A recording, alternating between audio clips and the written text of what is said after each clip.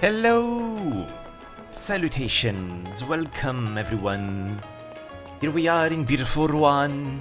Ruan. I always pronounce Ruan for some reason, like very French, kind of like Juan.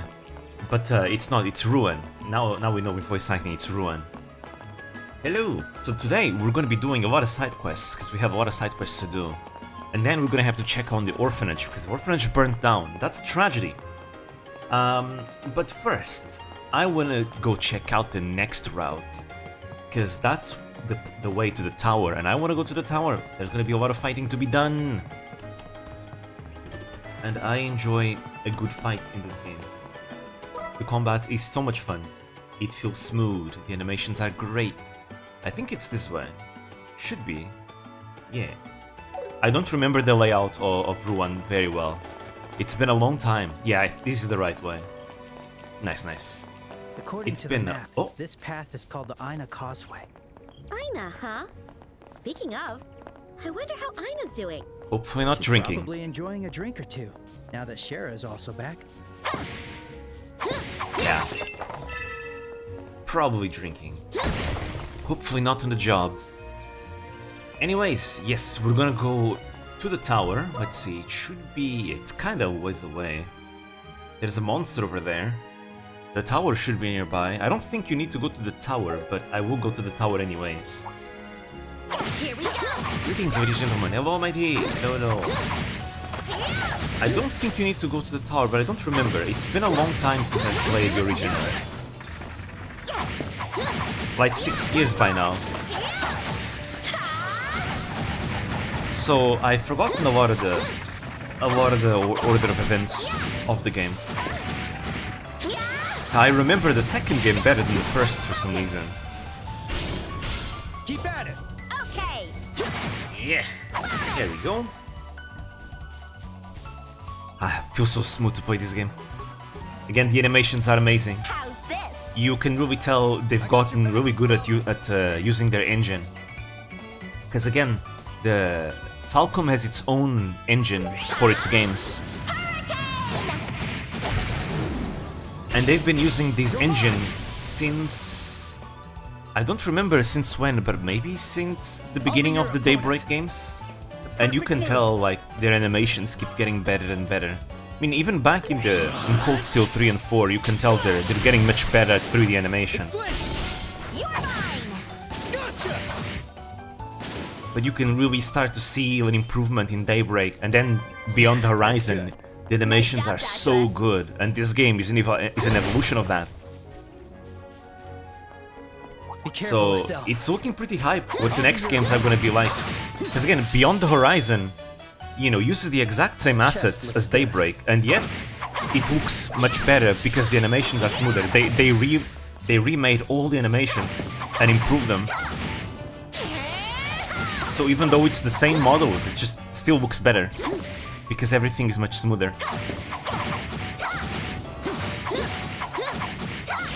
There we go. Keep at it. With them improving the animation quality so much, it really makes me very excited for the future, to see what future games are gonna be like.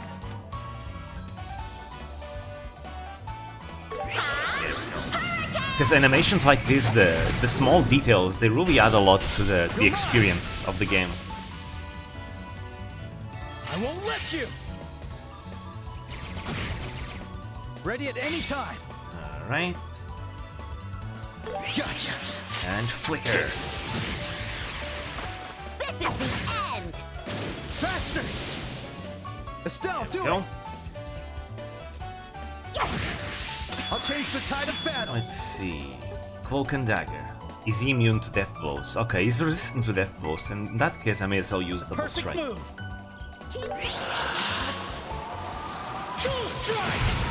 If I remember correctly, in the original game, there used to be like some pretty strong enemies in this round. Let's go!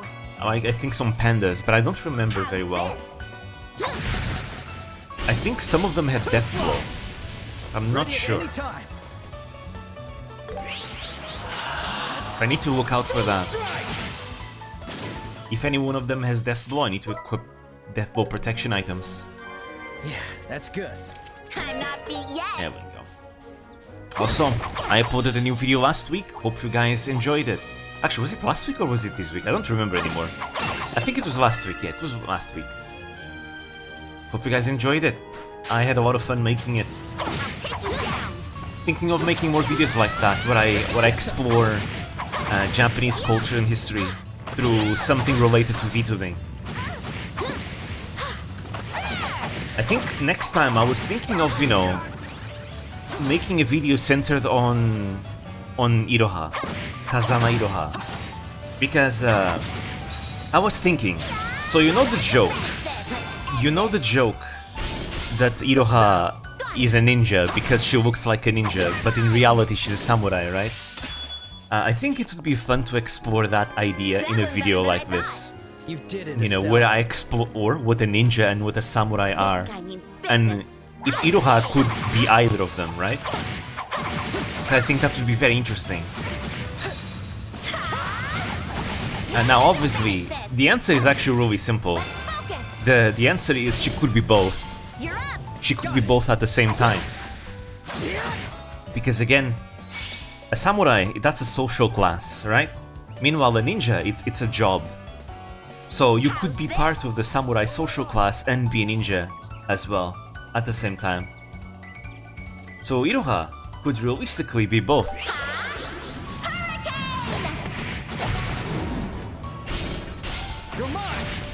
Devs who are using their own engines are usually the best, like Valve, Capcom, RGG. Perfect move. They have more attention to detail, more effort, more passion for what they do. More control.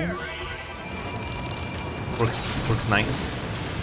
If you've not watched it yet, go watch it. I'll change the tide of battle. It's a very informative video. Unleashing. Let's see. And I'm waiting for a good opportunity when I'm not distracted. If I'm not, I'm playing Pokemon. Okay, understandable. You're done. Oh, nice death blow. Nice death blow. Let's keep it up. But yeah, I'm not sure I'm gonna do it anytime soon because the video didn't perform that well. So I should probably make uploads of that series be a bit rarer. But I still want to make more because I enjoyed making it. For the next video, I was thinking of making the video where I discuss, like, you know, misconceptions about male VTubers. Particularly the one where they have to be like BFE to succeed, which is not true. Or that Nishi-sanji relies on BFE, which is also not true because their biggest male VTubers are not BFE. But I was thinking, I'm feeling extremely motivated to work on the next Vispo Spotlight. And since after the Vispo Spotlight, the next planned beginner's guide is going to be the Astal video, which I also want to make. I was thinking that perhaps I should just jump right into those videos, because then I get to the Astal video quicker.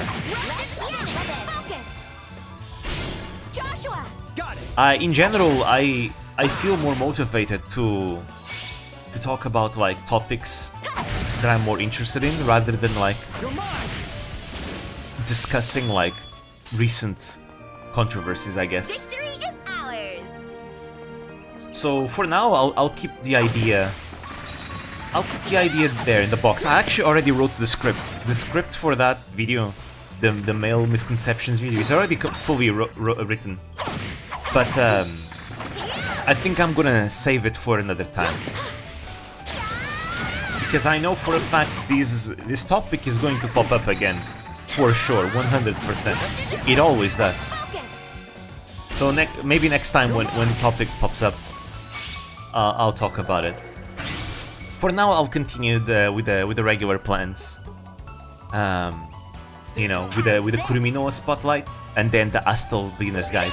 That is, if we don't get the viewer chosen Beginner's Guide early enough. I'm going to finish the Noah Spotlight if I'm already like halfway through the editing of it, which at this moment I'm not. I need to write the script first. I already started working on it, but it's not complete yet. Let's keep it up. Nice job, Joshua. Hopefully I can upload it this month. I don't want to take more than a month to finish it.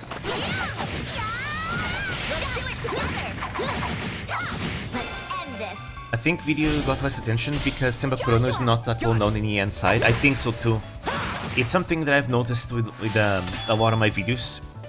VTubers that are less known in EN tend to have less attention over here. And since most of my audience is EN speakers, I think that makes sense.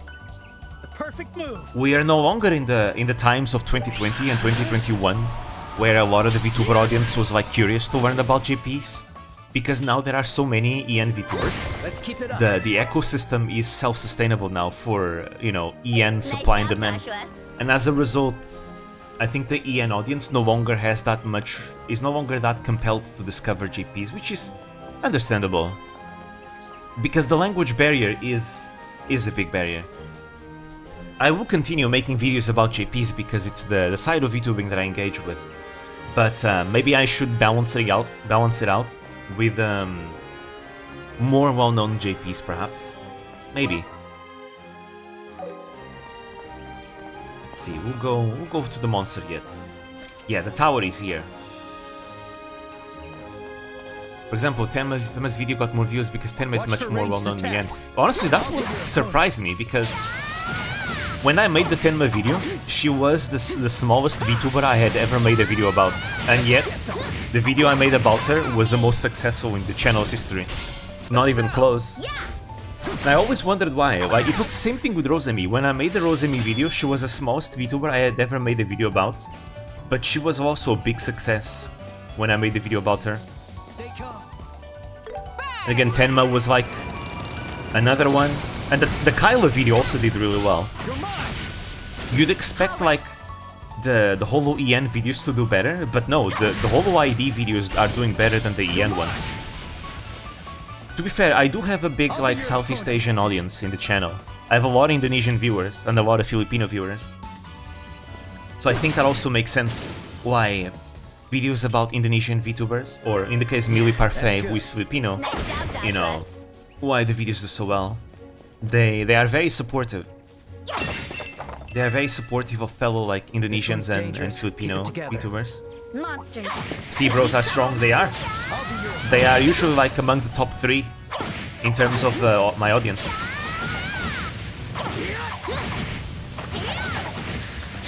In fact, whenever I make JP videos, usually the viewers that watch it most are also the Southeast Asian viewers. I think among my audience, the Southeast Asian viewers are the most likely to be interested in JP VTubers compared to the EN viewers. There are a lot of EN viewers, don't get me wrong. Again, among my EN viewers, most of them are from the United States, and then followed by Canadians. Canadians are like the second biggest EN audience that I have. And after that, it's a few Europeans, but not that many. Perfect move. There we go. Nice. As of late, because I've been doing a lot of Vispo videos, the Japanese audience has also been increasing a lot.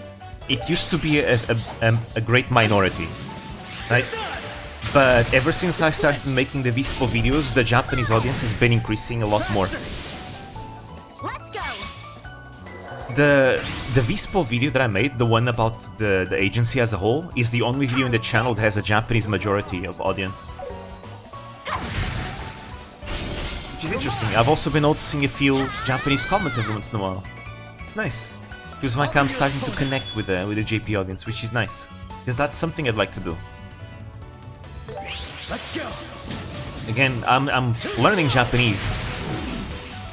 And I'd like to in the future do Japanese pranking streams. You know, maybe a stream where I play a game, like a one-shot, where I try to speak Japanese the entire stream.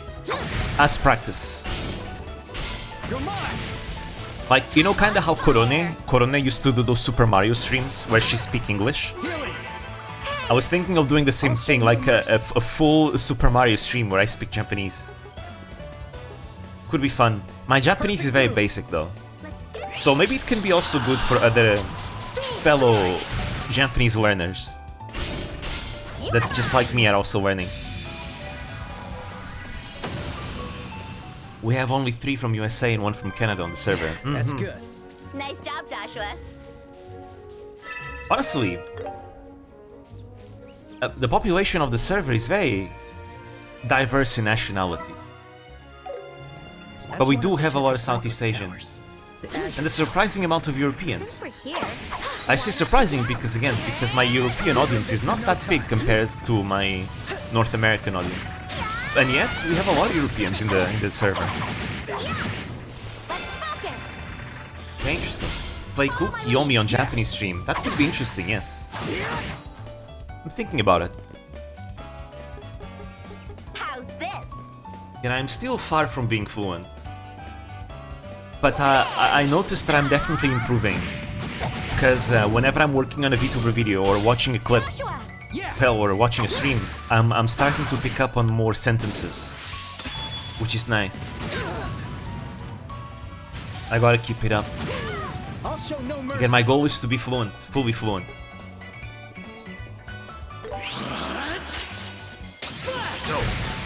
I think something I'd like to do if I become fluent in Japanese, I would like to provide Japanese subtitles for my videos. It's something that actually I had a comment recommending me to do that. And I'd love to do that. I would love to put Japanese subtitles in my videos. But problem is that I don't know enough Japanese to do that. So I'm too limited, I cannot do that yet. Perfect move. But if I become fluent in Japanese, that's something I want to do. Yeah, that's good.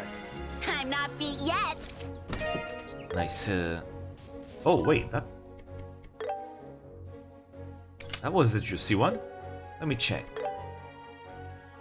How do I open it? There you go. Golden shields. I see. Okay. Good to keep in mind. I expected EU bros more, but we still don't have any Italians. True. We'll end this in no time. We cannot complete the Axis without the Italians. We need to have the full World War II collection.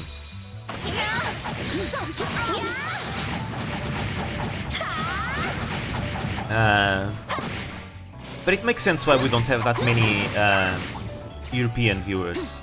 It's because I think VTubers in Europe haven't really taken off like they have in North America or Australia.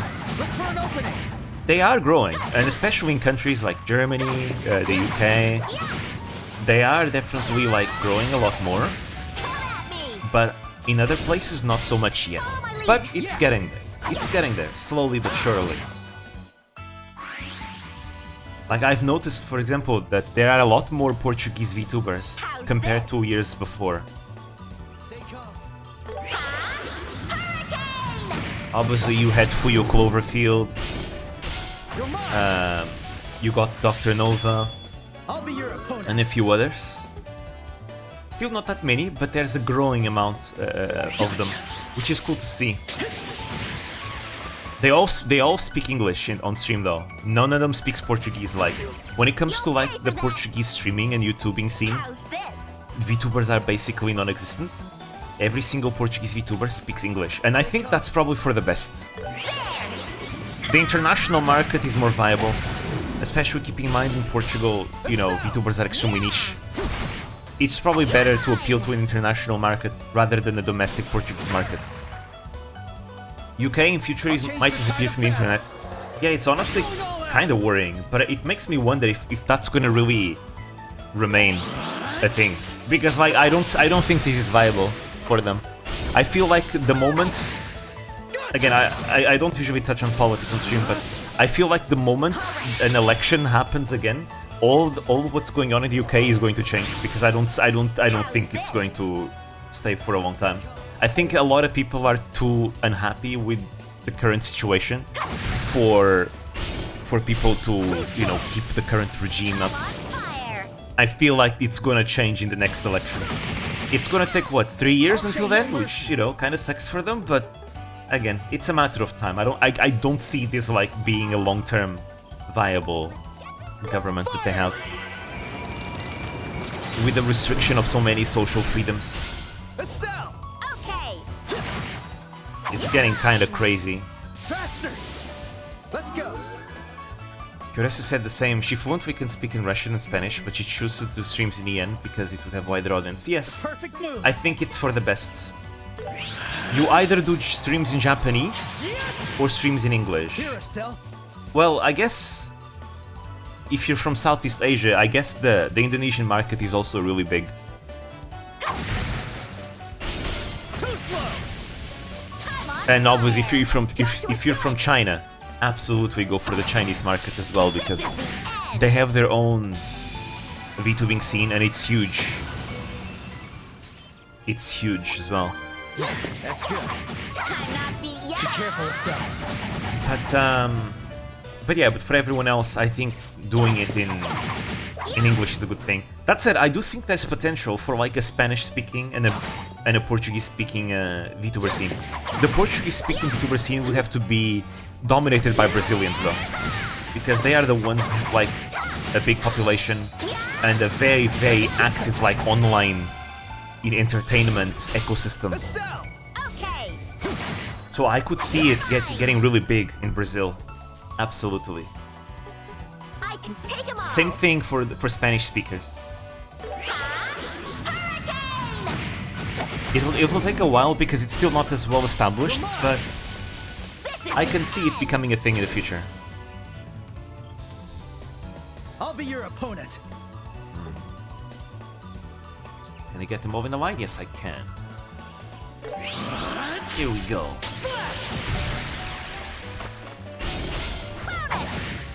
Gotcha. Nice. All right. Nice. But yeah,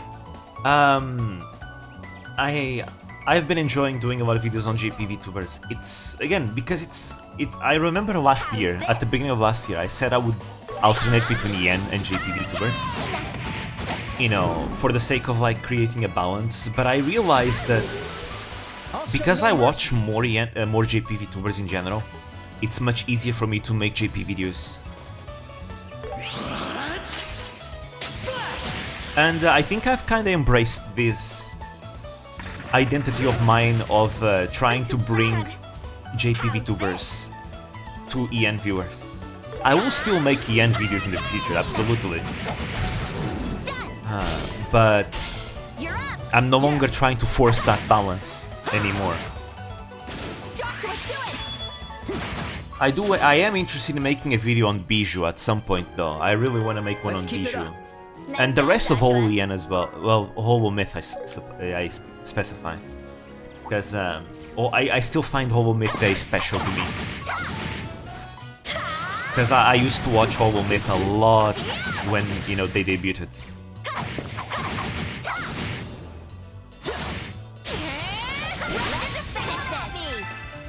They were not my first VTubers, but they debuted like 2 months after I got into VTubers, so I got to accompany their careers from the beginning.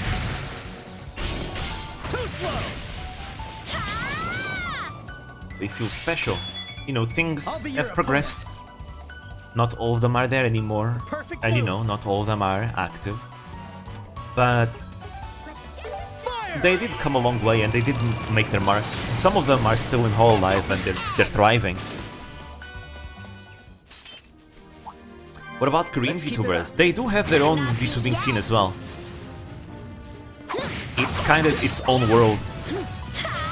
From my experience, Korean VTubers, there's 3 categories of Korean VTubers. You have Korean Canadian VTubers. You know, these are usually Korean VTubers that speak English on stream.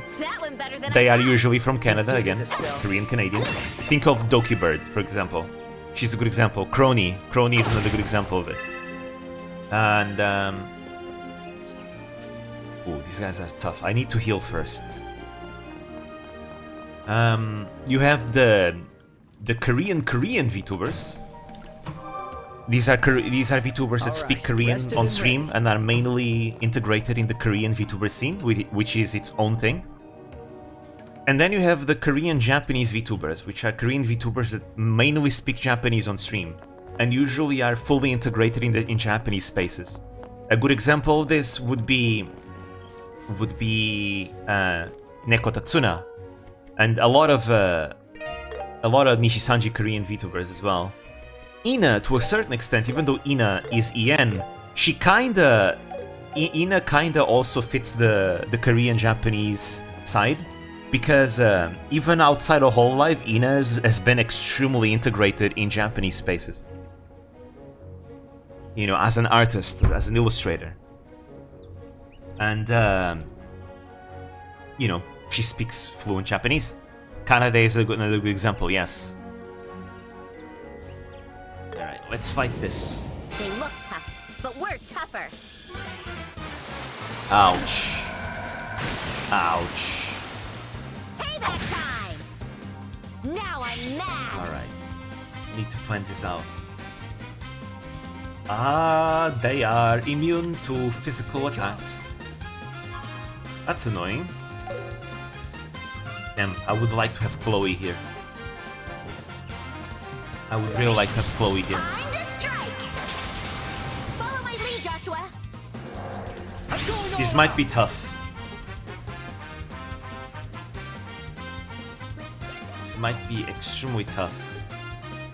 But I do need to steal their things. Can they be Deathblow? Well, I guess probably not. I'll get you all. I can steal all their bonuses like this. I'm gonna do it. Even though they're immune, I'm gonna do it. Fight. Yeah, you cannot remove the guards. Ah, holy shit! Phew, that was close. It reflects. How can I? Ouch. Alright, this is gonna be a loss. I gotta redo it.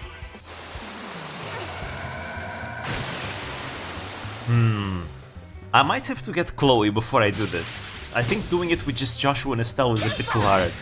This is bad. I should be getting Chloe soon, surely. They reflect physical damage? I forgot.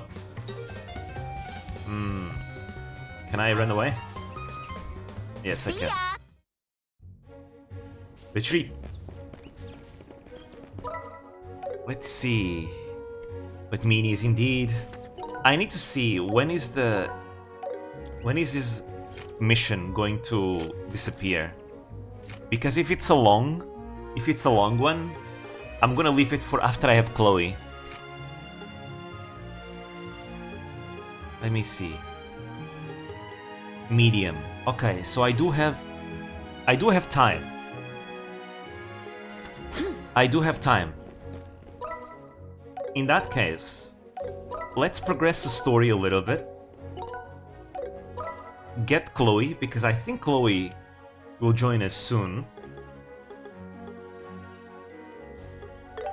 Be there in a jiffy. And after I get Chloe, we can come back. Because those guys are weak to arts, and Chloe is going to be our main arts damage dealer. On top of being a healer as well. We'll need Chloe for that. Take care.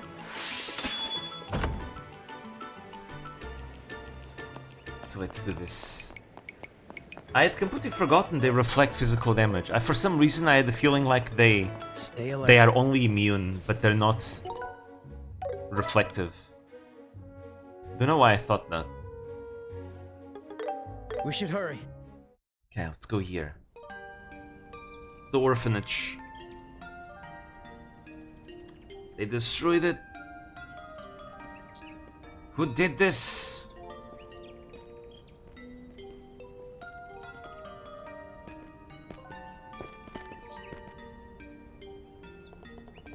This is terrible.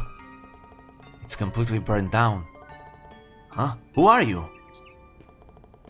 Oh, are you two from the Bracer Guild? Yeah, we are.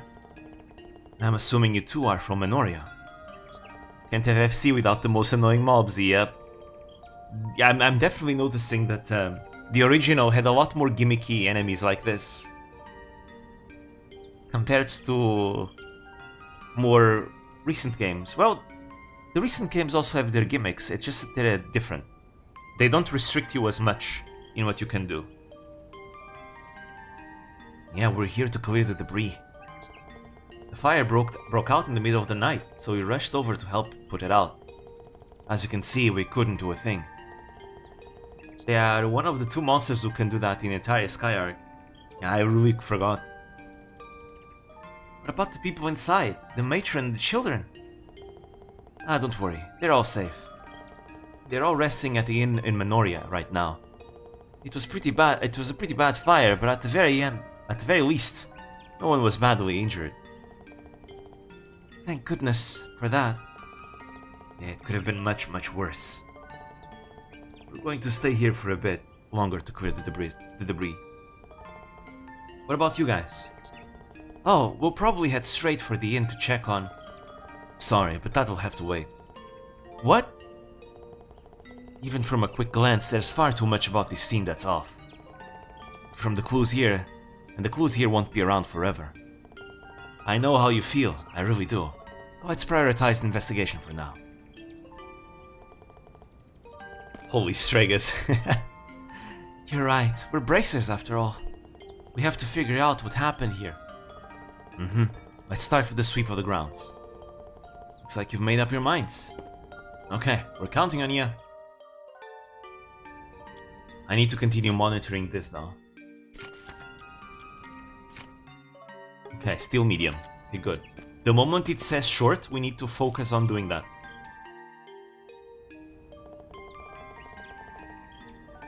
Oh boy, nothing but ashes. Huh? What's wrong? Is it just me? Or does this hinge looks like it was torn right off? You're right. It looks like it was destroyed before the fire broke out. Someone forced their way in?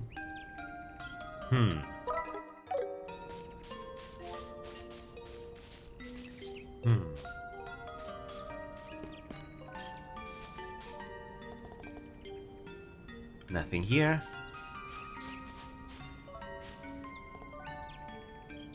Nothing here. Oh.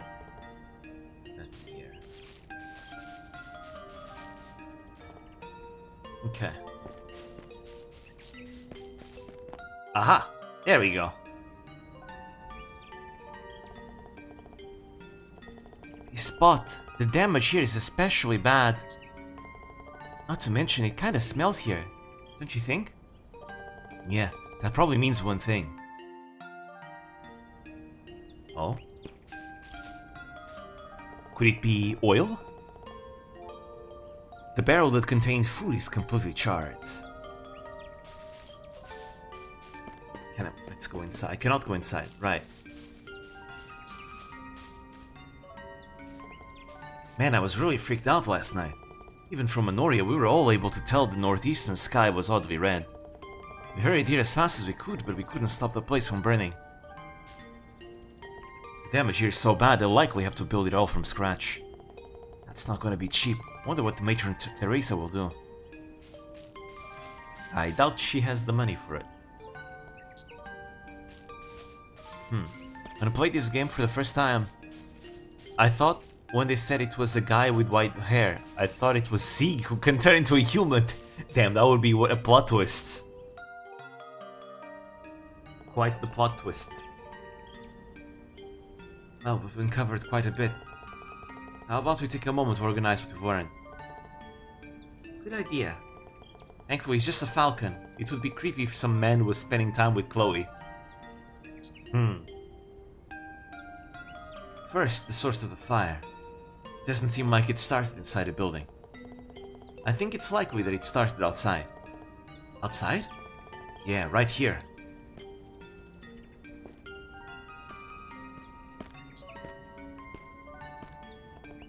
The fire probably spread from here to around the entire building. Oh, you mean where the stone wall collapsed? But how do you know that's where the fire started? The ground is far more scorched than anywhere else. You can tell if you compare them. Makes sense. Yes. Hey, you're right. If the fire really did start here, outside the building, well, definitely it was arson. Because if it had been an accident, it likely would have started from the kitchen, right? Or maybe, well, a lamp, but there's no lamps around here. So, in a place like this, the fire starting absolutely had to be arson. You know what that implies? You mean... Someone started the fire. Yeah, I think so too. That lingering smell, it's highly flammable oil. They must have spread it around here and then set it on fire. That's awful. Also, it's odd that this place is this messy. I mean, why is the garden completely ruined? Someone must have done this on purpose. Of course, like the people in the orphanage take care of the garden. There's no reason why it would be all a mess, and the fire wouldn't cause the plants to be all pulled. Is that really true? Chloe! Oh, There she Chloe. is. I didn't know you were here. Why?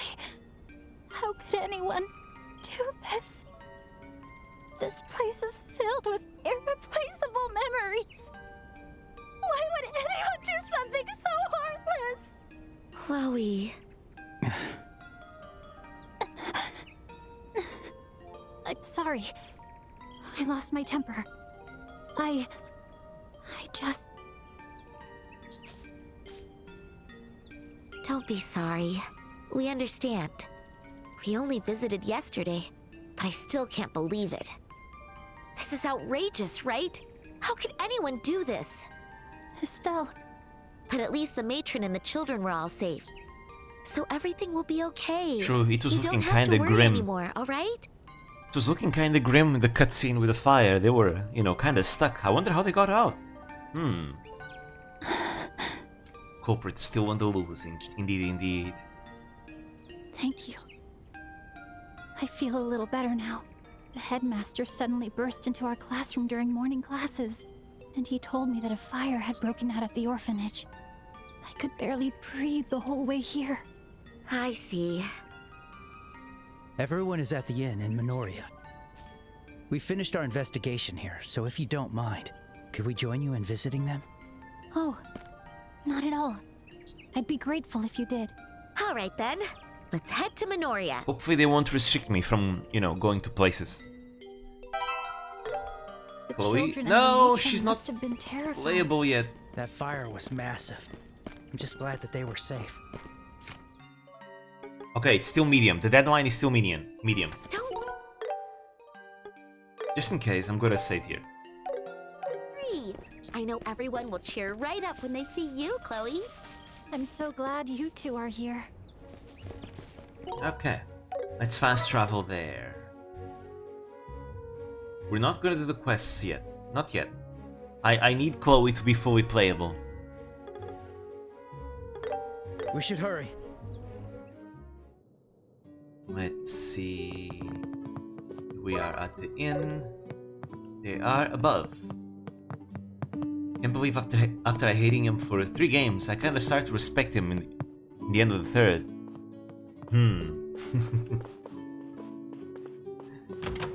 He is quite interesting, indeed. Matron! Everyone! Oh, Chloe! You're here! I'm so glad to see you. And no one's hurt? No, we're all fine. Chloe will join you after the fight with the ravens. Ah, that's annoying. I'm okay too. Thank goodness. I'm so glad. Oh, thank you for coming. That my means I might dear. not be able to get her playable before doing these quests. And I see Estelle and Joshua came with you as well. Yes, the owner of the inn reported what happened to the guild. We were investigating the scene, so we stopped by to see you. I see. Thank you for visiting us. Your investigation? You mean the fire, right? Did you figure anything out? Well, How best to say this? Hey everyone! Who's hungry?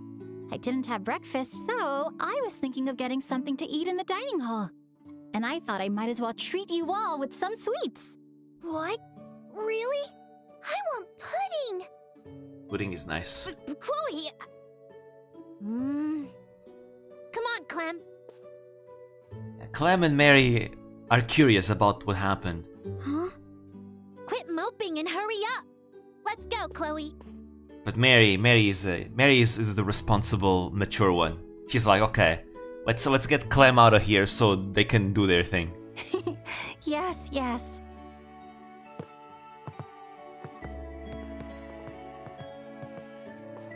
Whew, that was a big help. I really didn't want the kids to hear this. Me neither. Seemed like that girl Mary picked up on it, though. Yep, she is quite perceptive. I'm truly blessed to have such a clever girl around. Mary's terrifyingly smart, she is. She has potential. She has potential to be a future Trails playable character. That would be cool if they did that. Mary's a friend with a freaking dragon. Wasn't that Molly? Oh, Polly? Actually, I'm not sure. I have no idea. Now then, you mentioned something about an investigation? Please, ask me anything. Thank you for your cooperation. Been a long time since I've played third. I forgot a lot of details too. All right. Which is nice. Well It's nice then. to be re-experiencing everything. First of all, based on what we found in our investigation, we've concluded that the fire was most likely arson. I see. I suspected as much. I'm always very careful when it comes to using the fire, so I did find it odd. Now, may I ask, do you have any idea who might have done this? In other words, someone who could have had a motive. No, not at all. We don't have much in terms of Mira, and I can't imagine anyone would have a grudge against us. So it wasn't for money or revenge. Well, it's complicated. I truly hope this isn't the case, but we can't rule out that this might have been done for sick amusement. Did you notice anything strange just before or after the incident? For example, a suspicious-looking person lurking around the orphanage? Let me see. No one after you two arrived. And I cannot imagine that gentleman was involved in this either. That gentleman? Who exactly are you talking about? That gentleman? While we were attempting to escape from the building, a roof beam fell, blocking the entrance. But then a man broke through the door. He moved the beam and helped the children and me escape. Wow, that's impressive. Was it someone from Minoria? I wish I could tell you, but after he saved us, he ran off, saying he was going to get help from the village. But when we asked the people of Minoria, no one seemed to know who he was. Mysterious. I wonder who he That is. sounds suspicious. Also, it's a little weird that he was around the orphanage that late at night. Do you remember what he looked like? He looked to be in his late 20s and was dressed in an ivory-colored coat. Also, he had beautiful silver hair. Silver hair. Silver hair? He had a deep, thoughtful gaze that spoke of hardships, despite his youth. I wonder where we saw silver hair before. He didn't seem like a bad person. It's complicated. He sounds a bit odd, but he did save you. He's not bad at heart. He's not. It's just complicated. So I guess he's probably not the culprit. Joshua? Hello? Anyone home? Rings a bell, Joshua? Yeah. You're right. He could just be another wandering bracer. We should probably remove him from the suspect list. Okay. Excuse me. I think Joshua has an inclination as to who it might be. It's Ragnar the Blood Edge from Blaze Blue. Oh, Chloe. Where are the children? Just subtle look They're they gave downstairs enjoying Joshua some there cake. with just his pupils. I know, right? It's kind of like how when Alba was looking at Joshua by opening his eyes. Like, Alba always has his eyes closed. But then, in this one cutscene, he looks at Joshua and opens his eyes fully. It's like, I see what you're doing there, game. I see what you're doing there. You love your foreshadowing, huh?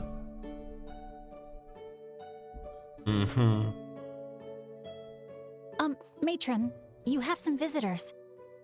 Visitors? Pardon the interruption. Here's the mayor and Gilbert Stein. Oh, Mayor Dalmore. Oh, it seems the young bracers from the other day are here Hakum too. has gotten really good at subtle animations, indeed, they have. We've come a long way since the first Cold Steel.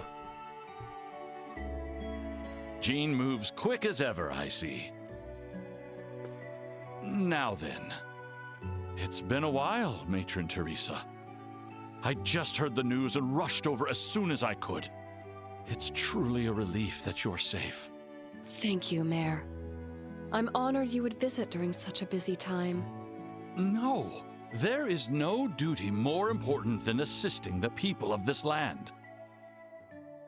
Finally catching up to the puppet mastery they had in PC-98 era. Oh? Interesting. I wonder what that is. More than that, it's infuriating that someone would commit such a terrible crime. I know, right? It's a very terrible crime. Whoever did this was a truly piece of shit. And to the very building that Joseph so cherished. Vile. This person ought to be flailed. You have my deepest sympathy. Thank you. He would be saddened, but more than anything, I know he'd simply be relieved that the children are safe. I only regret that I was unable to save his mementos from the fire. Matron Teresa. Bracers, have you any leads on the culprit? Our investigation has only just begun, so we can't say for sure. Mostly just that they were known to be pretty good at sprite work and making the sprites dance then. Oh, not too different from the original Sky games, really. Just that it was a bit more impressive. Really? So it was... They were better at doing, like, sprites before Sky. Interesting. Interesting.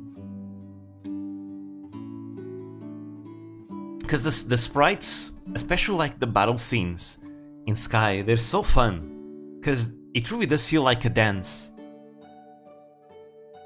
It added a lot of charm to the originals. But knowing that they've always been good at like puppeting their models like this, really, it makes a lot of sense why in the more modern games they've gotten really good at also doing like choreography for combat. You know, for the 3D. Seems like it's always been something they've been interested in pulling off well. Obviously Cold Steel was not so good in this. Cold Steel is probably like the weakest. But that's because they were getting used to 3D animations. But they steadily improved. Like Cold Steel was a bit lame with its battle scenes because like everything was slow motions. They were very uninteresting slow motions, very rigid. But again, they were getting used to it, getting used to 3D. Then it gets better. Gets better and better and better. And now in the modern games it's like, oh, so smooth, so awesome. Like Beyond the Horizon had so many cool battle scenes. But we believe it may have been the work of a thrill seeker. Especially towards the end game, like holy shit, that final, you know, those final events were so awesome. And if you're playing this series for the first time, let's just say you're in for a treat as you go through the series, because my goodness, it's hype, it's so hype. I haven't had the chance to play them myself, man. I really want to as well. I really want to. Again, I've been meaning to start. Again, still, I wanna play through the E series first, and I've been meaning to play Beyond Proud Nordics. But I recently got addicted to Mountain Blade Bannerlord, so it's gonna take a while until I get to Ease 10. Because goddamn Mountain Blade Bannerlord is extremely addicting. I think I have a thing for games where you conquer land and build a mercenary company and all that. The games like this are way too much up my alley. You know, I love War Tales, Battle Brothers, you know, now Mountain Blade, as well as, you know, other games where you conquer land like Civilization and Nobunaga's Ambition, Shogun 2. I like games like that a lot. But I will play Proud Nordics at some point. We will. Looks like that 50-year-old animator was on vacation while he was making Cold Steel. Nah, it's just that they weren't used to they weren't used to 3D animations. Because they had just come from chibi sprites, right? Because you have chibi sprites all the way until Azure. After Azure, they go for 3D models. Fully 3D models, right? I think they were just getting used to it. Cold Steel 1 and 2 are the most rigid of all animations and models. In Cold Steel 3 and 4, you start seeing improvement. The animations are still kind of rigid, but at least like the models are much better looking. And then you get to Daybreak, and now in Daybreak the models are amazing, and the animations are so much more smooth. And then Beyond the Horizon, even better. And obviously now you have this game. It's your Portuguese blood is acting, you have the urge to conquer, true. Probably. Different engines there too, now their own, exactly, now they have their own engine, so they know the ins and outs of their own, of the thing that they created, and they can customize their own engine to suit their needs as well. So it ends up working really well. They can continue developing this own engine as they wish. Entirely based on what they need. It's great. I see. That is truly deplorable. To think someone with such a wicked soul could be here in beautiful Ruan. I know, right? Whoever did that must be a massive cuck. Don't you agree, Mayor Dalmor? A massive cuck. Like a really big cuck. Mayor, this may be inappropriate, but... What is it? Might this incident possibly be their doing? Hold on. Who do you mean by they? Really despicable person indeed. The men who harassed you yesterday.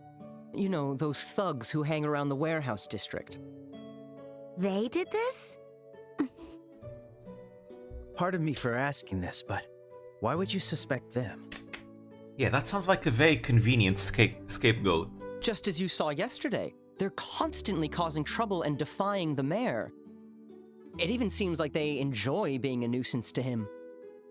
Thus, it only makes sense that they would strike at the matron who holds the mayor in such high regard. Gilbert! Yes, sir. Nothing has been confirmed yet, so stop making careless remarks.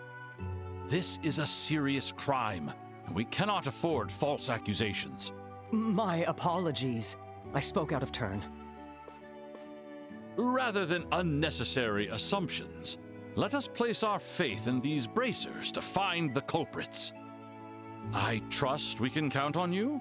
Yeah, leave it to us. We'll do everything we can. Good. That's the answer I wanted to hear. Incidentally, Matron Teresa, I had a question for you as well. What is it? With the orphanage in the state it's in, what do you intend to do next? Rebuilding will take quite some time and cost a great deal of Mira. Yeah, they have no place to be now. And she has like 4 children to take care of, so that's complicated. To be honest, I'm at a complete loss. We have a little in savings, but far from enough to rebuild the orphanage. Matron. I thought as much. So, I have a proposal for you. What is it? The Dalmor family has a villa in the capital, Gransel. We rarely stay there, so it's practically vacant for most of the year. For the time being, why don't you take the children and live there? What? Of course, I wouldn't dream of charging you a single Mira. You're welcome to stay for as long as needed until you are able to rebuild. But I couldn't trouble you and your family that much. Nobody is living there anyway. If it would ease your mind, perhaps I could ask you to manage it for me. Of course, proper gratuity would be provided. Mayor... May I have some time to consider it? It is not a bad deal, to be fair. I thought kid braces are not gonna deal with work, but joke's on him, they have Joshua. Estella does not count. It's a generous True. offer, but with everything that's happened, I'm still a little overwhelmed. Of course. Take all the time you need. Now then, I'll take my leave for today. Reach out to me whenever you've made up your mind. Yes. Thank you very much. Gilbert, we're heading out. Yes!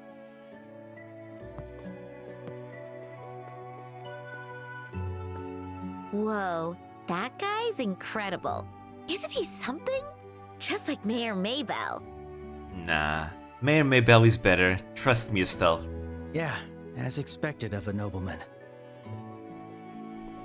Matron, what do you intend to do about the mayor's offer?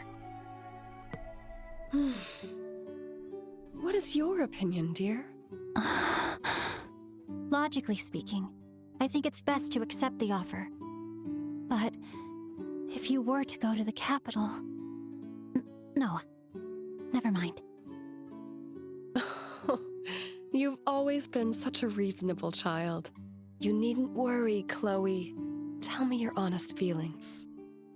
Maybell might be a little bit lazy girl, but hey, she's not lazy. What do you mean she's a lazy girl? What? Didn't you see in the cutscenes we saw? She was always like filled with work all the time. You know, she's not lazy. She's very devoted.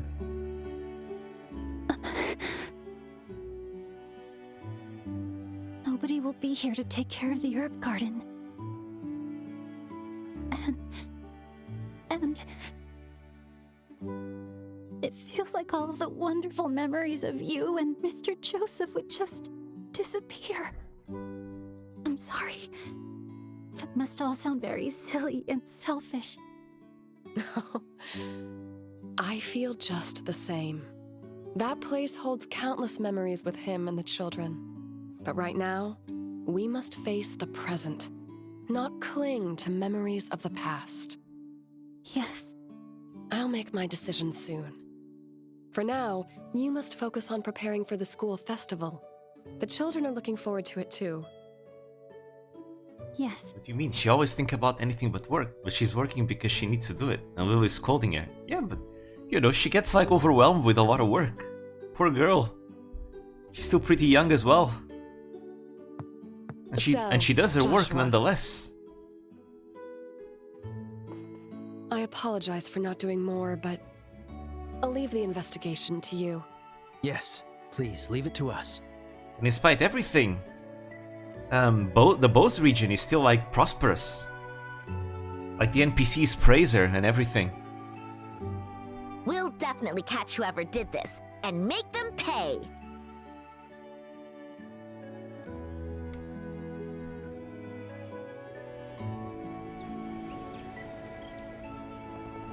Man, this is one heck of a situation. Gotta catch whoever did this, but where would we even start? If she's not gonna go on vacation with Will, I would be mad. Right. For now, we should head back to the guild and report this to Jean. We can discuss our next steps there. Alright, got it. Oh, something wrong? You're zoning out. Ah, I'm sorry. I think I'm just a little overwhelmed. No wonder. By the way, is Joseph Matron Theresa's husband? Yes, but he passed away a few years ago. He was always very kind to me. Is that so? Wait, does that mean you're also from the orphanage? No, not exactly. Some time ago I stayed with them because of some difficult circumstances of my own. After I came to Ruan to attend the Royal Academy, we reconnected. I see now. So that's why you were helping the matron out at the orphanage. That's right. Compared to what the matron and the children are going through, my struggles are hardly worth noting. I have to find a way to brighten their... Chloe! Oh, Mary, what happened? Why are you in such a hurry? Chloe, help! Clem's gone! Huh? Again? Gone? You mean he's not at Manoria? Can you tell us the details? Sure. When those men came in, I think Clem snuck upstairs too. When he came down, his face was all red, and he shouted something like, "They aren't gonna get away with this!" Then he ran off just like that. They aren't gonna get away with this? Wait, you don't think... He overheard us talking about the Gilbert talk about the Ravens. The thugs? Yeah, he probably went after the Ravens. He must have had overheard what the secretary said. Oh no, this is really bad. Don't tell me he's going to try and fight them all by himself. Oh goodness, no. I can't just stand here. I have to go after him right now. We'll go with you. If we're fast, we might catch up to him before he reaches the city of Ruan. Chloe. Don't worry. We'll bring Clem back safe and sound. I promise. You take care of the other kids and the matron for me, okay, Mary? Okay. I'll leave the rest to you. Alright, let's hurry to Ruan. Yes. Annoying little brat, indeed. Clem, no. Looks like he's not in the village anymore. He shouldn't be that fast. But he's been gone a while. We need to move. Alright. But first, let me see the missions. Medium, medium. Okay, good. Good, good, good. It's still medium, not short. Perfect. So now we go... Oh. Oh.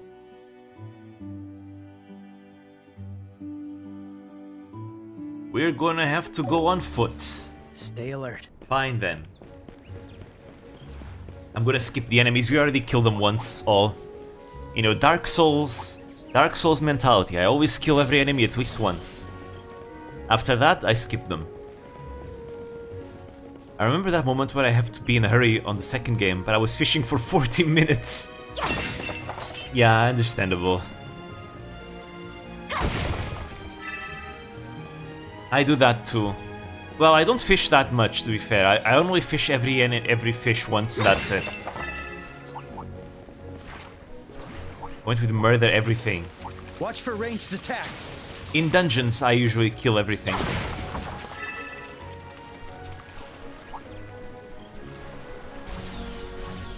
Let's see.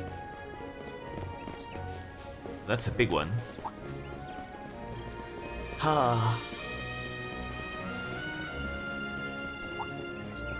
So also update on the Nobunaga's ambition, because I'm still adding VTubers into the game.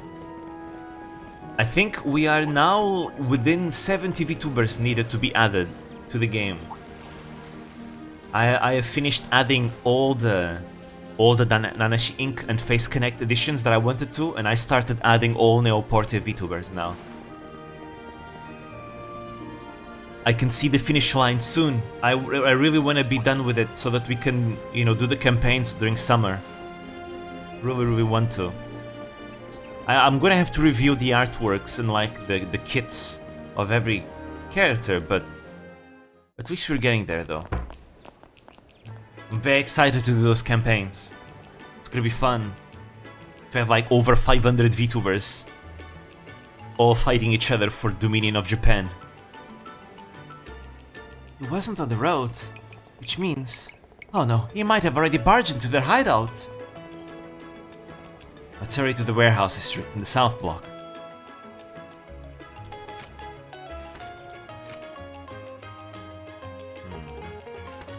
My way of thinking is ultra-violence, kill everything in a way. There's just too much to see. Oh. Not good, it's already just before noon. Oh, here, there he is, the brat!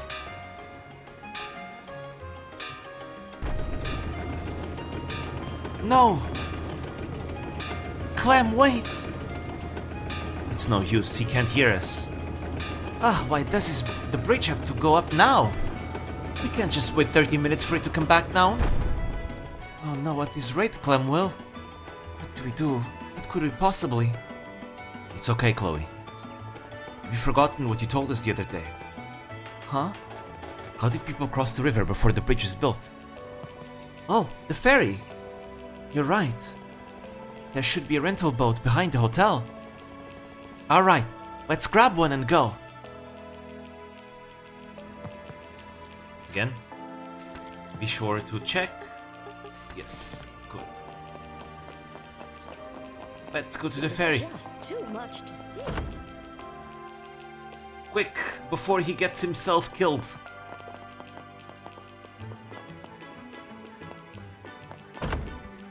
There we go.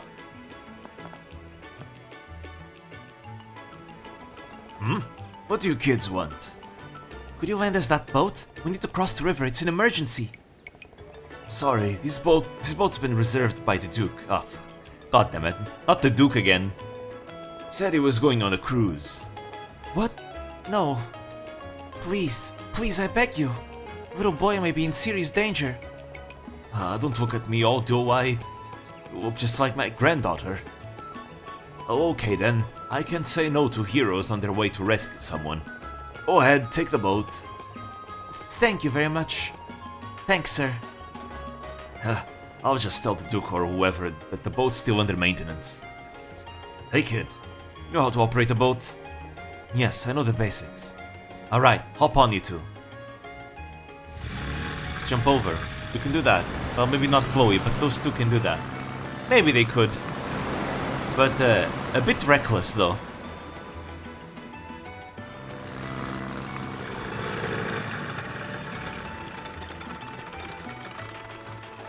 It's a bit reckless, also because, I mean, it sounds really dangerous. Because then they have to deal with a slope downwards, and I feel like if you don't do it well, you're gonna get yourself hurt. Here we are, the southernmost section of the warehouse district. Oh, Zeke. Oh, Zeke. I see. Thank you. Seems Clem did indeed head to the innermost warehouse. We really should hurry. The hangout is around there too. Got it. Okay. Van would have done a cool car or bike jump across. Yeah, Van absolutely would have. He 100% would have done something like that. No doubt about it.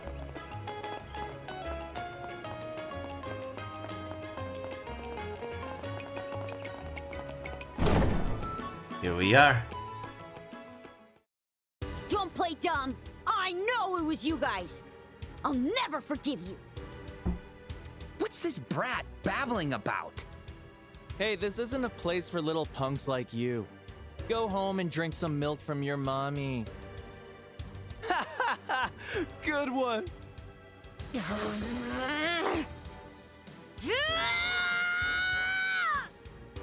Gotta give it to Clem though. Guy's courageous. What the hell? What's this brat's deal? Don't make fun of me for not having a mom. I've got Matron Teresa, and she's like a real mom to me. And you destroyed her precious home. How dare you? How dare you!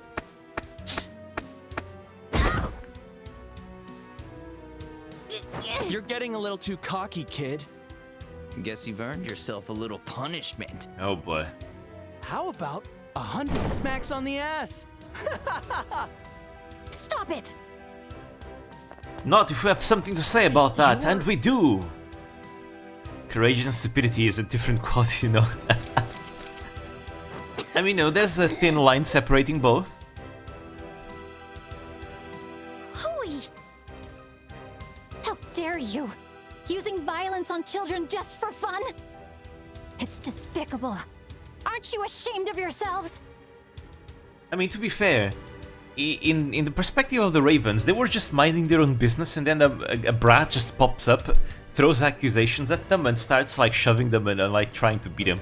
Now they are delinquent, so they're obviously going, you know, they're going to overreact to that, as they were about to do. But you know, I wouldn't say they're doing it just for fun. To be fair. What'd you say? Well, little missy. You might have a pretty face, but every man's got his limits, you know? So you got a couple bracers with you. Do you really think you can beat us all? Yes. Chloe, stay back. No, you need to accept Chloe's help. We'll buy you some time. So grab Clem and get... No. No. I'll fight too. Huh? Finally. I wish never to have to use this, but There you go, she had the sword the whole I time! was taught to wield a sword to protect others. So gallant. I believe now is From the where did time she to pull the use those sword? teachings. I don't know. Trails never explains where they pull out their weapons. Is that a rapier Okay, for that- self-defense? She looks so gallant in here, though. Release the child.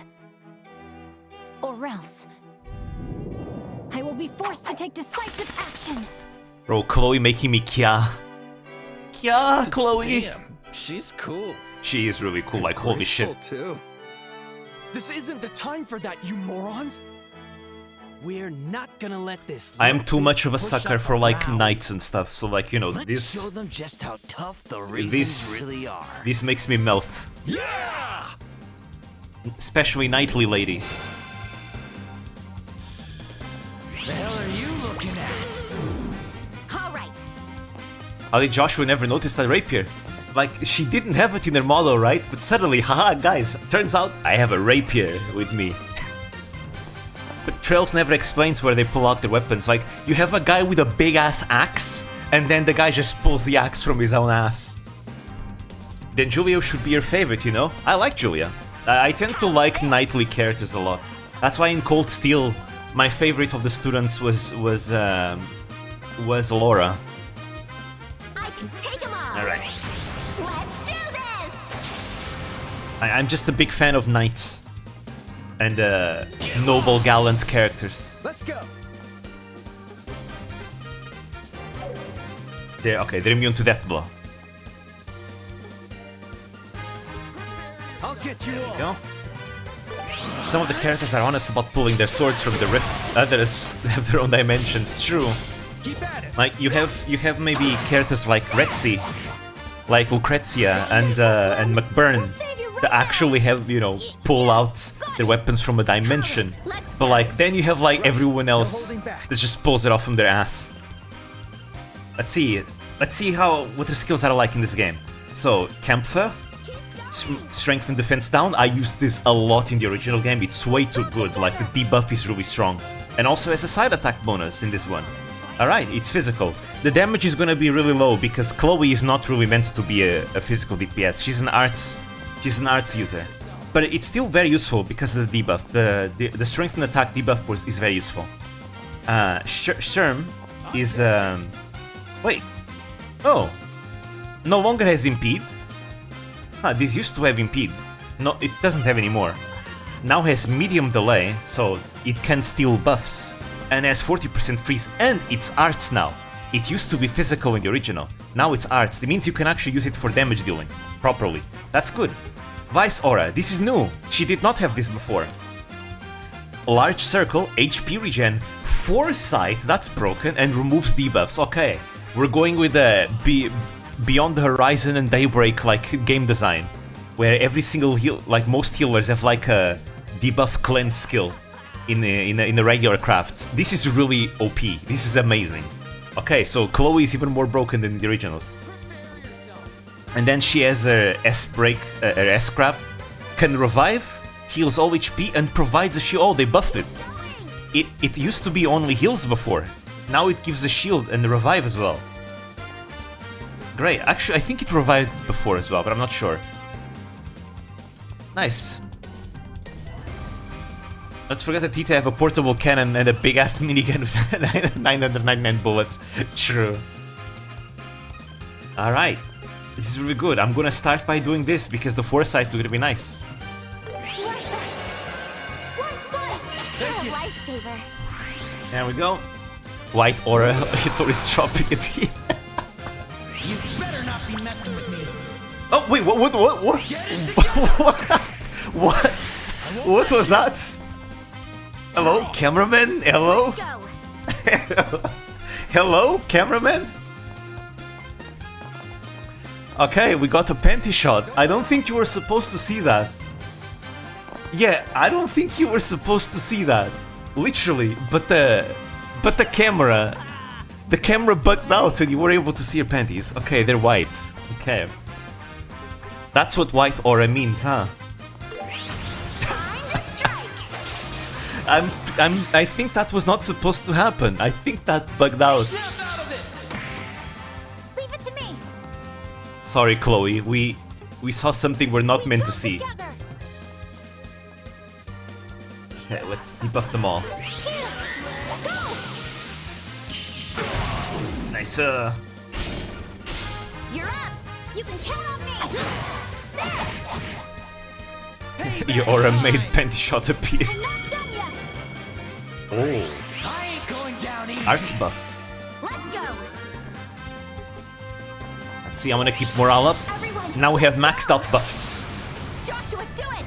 Ooh, 0 arts. I'll get you all. I can go for Hellgate. I'll show ya. Ah, we cannot reach the other guy. That's a shame. Yeah, we cannot. Let's see, any utility I might want to do. Well, actually, it will be worth to do this. For free. Leave it to me.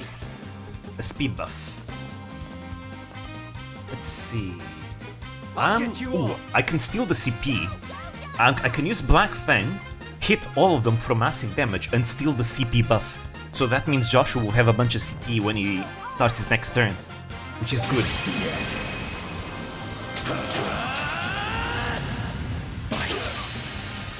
Nice, sir.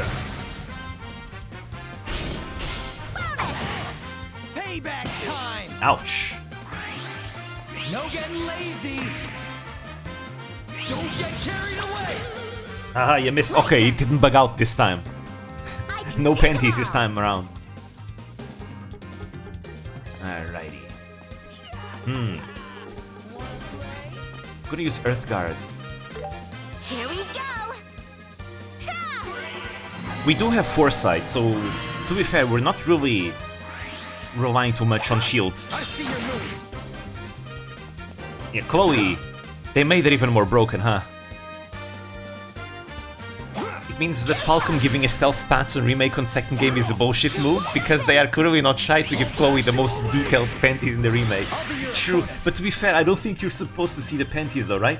Because if you put the camera like this, like, her model disappears, right? Her model only did not disappear during the animation of that move, because Chloe was being targeted by a move, right? But it bugged out, because she was probably like too close to the wall. I'll get you Right, all. so even though she does have panties modeled, you were never supposed to see them, I think. I'll show ya.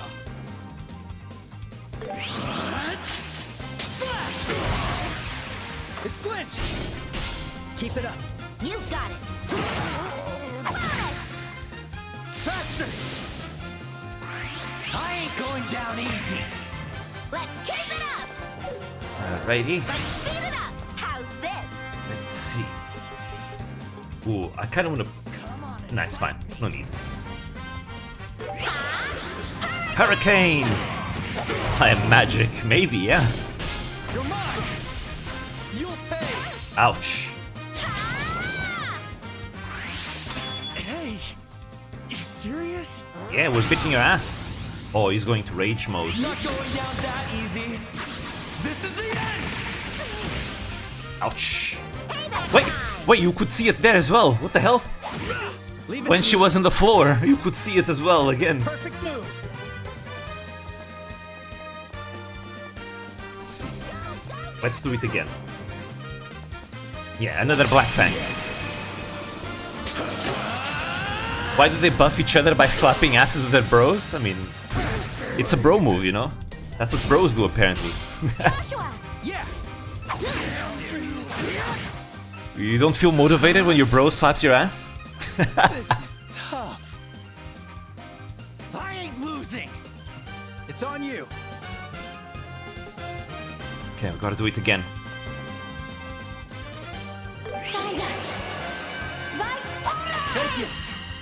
There you go. Quit acting dead. Eyes open, idiot. Leave it to me. They've learned it all from their former leader. I'll get you all. This. We're hitting so many targets at the same time that Joshua always has enough CP to do whatever he wants. It's on you. Nice, sir. You can hit all three, right? Nice. Feature! Oh, cool. Don't get cocky. Ouch.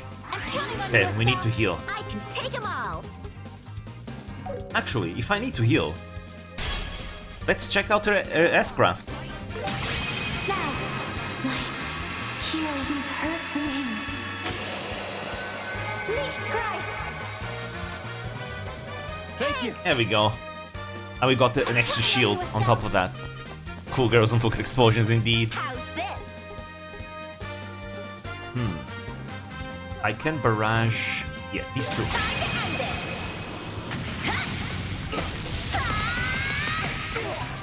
Take this! And you're done. Nice.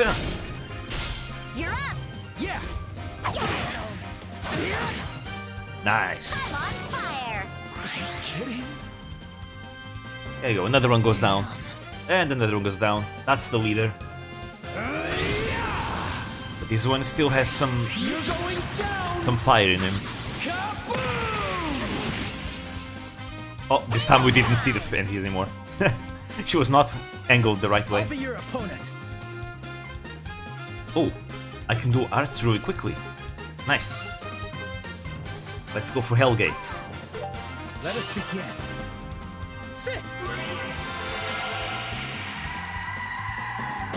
Damn it. Nice. Payback time. How? There we go. Hey, everyone levels up.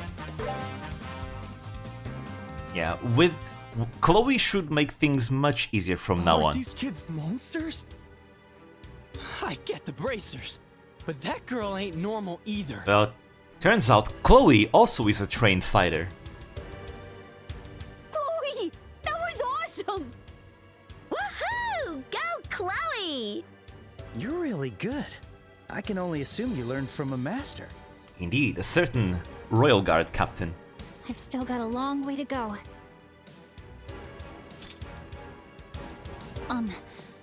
I believe there's no point in fighting any longer. I ask you again, let the child go. You bitch! Oh damn, they actually use the swear words? Damn. You think we'll just hand over this brat after you humiliated us To be like fair, they started using slightly more swear words in Daybreak because, you know, being a more criminal-oriented kind of game. But damn, I mean, that sometimes still surprises me. Oh, we went from Master Yoshi. Enough. Who's that? Are you with them? Hey, Agates. Seriously? I know it's been a while, but you've already forgotten my voice, huh? Agate? It's a game for adults after all. I don't remember the original, like, using swear words, but Daybreak definitely does. Because Daybreak, the themes tend to be more mature as well, since it's more of a... Well, it's a game where you deal with the criminal world a lot. Again, that's why I say... Honestly, it's kind of like Yakuza in some ways. You?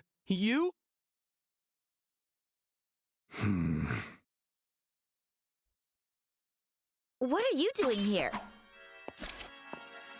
And wait, do you know these guys? You called her bitch in the original too? Really? Damn, I must have forgotten then. Race. Yes, sir? Oof. What the hell are you morons doing? Harassing girls? Beating up kids? You really have time to be loafing around like that? Shut up! You're the one who ran off, so you can't just barge in. Damn. He's strong. What was that? Chief! Spare us! Here, look! I'll let the kid go. Chloe! Agate is a real potty mouth in the original Sky. Yes. Oh, thank goodness. You're safe now, all right? Should have just done that from the start. Seriously, you're as rough as ever. And actually, What's up with you arriving just in the nick of time? I heard the news from Gene. He said some rookies I knew were investigating an arson. Well, yeah, how did you cross the bridge? Now then. Hey, kid. We had the boats, after all. Did he jump? Maybe he jumped.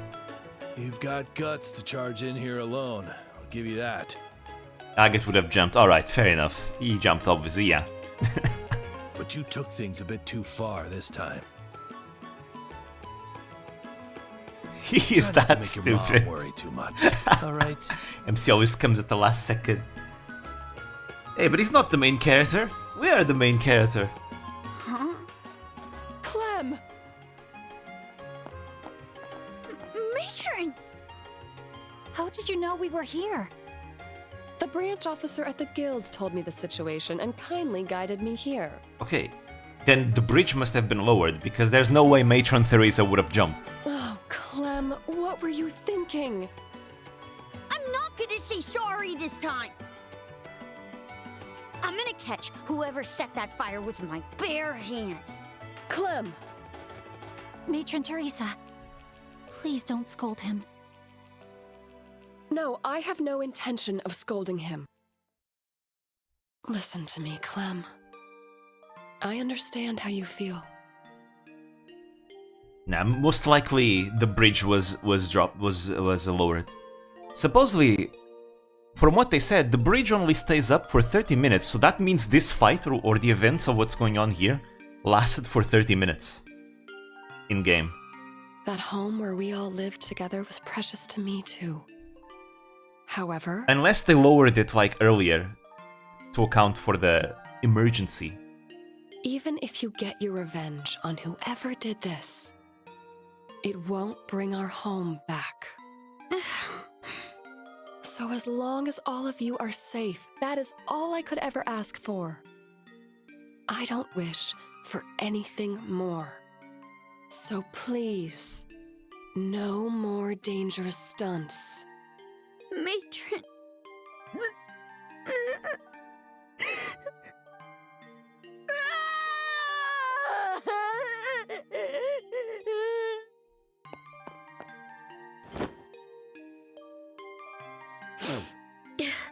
This kind of thing gets me every time. I understand. I'm just so relieved that he's safe.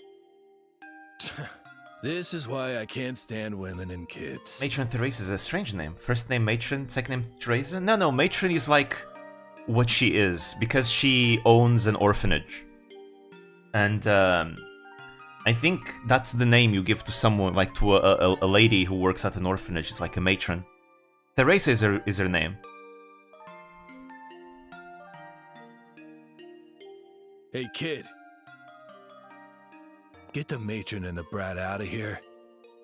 I'm no good with this kind of stuff. I don't mind, but what are you planning to do next, Agate? Isn't it obvious? I'm gonna put the squeeze on these punks and find out if they're responsible for the fire.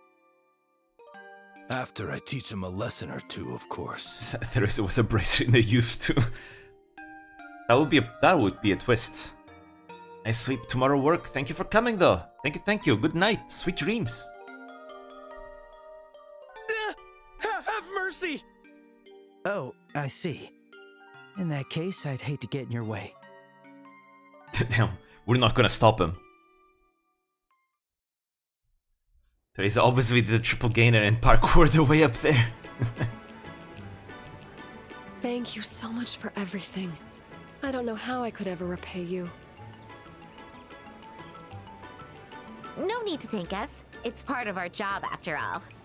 But are you sure you don't want us to walk you back to Minoria? Yes, we'll be fine. I know Gull's Seaside Way like the back of my hand. I cannot have you help us anymore. I'm afraid I'd be pushing my luck. It's really no trouble. Matron, please, at least let me accompany you. The theory breaks because if it was true, she can get kids from burning building with ease. Yeah, nah, she's a regular person. No, my dear. You have festival preparations to attend to. The children are looking forward to it after all. Very well. Oh, good. I made it in time. The boat has been returned. Ah, thanks. I'm sorry for making you deal with that. Oh, don't worry. It wasn't much trouble. I owe you my thanks as well, Joshua. Chloe? And Estelle and Joshua. Thank you for saving me today.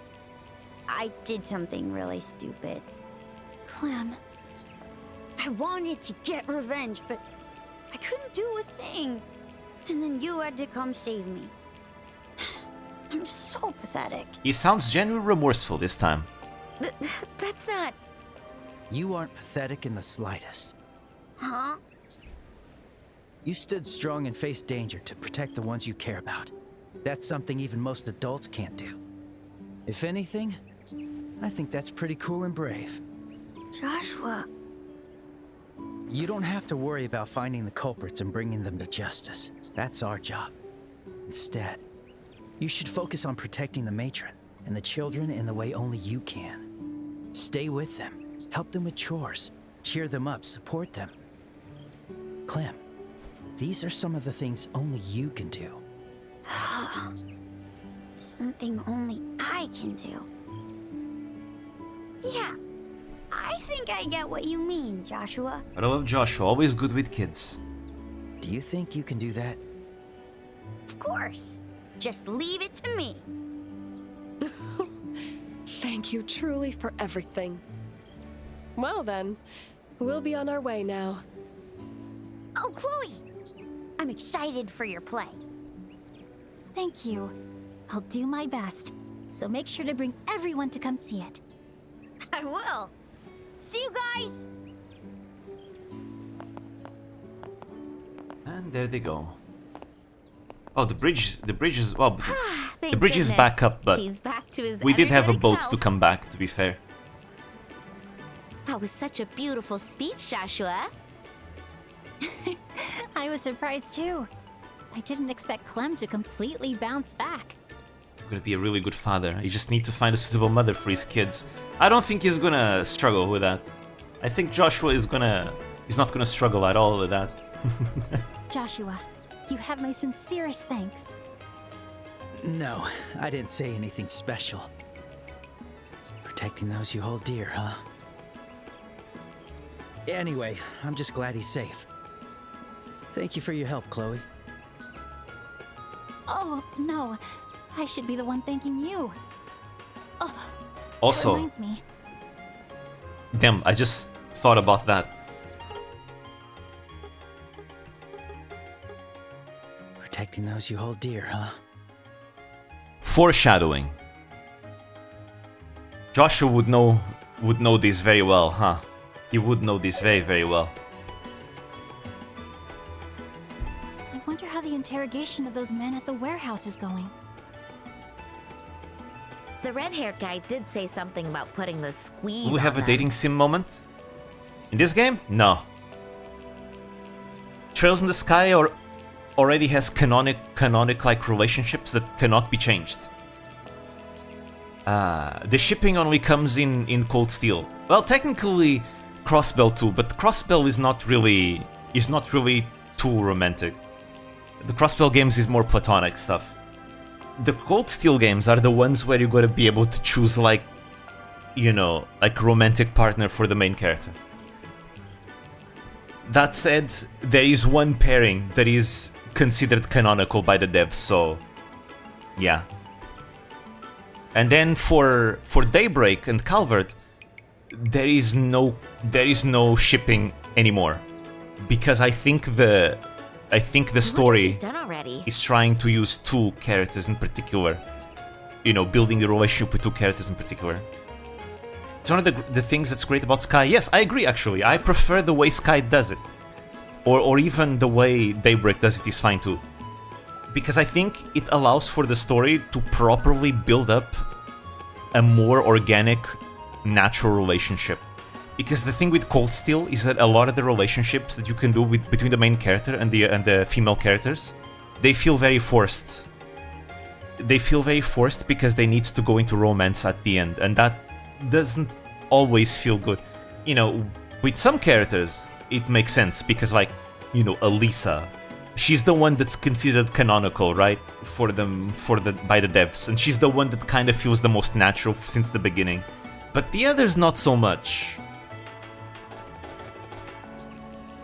For now, why don't we head back to the guild? Would you like to come with us, Chloe? Yes. I want to know Agate the and truth who? of the No, matter well, as that one is complicated because that one is a one-sided love. Because Agate does not look at her that way. It's only the girl that looks at Agate, you know, in a romantic way. But Agate does not. Oh, by the way, why does Estelle look a bit like Daiwa Scarlet? That would be the opposite. Why does Daiwa Scarlet look like Estelle? After all, Estelle is from 2004. The original game came out in 2004. So Estelle was the first. But there are a lot of memes about Daiwa Scarlet and Estelle. There's a lot of memes. Just who could have started that fire? All right then, let's go. Relationships in Cold Steel between characters in general feel a bit more hollow yeah, just because they had to make room for weird harem and connection events, yes. So that's I actually feel like the bond scenes you get with the guys, with the boys, end up being better because the bond scenes with the boys are not romantic, they're all platonic. And you end up, I feel like, getting them much better fleshed out. Meanwhile, the bond scenes with the girls at the end all end romantic, and they feel very hollow. Like, very, very hollow, I agree. That's why I'm kind of happy that they kind of abandoned doing that in Daybreak. And now we're back to, you know, Van, you know, has a platonic relationship with the others. Yes, there are other characters that might be into him, but that does not mean he's into them. And I particularly enjoyed his relationship with Agnes because, like, you know, Van acted like the responsible adult that he's supposed to. So I wonder how will Dream stream the Japanese history into this, string Japanese history into this game. That's what I did last stream. I had an entire, like, what, 30 minutes where I was just talking about Japanese history. Always.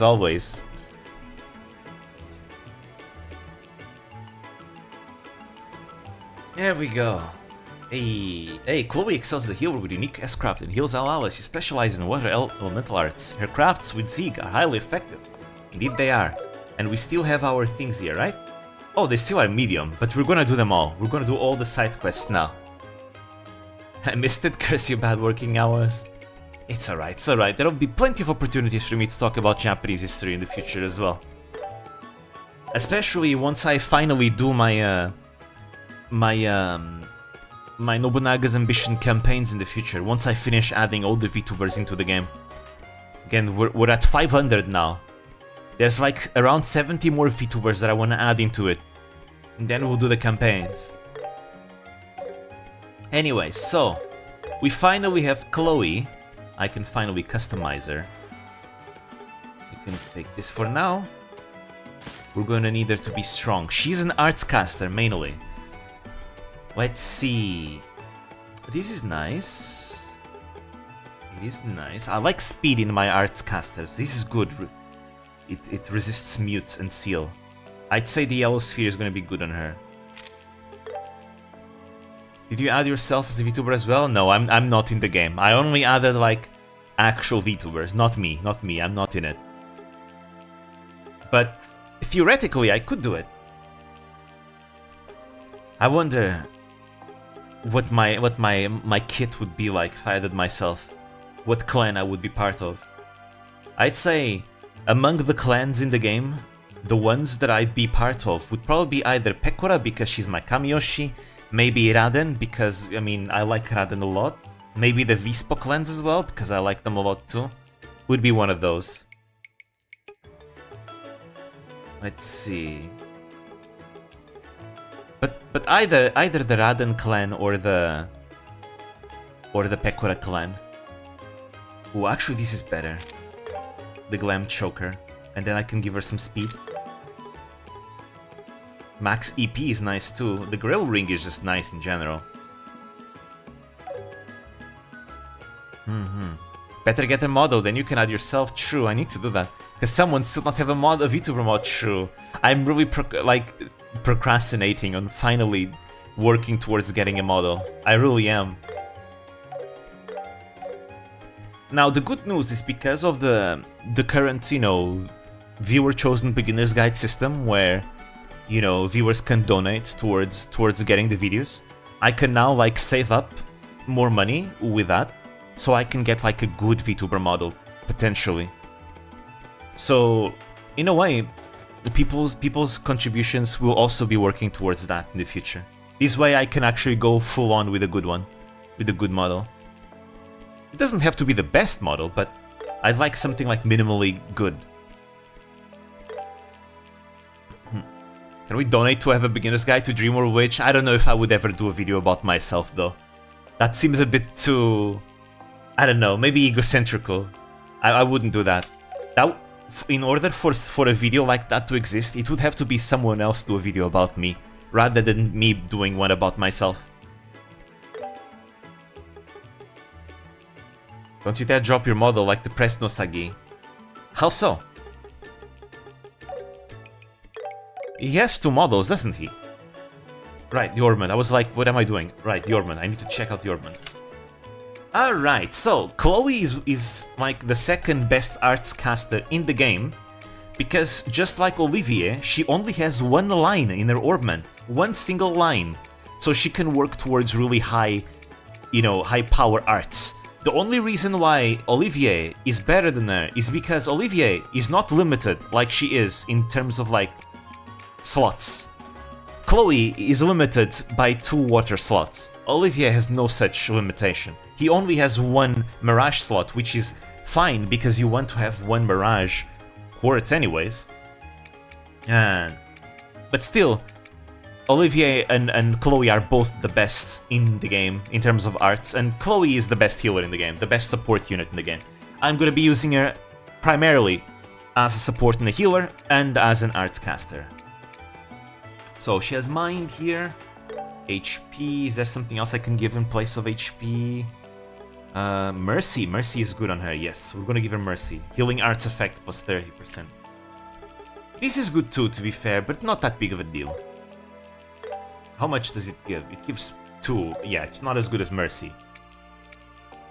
He used it once, then he just using his old one, but animated.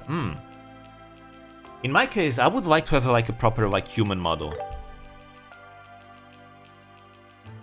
You know, I was thinking about the aesthetics. I do like the Japanese military, not Japanese military, like the how can I describe it? Like a military uniform, but like stylized by like Japanese JRPG fantasy style, you know? More knightly inspired. I'm a big sucker for that kind of aesthetic. I would probably go for something like that. I'm a big sucker for that kind of fantasy aesthetic. Let's see. Because I'm a big fan of like gallant designs. We don't need him. Actually, she no longer has an impede. Do we have an outfit of Tane de Gurashav? No, I would go more fantasy inspired. Rather than being more realistic, I would go more for that, for more fantasy inspiration. Like fantasy military. But also kinda more old-fashioned. Rather than being more modern. I would go for more old-fashioned, for sure.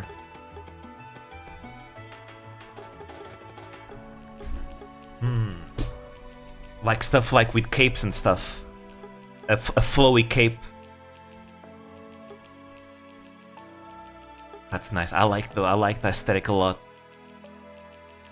So like as Death? Potentially.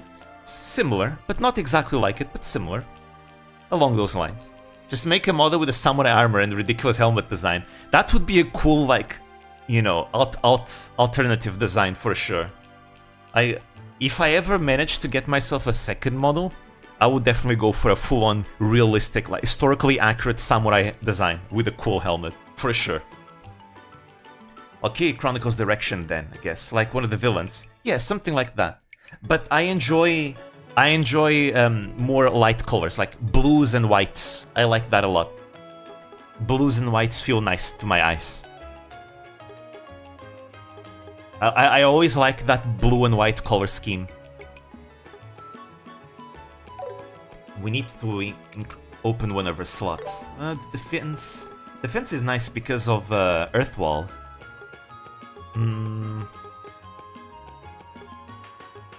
But none of these effects are things that I want. Then again, Estelle does have Earth Wall. We definitely want action, and we want cast as well. What would be better? We want to keep the EP cut for now. Oh, but there's the EP too. We need to open this slot. Let's go open that slot and give her cast. There's just too much. Over... Yes, it's over here. Don't end up like Shondo? What did Shondo do? So good. Take your time to choose. There you go. We open the slots. Nice, we have so much Sepeth, look at that. This gives her so much EP as well. Perfect.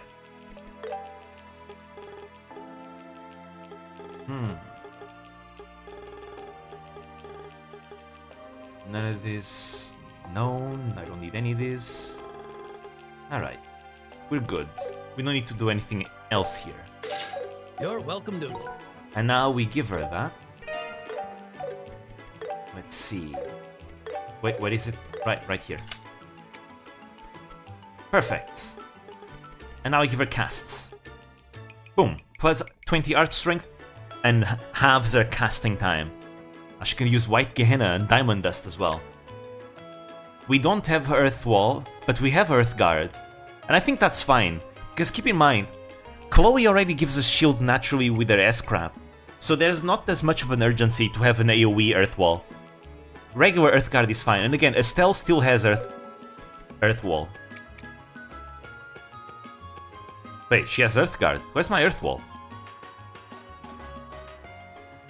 Oh well, it's fine. Doesn't matter. Is it any time? She got her new outfit that looks like a certain German regime style, and now people call her Schindler. Oh, that controversy is dumb. I saw the same thing with Zentreya, where she had like a cool military outfit, and people were saying, oh no, this is bad because it's fascist. Like, no bro, it's just a military uniform. Those are cool. They're cool aesthetics. I like military uniform aesthetics, so I would have no issues with doing something like that. In my case, I like the white and blue color scheme though, but a black uniform is also cool. I would be fine with one like that for an alternative color, for sure. I wonder, can we faster? We cannot. Because the thing is open. Unless we can, like, we're allowed to use the ferry. We probably can. Too much to see. Jim, do you plan to play Batten Kaitos in the future? So, I actually played Batten Kaitos Origins in the past. However, I have a bit of a bad experience with it. Because my save file corrupted towards the end game. And I lost everything. And I was so sad about that I never played the game again. Because I was close to finishing the game, but then my save file corrupted.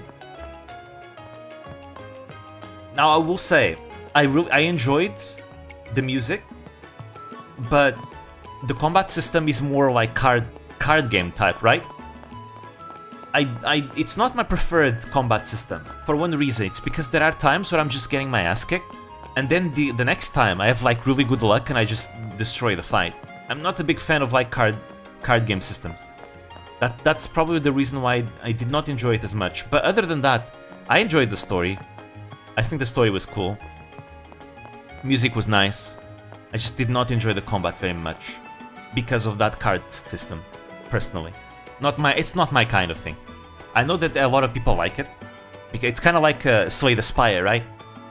A lot of people appreciate that kind of combat system. It's just not for me. Right. I'm not a big fan of card games. I used to in the past, actually. But then, for some reason, I stopped enjoying card games. It was drama. I thought people were just memeing. They were not memeing. It was actually big drama. With Zentreya as well. because of very military uniform. It's stupid. Again, I think it's stupid. People are getting way too paranoid. Way too paranoid. Just need to avoid something that looks like it was designed by Hugo Boss and has skulls in it. I think, in my opinion, I think that should not be an issue at all. I really don't think that should be an issue at all. I think people should just be allowed to do whatever they want, as long as they don't actually have the Hakenkreuz, you know. The Hakenkreuz is what people know as the swastika. I decided to stop calling it a swastika, because calling it a swastika is not accurate. It's not a swastika. A swastika is the Buddhist symbol, right? A swastika is the Buddhist symbol that you see in Asia and Buddhist temples, right? The German version that was used by the Nazis was called the Hakenkreuz. It's the one that's tilted diagonally. As long as you don't have the Hakenkreuz in your uniform, it shouldn't matter what the uniform looks like. You know, and of course, as long as you don't have the Hakenkreuz, the SS, you know, the SS symbol, right? Things like that. But like, other than that, it should be fine. But, you know, if it's black and if it looks like the Hugo Boss design, I don't think that matters.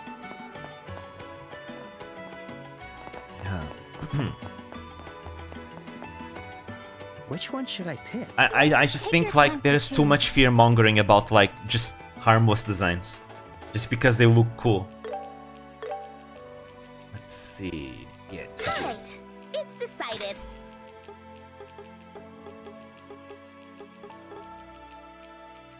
Like Crony's military outfit? I don't remember what Crony's military outfit looks like. I can't visualize it very well right now.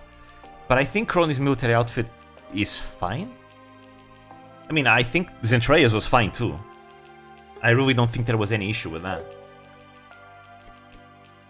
And I don't like this culture that we have in EN VTubing, where we fearmonger too much things like this. It's specifically an EN VTubing thing. Outside of EN VTubing, nobody cares.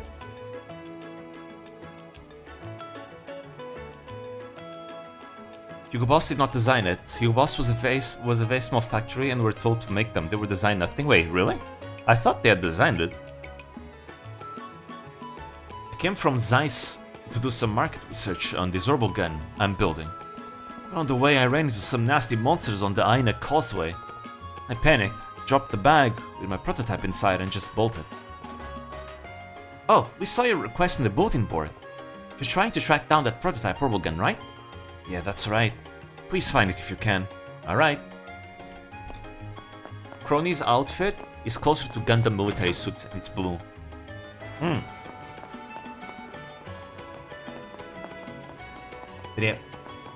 But in my case, again, if I did something like that, I would still prefer like a more blue-white color scheme, because I like that a lot. But I could see myself making a black version of the uniform, because in my opinion I have no issue, and I don't want to be afraid of doing a uniform like that, just because some people are way too paranoid about it. But to be fair, it's kind of what I said about Zentreia, right? I think the people that are like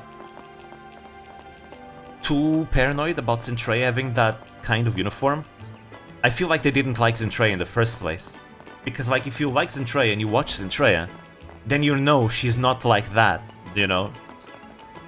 She's not a fascist, it's just a military uniform. So there's no reason to be afraid. You know, just because of an aesthetic that a lot of militaries around the world do. Like, this reminds me when PewDiePie was like, you know, doing edgy humor, and he was using a British uniform, a British military uniform, and people were calling him a fascist because that. It's literally a British military uniform. It was the opposite. You know, it was the opposite side of the war. What do you mean you're calling him a fascist? It's a British uniform. But usually the people that call out on this don't know anything about military uniforms.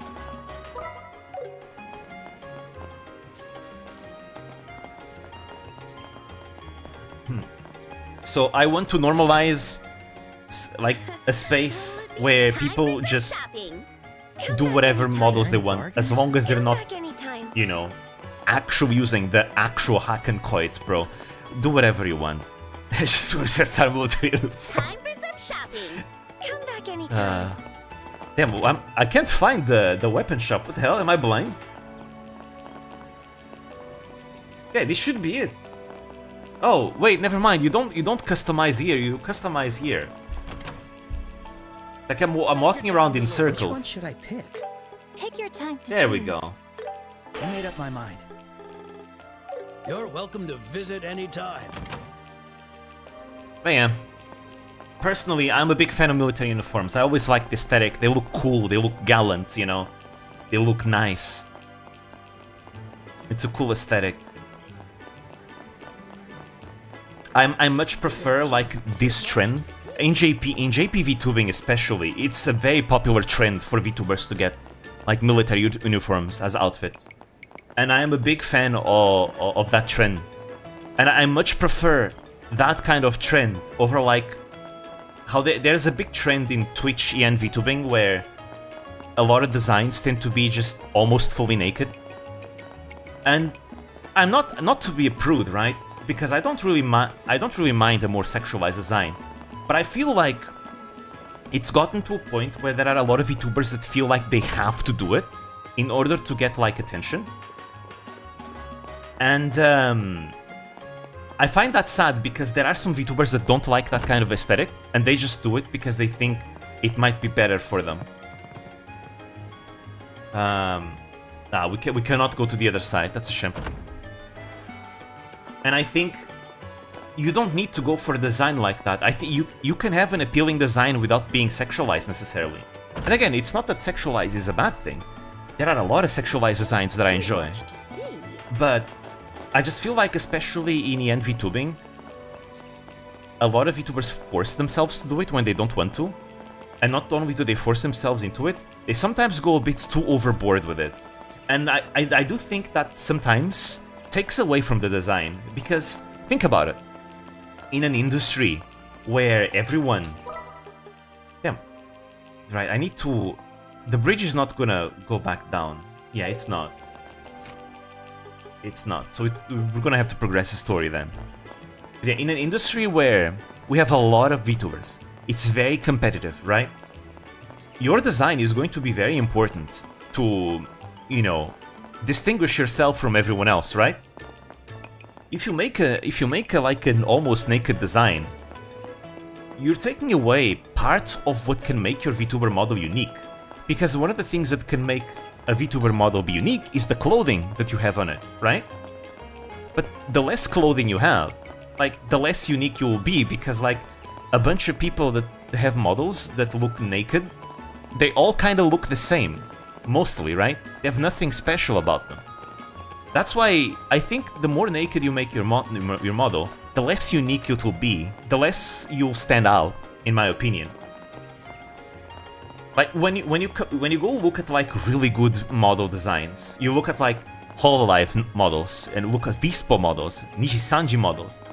They usually don't really rely too much on being too naked. I mean, look at Vispo designs, for example. Let's go for a Hololive, because Hololive is more well known. Hololive designs do not really rely. Hololive designs do not really rely on being sexualized. And you wanna know what's good about that? Is that whenever they do have a model that is a little bit more sexualized, it feels more special. It feels more special because, now you get to see them underneath that, Hosho Marin's design, her regular design, is not that too sexualized. But guess what? When she got her swimsuit design, it felt more special, right? It felt more special because you didn't see her like that before. Melon Choco would like to hear your wild opinion. I think they're also good examples. Because Melon Choco, they are not, yes, compared to other like Hololive members, they might be more sexualized, but compared to like a lot of EN VTubers, they are actually pretty tame. They are very tame compared to a lot of EN VTubers that you see on Twitch. And again, they're still not too overboard, and I think Japanese VTubers in general, especially the corpo ones, tend to strike a balance. Whenever they do a more sexualized design, they have it in such a way that it's not still too overboard to the point where it takes away the uniqueness of the character. And I think Choco and Mel are a good example of that. They're still pretty tame compared to EN designs. EN designs, I don't know. Again, it's mostly on Twitch that you see this. And again, if that's the kind of design you like, don't let me be the one to stop you from it. At the end of the day, it's your design, you do what you want. You should just do and have whatever design you feel most comfortable with. And if you feel like it's a good way to express yourself, then good for you. That's fine. Personally though, it's just not my preferred type of design. And I tend to find designs that play around with clothing much more appealing. I like elegant designs much more. Elegant and pretty designs much more than I do like overly naked designs. Because, you know, it's more aesthetically pleasing to me personally. You know, like you look at VTubers like Nishisanji members like Lisa Helesta. Like Lisa Helesta looks so elegant in her regular outfit. I mean, all her outfits are elegant. It's not just a regular one. All her outfits are super elegant. Like you look at so many Vispo designs, like, you know, Kisaragi Ren, she looks so cool in her designs. You look at like Hinano. Hinano has such a good design. You know, what do you think about Project Melody? I mean, Project Melody clearly likes what she does, right? And because she likes what she does, I don't think there's anything wrong with it. I mean, she before all of these, she was the first cam girl VTuber, I think. So it kind of works with what her brand is supposed to be, right? She is supposed to be a cam girl VTuber. So having a more sexualized design works with her brand, right? It makes sense. It makes sense with their lore and with their design. So in that aspect, I don't think there's anything wrong with it. That said, I do think that Project Melody is one of the ones that set the standard for what VShoujo would be, I think. And VShoujo designs are the most dominant in the culture of EN Twitch VTubing. I think that's the reason why EN Twitch VTubing is more sexualized in their designs, because it's a culture dominated by VShoujo. VShoujo doesn't exist anymore, but the effects in its culture is still there, 100%. And that's just the kind of culture they wanted. And I think, again, if that's what they want, that's fine. I think if that's something you truly want, it's fine. But I've seen VTubers that do not like being sexualized, but then they have super sexualized models, and I don't understand why. Like, you could just go with like a pretty elegant design instead, you know? Hey Dreamer Witch, first time tuning into a stream of yours here. I'm glad to walk into your passion talking here. Hello! Thank you for all the support.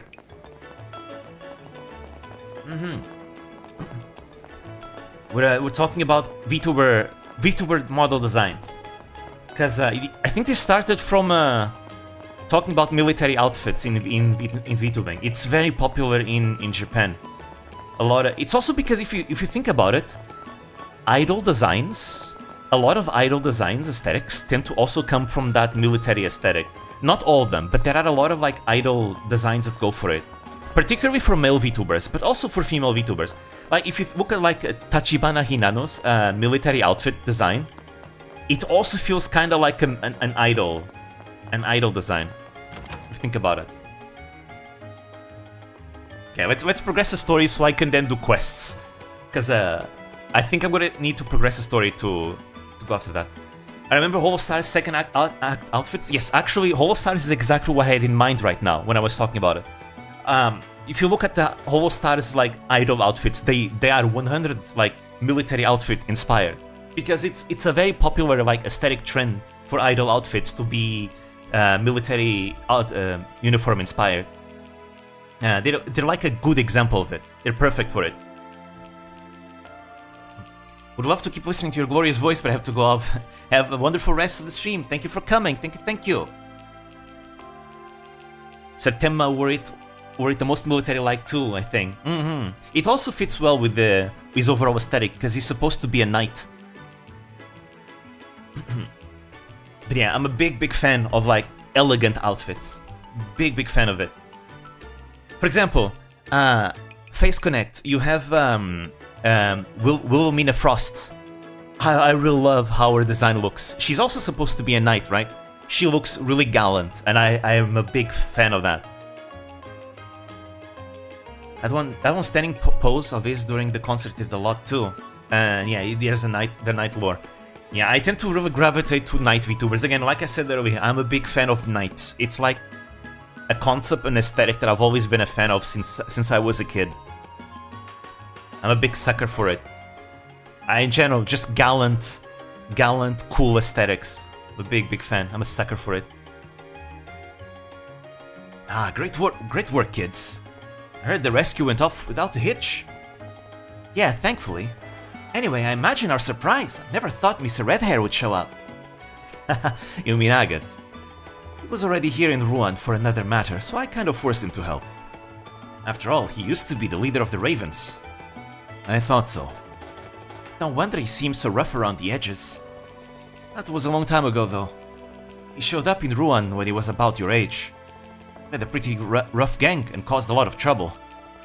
Compared to those days, the Ravens now are model citizens. How did a guy like that manage to become a bracer? Well, he met someone who changed his life. From there, he worked hard to become a bracer, and he's now one of our rising stars. People really can change.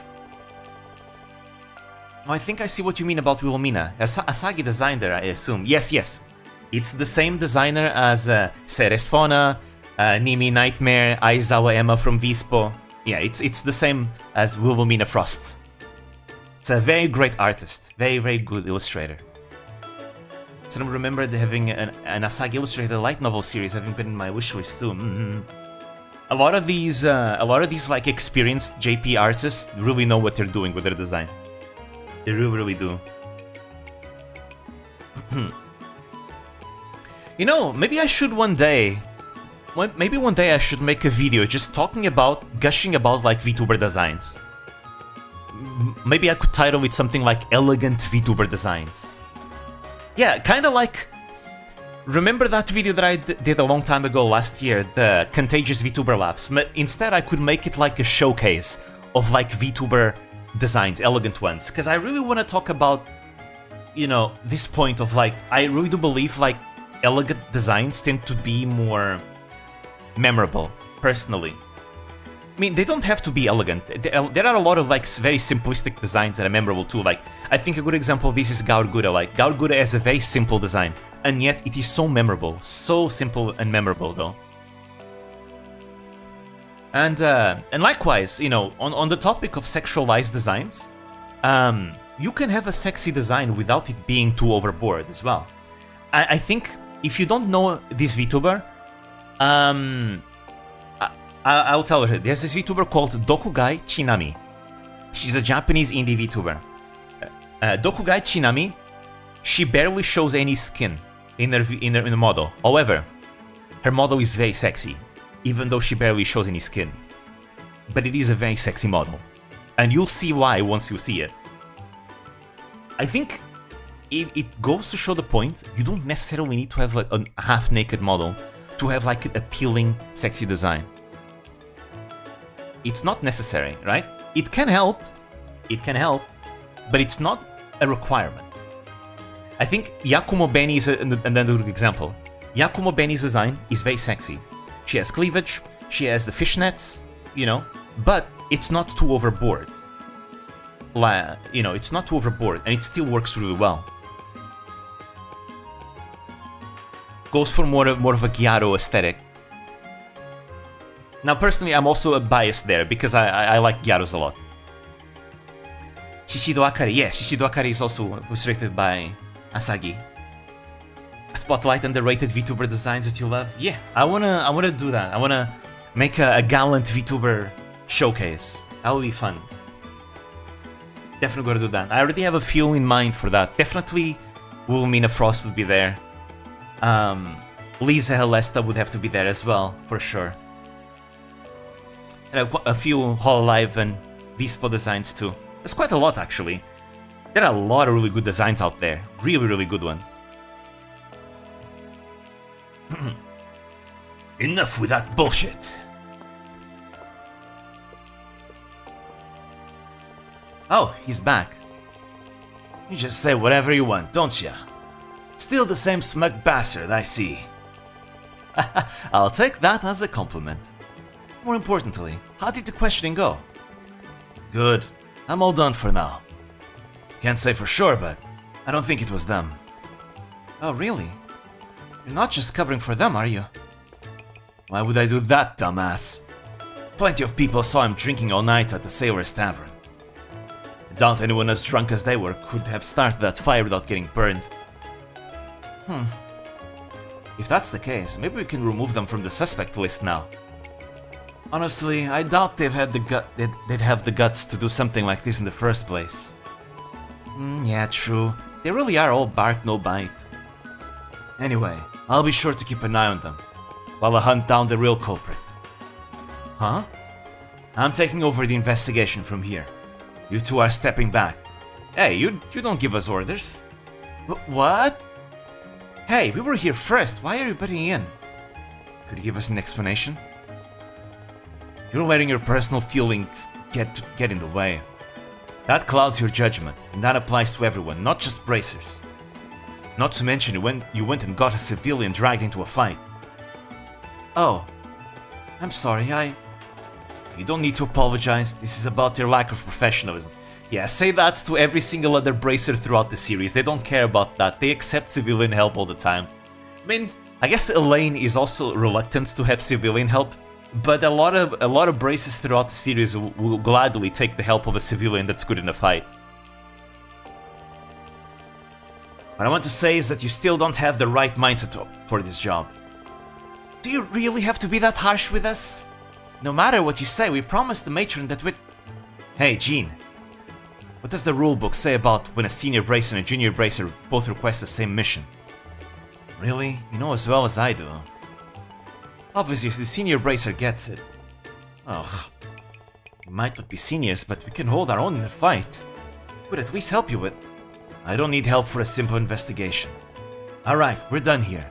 Don't take this personally, okay? Gotta say, your accent took me some getting used to, but gradually your wise passion got me enjoying it. Also, never realized you're Portuguese until now. Yep, I am Portuguese, indeed. A lot of people thought that I was like Slavic at first. I still get comments every once in a while asking me if I'm like Polish or Russian. But no, I'm Portuguese. Who the hell does he think he is? As frustrating as it is, I don't think he's wrong. Shame we don't have firmer ground to stand on. I'm really sorry. If only I hadn't drawn my sword. You didn't do anything wrong. Seriously, I swear that guy has it out for us.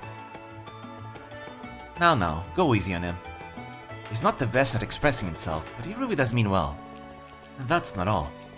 His case might be connected to the one he's been working on as well. What? What case is that? I can't tell you the details, but please leave this to him. I'd really appreciate it if you did. That's... I see. Alright, we'll explain everything we've discovered so far. Yes, please do. The Portuguese accent for some reason has some of that same tell as the Slavic. Yes, because Portuguese and many of Russian and Polish and many other Slavic languages, they share the same phonetics. For some reason, we don't know why. They just share the same phonetics.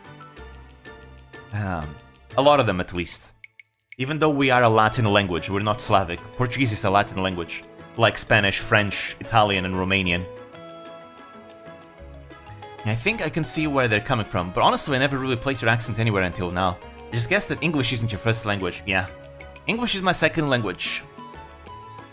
Learned it in school. Well, I learned it in school, but technically not really, because when I started learning English like in what, 3rd, 4th grade, and I sucked at it, and then 5th and 6th grade, it became mandatory, because we have mandatory English classes starting in 5th grade. I sucked at it. But then I spent the entire, like, summer holiday watching Family Guy and Conan O'Brien, and I really enjoyed those shows. And for some reason, watching those shows made me, like, better at English. When 7th grade started, I was like, huh, I can understand everything now. Interesting. And so I became fluent just like that over the summer. Don't know why, but I guess it's because I was younger. And when you're younger, you tend to absorb languages easier. And now I'm trying to learn Japanese, because I'm still far from being fluent in Japanese. I would say I'm currently almost finished with the N4 Japanese level. Almost N4. Almost finished with N4. I also learned German for like a semester. I also learned Mandarin for 2 semesters as well. Russian is my second language. Oh yeah, you speak like the Sakal language, right?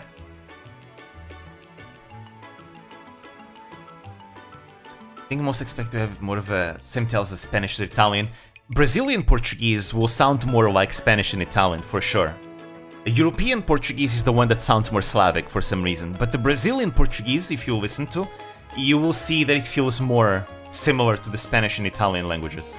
It's more musical as well.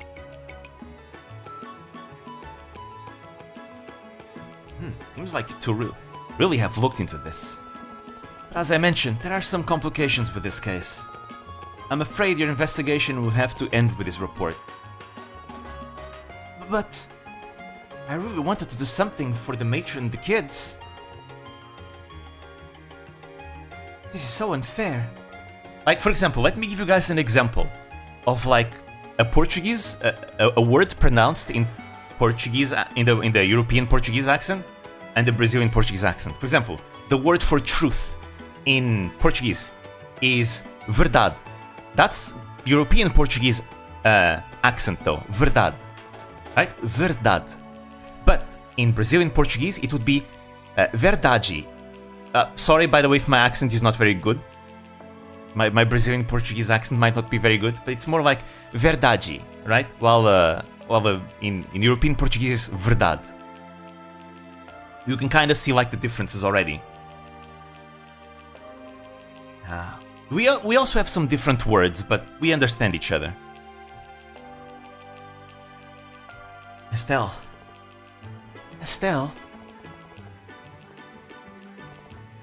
Jean? Are they spelled the same? Yes, they are spelled the exact same way. They are just pronounced differently. And it's basically like this for most of the language. With the exception of a few words that are different, like for example, we have different words for bus, right? Where in European Portuguese we say autocarro for bus, but in Brazilian Portuguese they say autobus, I think. But for the most part, most of our words are the exact same.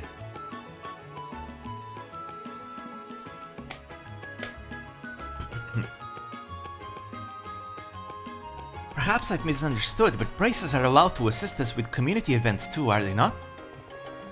It depends, but yes, for the most part. For example, we're helping with the Royal Academy School Festival security, since it's such a big event. In that case, Estelle, Joshua, would you both consider helping us with our play? Huh? What exactly do you mean by that? At the end of the festival each year, we perform a play in the auditorium. The children are looking forward to it too, but we still haven't decided on the actors for 2 major roles. Mordekaiser is numero uno. Wait. See, but the thing with that meme is that the Mordekaiser meme is like the laugh is Brazilian, but the rest is Spanish though. Mordekaiser is because in Brazilian, let's see, if you'd said that like in Brazilian Portuguese, you would say Mordekaiser é número right? That's how we would say it in Brazilian Portuguese. Mordekaiser é número right? But Spanish is like es número uno, right? We don't say uno in Portuguese, we say Both Brazilian and European Portuguese we say And we also don't say es, we say e. Mordekaiser is German, yeah, but that's the name of the champion. So that makes sense why it would be like that. Yeah, the hue is like the meme Brazilian laugh, but Brazilians whenever they write laughs, they don't really say hue outside of like whenever they're like trolling. They usually say ka, basically by spamming the letter K. If you ever see like a message with a lot of K's spammed, that's a Brazilian, because they're saying ka. That's how you read it.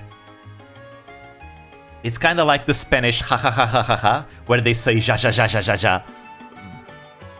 Or the Japanese, you know, www, which is, you know, supposed to be the blades of grass, which means kusa. Which comes from warai. Or, you know, the Indonesian, you know, WK. I don't know how to pronounce it, but it's the same way. I'm a native Filipino who grew up on a lot of American English, but looking into English voice acting across the world has me realizing that my English is more accented than I thought. I think it's a common feeling. It's a common feeling for a lot of people whenever they learn English. Well, I guess for natives it would be like a different experience, right? Because natives learn the language. Well, it's their first language, right? And then they realize, oh, I have an accent after all. Well, technically everyone has an accent. I know the American accent is considered to be like the default, but the reality is that, well, American is an accent as well. It just became more global because of media, popular media.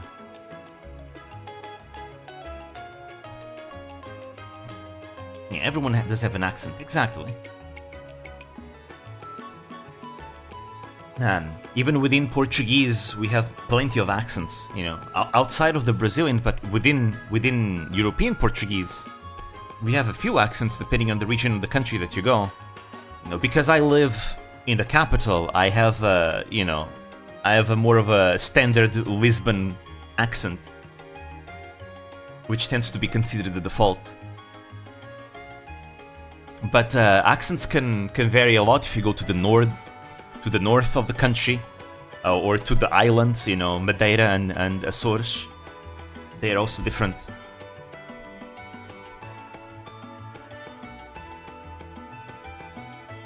What do we mean? You want us to play those parts? Yes, at this rate we might have to cancel this year's play. I'd feel terrible, the children are so excited to see it. Yeah. I see, every country probably has like their version of like the laugh. You know, the spammable laugh on chat. Most likely. I don't know them all. I only know a few.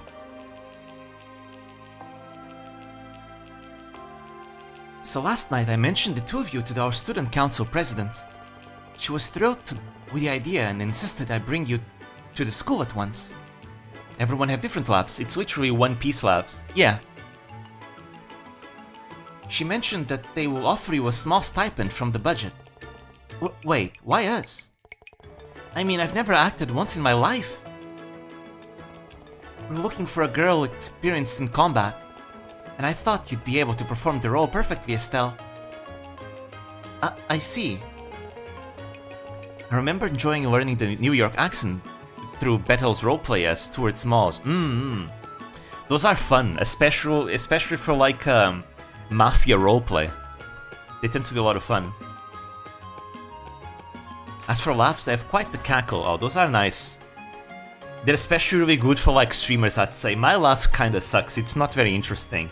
But having like a good like laugh is really good for streaming. It's one of the reasons why it's so much fun to watch VTubers like Tachibana Hinano or Hanabu Salisa, because they have such loud, explosive laughs. I love Hinano's laugh so much.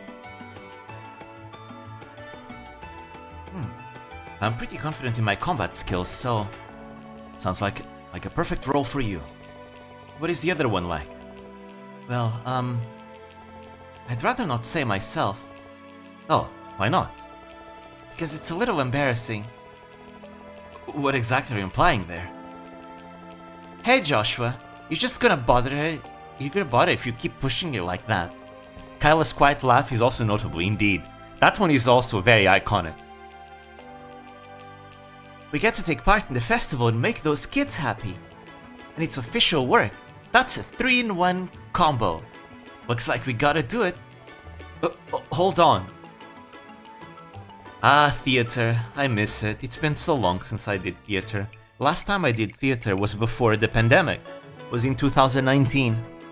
I started theater because of the school, my high school theater club, and then I ended up doing theater in uni as well, and I got to join like an amateur theater group for a while. It was fun. I miss it. The pandemic kind of ruined everything, but that's fine. I can apply some of my theater skills and, you know, in the way that I make videos. Because, I feel like a lot of principles for, like, voice acting, well, they are the exact same principles that you use in theater. That's why I got into theater in the first place, because I wanted to be a voice actor. And I remember seeing voice actors say, hey, if you want to be a voice actor, join theater, because you'll cultivate the exact same skills. And it has helped me a lot for like narration, like voice projection and things like that. Jean, are we really allowed to take on these types of requests? Of course you are. That's community work, nothing wrong with contributing locally. Thanks to Agate, we should have everything covered here. So go on and take that request if you like. Yay! I can't say I have a good feeling about this, but if it will cheer up the children, we should accept the offer. Before we go though, we should probably take care of any other business we have here. I doubt there will be a time to return here once we arrive. Okay, that's nice for him to say that. Yeah, good point. I've only watched theater or stage plays because of high school field trips and uni requirements. I don't know if I'm built for it, but I have enjoyed it. Oh, I love watching theater plays. I do it every once in a while, every year. I really enjoy theater plays. I actually prefer watching theater than I prefer cinema. And I know this is something that Pippa would disagree with, but like I genuinely enjoy watching theater plays more than I do theater, than I do cinema, because I love the feeling of being there with the actors right in front of you. You know, doing something right there in front of you. It's a very different kind of energy, and I really love that kind of energy. I'm a big fan of it. Yeah, do you keep up with Japan's theater scene? I know of the different theater styles. I just don't watch many plays because, well, I don't know Japanese yet. I think it's the kind of thing where you need to learn to understand Japanese in order to enjoy it. Especially because a lot of theater plays, depending on the play that you go for, some of them tend to be more sung, and those are going to be harder to understand than normal. Like no plays, perhaps. Well, actually, depends on the play. Kabuki is less sung, right? So I'd say Kabuki is probably easier to get into. Well, this is talking about the traditional Japanese theater, not like the regular, like, you know, theater from Japan. My mind immediately went to like the traditional one. But I remember there was once someone that uploaded the full Cold Steel theater play on YouTube. I watched it when it was there. Man, it was good. Like the actors were really nice. They did really well. It was good to see like all the actor of Olivier just kissing everyone in the mouth, the other boys, because of course he would. Something tells me that was not part of the script, but it made sense. You know, when you do theater, you tend to change things up from play to play. At least that's something I always did, and we always did back in every single theater group I was with. We always changed things up every single spectacle, because you know, when you dominate the script, you have the freedom. You dominate it so well that you have the freedom to do whatever the hell you want. And the other actors will probably be able to play with you on it, because they also dominate the script, right? But because you practice over and over and over again. So you always do some variations in some things that you do, and that's always something I always enjoyed doing. It's a lot of fun. Because again, the public does not know the script. They don't know. They don't know if it's in the script or not, right? So this gives you a lot of freedom to like change things up. It makes everything different. still remember being fascinated by a professional stage actor teaching us high school kids to use our imaginations when we watch stage plays. Yeah, it's part of it. There is a certain suspension of disbelief into it. Huh? Yes. In the Cold Steel theater play, the actor of Olivier just suddenly kisses another guy actor in the mouth in mid-play, and it was a very memorable part of the play. That play was really fun. So much fun. It's no longer on YouTube though. I think if it's on YouTube, it no longer has a translations because it's a new upload. Because it was previously translated using the YouTube captions. But it was so good. I think it got removed though. Hey Chloe, we might need to make a couple stops along the way. Is that okay? Oh, of course. Please don't worry about me. By the way, to get to the Royal Academy, head out to the Gold Seaside Way and take the first fork east down the forest path. Alright, got it. Okay then, let's go! Let's do the quests. Royal Academy, huh? Should I brush up on my proper greetings? Why, hello. Good day. Oh, I beg your pardon. Oh no, it's not that formal. Estelle, never change. Never change, Estelle. We have so many side quests to do. We're gonna do them all. Please don't do that. You're making me embarrassed. Oh, come on. It's funny when Estelle does it, though. Goki Genyo. Take your time to look around. Okay, let's do everything. Hey, are you Tobias? We're from the Bracer Guild. Oh, must be about the maintenance bag. I've been waiting for you. So, do you think you can deliver it right away? Alright, go ahead and take the goods. The goods? Sounds sketchy. Careful, it's heavy. That sounds heavy. Bigger than you thought, huh? It's packed with everything. Spare orbment parts, full tool sets, the works. We just haul it to Vereen Lighthouse, right? Yeah, make sure you hand it straight to the Keeper Vogt himself. All that equipment is expensive, so be extra careful with it. I heard from Jean, but still, I didn't expect this. Expect what? You too. I heard you were fresh, but I didn't imagine you'd be this young. Fresh? That makes it sound like fish. Still, gotta admit it makes me a bit uneasy. Hey, don't write us off just cause we're young. No, that's not what I meant. I'm just wondering what old Vogt is going to think. Ah, right. You already know about him? Yep, I'm sorry to say we do. Our meeting was, let's call it an interesting experience. Ha! From the sound of it, you know the drill. You should be fine then. But cut the old man some slack, okay? Keeping a lighthouse is a lonely work. It's no wonder he gets so cranky. For ships at sea, a lighthouse is practically their lifeline. So the lighthouse keeper shoulders a heavy responsibility. I see. Must be a tough life. When he was a fisherman, he often went to drink at Lavantar. But now he's always stuck at the lighthouse, so we can barely ever go have their famous cocktails. It's a real shame for him. I'd love to bring him something as a gift, but... there I go yapping away. Oh, anyway, no matter what the old man says to you, don't take it personally. Gotcha. Won't take it to heart. Okay, we're off. Anything else? That's all. If you forget the details, swing back and I'll go over them again. Okay, I'm counting on you.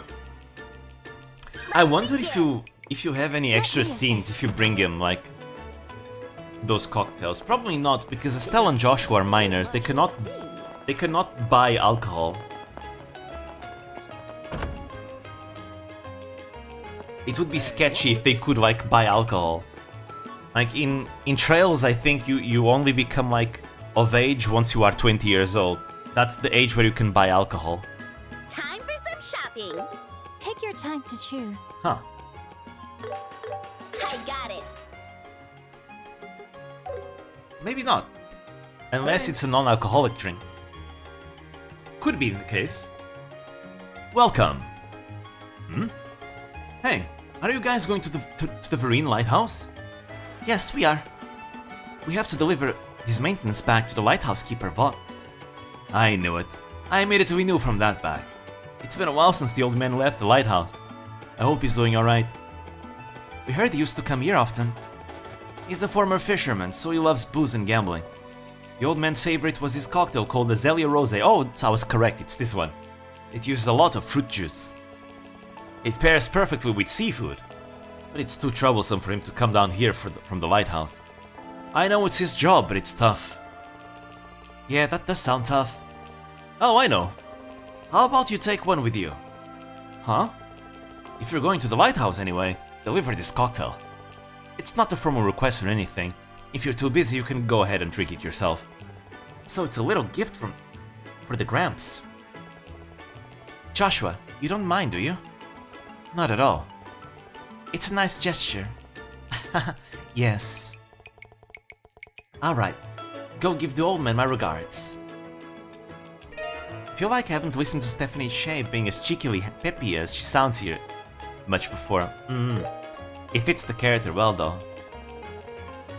Don't forget to have one more stuff with you for more guild points. I think I have everything. It would be nice if I could also send some snacks, but I'm all out. This time of the year, nothing beats Minoria's specialty, salty anchovies. Well, let's stick with just the drink this time. See you. Good luck on your job. Yeah, see you later. Yeah, we have to go to Minoria to get the other thing. We should remember the salty anchovies, just in case. I will. Don't worry. I'm not gonna forget. Now let's go to the temple. To the church. The chapel. Goddess of the sky, Adios. Here's Jimmy. Remember Stephanie the most for Hinata, Hyuga, Histoire, and Tarja. That's crazy. I did... Huh, same voice actress, huh? Interesting. Huh? Aren't you guys from earlier? It's been a while. Oh hey, you're that guy we met on the beach. Just call me Jimmy.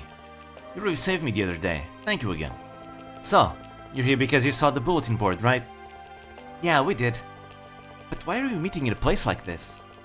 I mean, isn't it easy to spot me? Plus, it doesn't cost any mirror no matter how long we stay. Just hiring bracers costs a lot, you know. Let's start talking about the request then. It sounded kind of fun from what was written on the boards, but why so vague? You won't be disappointed, trust me. Matter of fact, I found this amazing old map. And that map is... Is? A treasure map left behind by a great pirate, Shermer. What? No way! Who's Great Pirate Wormer or whatever?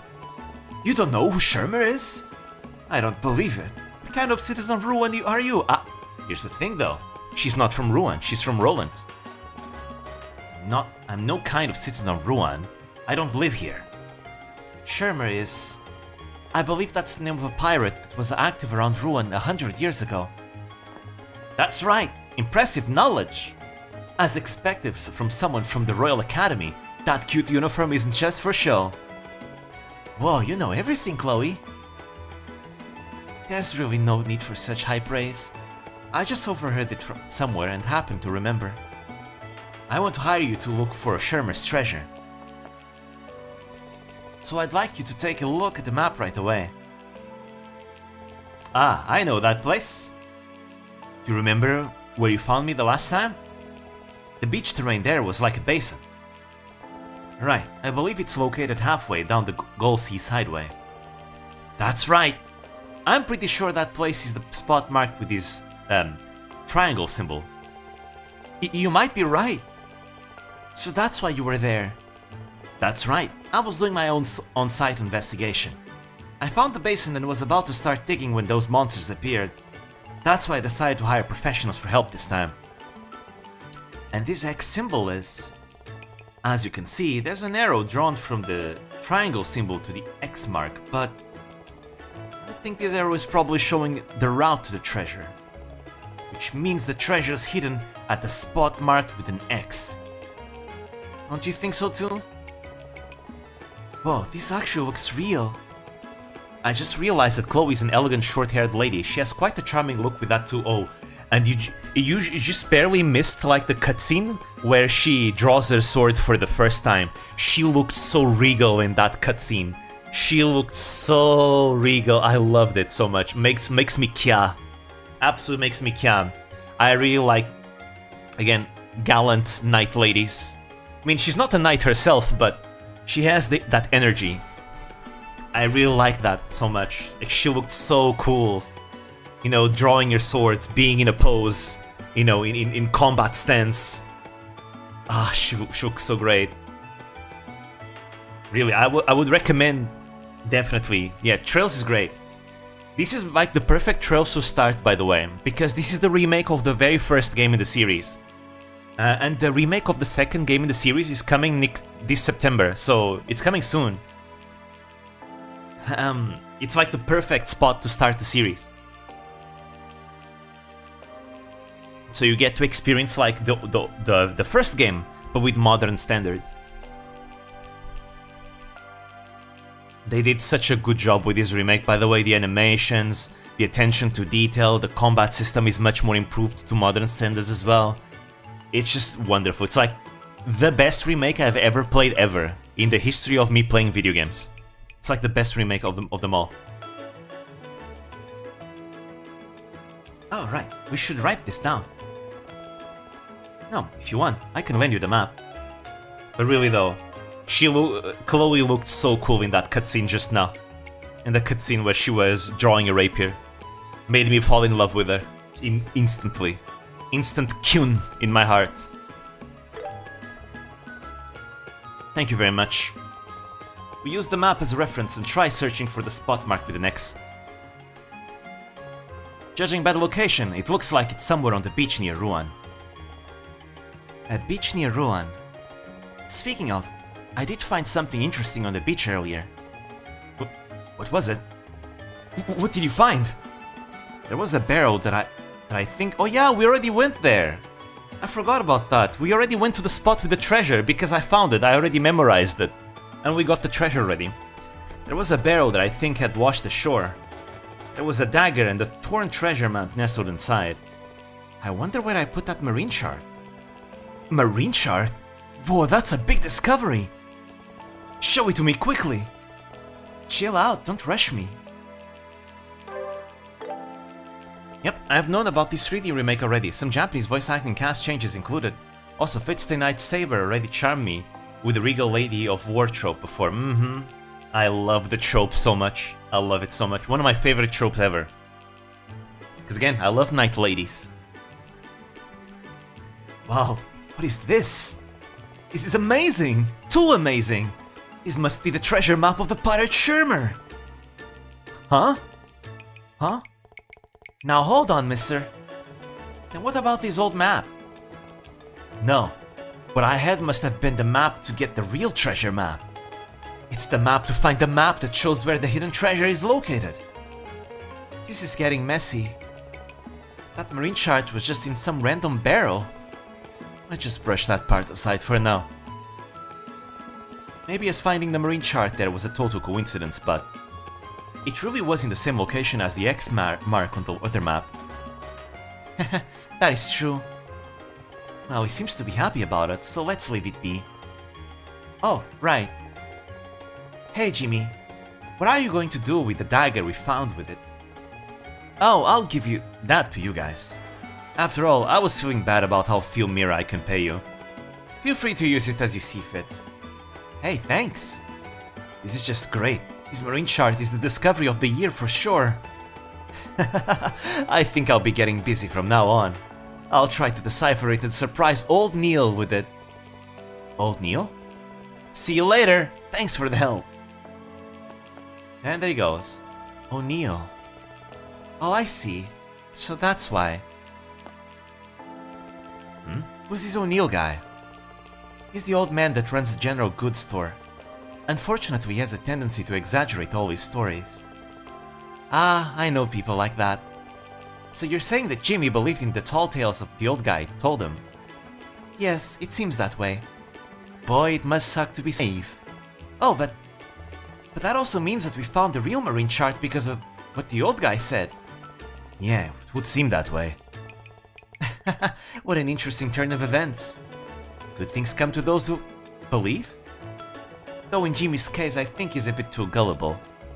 Well, chasing after your dream wholeheartedly is an admirable way to live. Indeed, indeed. Great, Estelle. Let's see, ancient sea charts. Not here. Not here. I wonder if it's here. No, not here. Has to be somewhere. I forgot where.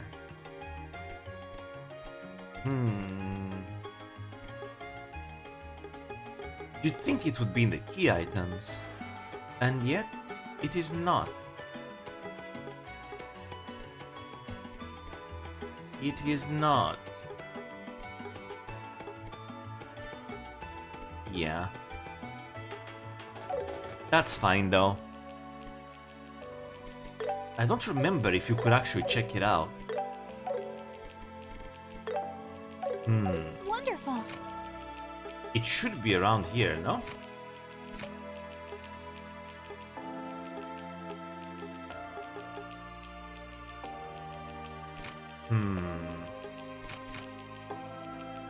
No, I can't find it. Maybe you can't access it. I swear you could see it before. Ah well, let's do the quests. Let's see, there's one more over there. And over there, and then there's the monsters.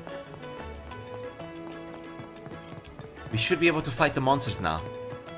I caught Articuno with an Ultra Ball while being level 37. Hey, that's a huge power boost.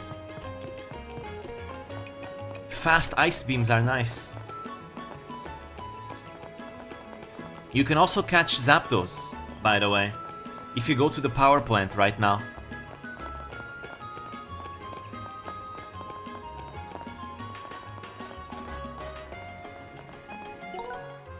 The power plant near Rock Tunnel, in case you don't know where that is.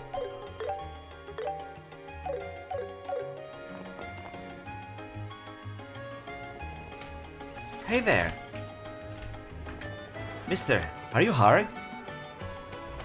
Oh, sorry, that was not supposed to happen. Yeah, I'm Harg, but... Oh, are you folks bracers? Yeah, that's right. Are you lost? You lost your warehouse key, right? That's right. Just the other day, I was on the job moving barrels around the crane and into the warehouse. I must have lost it around there. I was having a drink at the Aqua Rosa bar, and I'm sure I had it then. That's why I believe I must have lost it around there. I was feeling buzzed, so I took a stroll around the area. Maybe that wasn't the greatest idea. You were wandering around the port while you were drunk? What if you fell into the sea? What can I say? The sea breeze felt too good. I guess it's no use saying anything. Yeah. Well, anyway, that means it has to be somewhere within the port. Phew, looks like we have to just walk around looking for it. Seems that way. Oh, I can't slack on the job any longer. I need to get back to work. Let me know if you find it. If you learn anything, we'll contact you again. Of course, I'm counting on you. Let's begin. Pokemon Gen 1 remakes. I remember spamming Zapdos Drill Peck in Leaf Green when I was a kid because of a cousin hyping it up. It is probably like the best flying type move you have in that game, in that generation. And like Fly, it hits every turn. Good damage, perfect accuracy. It's a shame that very few Pokemon learn it. That's its main weakness. But it is a very good move from that generation.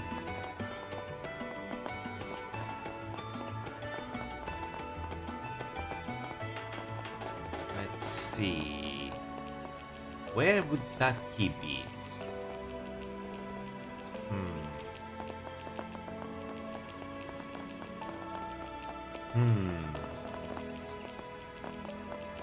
We don't have shard search in this game.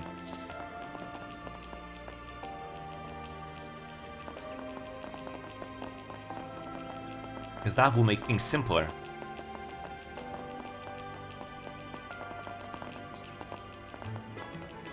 I don't remember exactly where it might be. This is Wow, good. got a big catch today. Oh, Which one should I I already got everything here.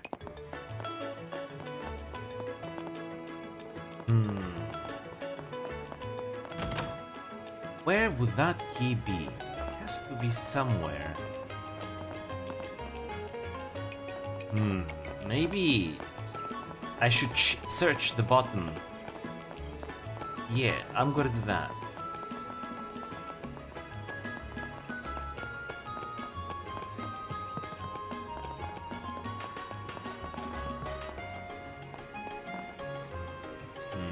No. Oh! Found something. Huh? There's something shining by my feet. We found it. I know it. There's something in the water. I wonder what it is. There's the issue with Hark, so I'd like to check it out, but what should we do? We can't just dive in to find out, can we? I guess not. If only we had some kind of tool to hook it up with something. Like fishing. We're gonna fish it up. Yes, in a coastal place like this, there's gotta be a lot of fishermen around. Surely. This is good. Oh, never mind. We will be the fishermen. Right, Estelle likes to fish, so it makes sense. You can ask someone who works here. I think the bartender's on the first floor. Yeah, you're right. Let's go.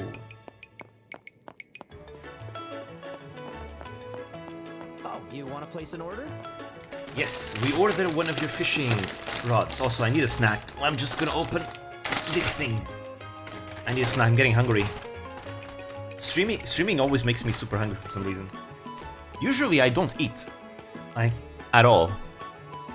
But whenever I stream, I just get famished. Hey, I think I saw a fishing pole on the second floor. Could we borrow it? Sure thing. Just ask, and I'll lend it to you anytime. Once you're done with that, return it to me. No problem, we just need to fish up a key. This is good.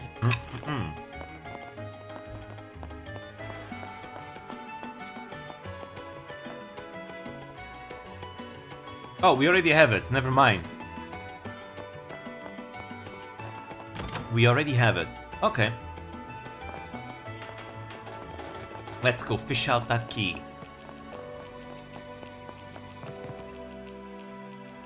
Alright, Estelle. It's time to show your pro moves. I wonder what's in there. It would be great if we could check it out, but it's a little too far out of reach. I think we could pick it up if we had some kind of tool to hook it. Nice to know you got snacks for streaming. Me, I tend to focus on what I'm doing a lot, for better or worse if I like it enough. I usually prefer not to eat whenever I'm streaming, but sometimes I get so famished that I cannot resist anymore. I guess it's probably like the downsides of like going for like longer streams. Also, I've been tuning into this stream while eating a meal. Hey, it's a great way to go about it.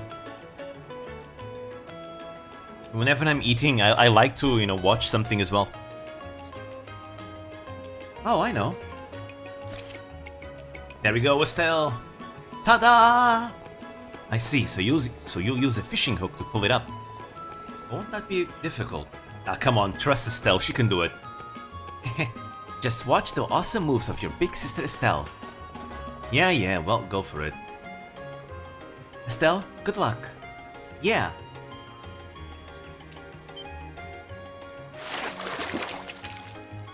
That was quick. Look, I fished it out. Wow, Estelle, that was impressive. Didn't think it would actually work.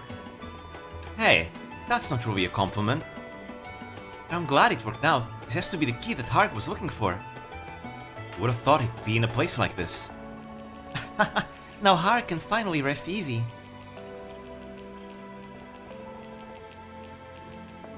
Let's go and bring it to Har. Right. I didn't expect your fishing skills to come in handy here, Estelle. Maybe I should have brought my own rod. I bet there were other requests I could have solved by fishing. I highly doubt that. Wait for the next game. You'll be able to actually fish with proper fishing mechanics. This is good. You want to place an order? There we go.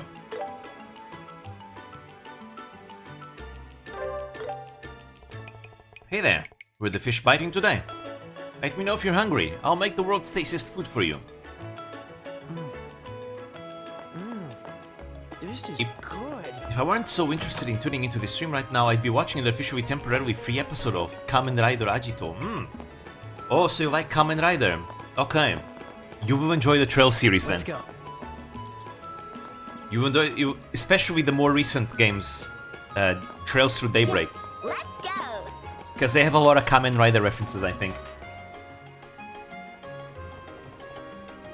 Like Cold Steel went full on with Gundam references, Daybreak went full on with Kamen Rider references. Yoo-hoo! Hey, Hard! Hey, not so loud! My coworkers will find out about it. Got to watch and enjoy Blade and Hibiki when I was a teenager. Oops, sorry.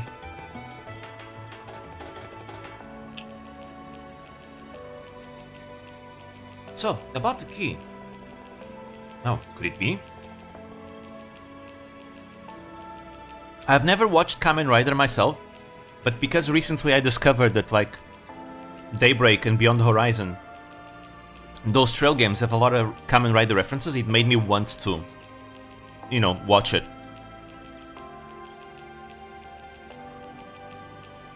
So I've been, like, curious to try it out and watch it myself. Yeah, we found it. Isn't it this key? Wow, this is it. There's no mistaking it. Although I still need to go through my 40 tabs of VTuber clips that I have open right now. And I've been meaning to go back and watching the Taiga dramas, the historical samurai Taiga dramas from NHK. Because it's been a while since I've watched one of those. I love those so much. Thank you so much. I don't know what I'd have done without it. By the way, why is it tangled up in fishing line? Well, a lot happened. Well, it's alright. I'll see you folks later. Thanks again. Mission complete. That's a quest done. That was wonderful. And now we go to the mayor's house. I can't wait for the school festival. Jiraigeki, huh? I feel like I've seen more anime than dramas of those. I love those. I remember I watched the full King of Zipango Nobunaga. The full, like, 50 episodes or 48 minutes long. I enjoyed it so much. And then I started watching Yoshitsune, about Minamoto no Yoshitsune. I didn't finish it yet, I still need to finish it. I was like 1/3 of the way. Because these dramas are really long. They're all like 40 episodes long with like 40 minutes long, something like that. But I was really enjoying it. And I've been meaning to watch like Furin Kazan next as well, about Takeda Shingen. And maybe also Sanada Maru, about Sanada Yukimura.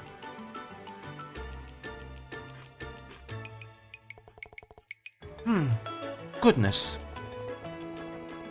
How could the Sapphire Torch have been stolen? And at the worst possible time. Ah, it's you too. I've been waiting for you. Oh, Mai and Chloe's with you too. Yes, I am accompanying them. We saw your bulletin board posting. What's the current situation? It's exactly as you see. There was a grand candelabrum placed on this pedestal. What times are those Jidaigeki usually broadcast on Japanese TV, I wonder? I'm not sure, but it must be like... maybe at a good time. Because I know for a fact that a lot of people grow up watching them. So it can't be like somewhere that would be too busy, surely, right? I'm not sure. I use like a website to watch it. Because it's translated.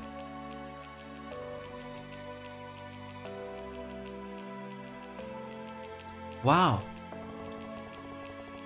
It's just gone like it was never there. Well, that is why I request an emergency investigation to take place. Do you think you can do this? Yes.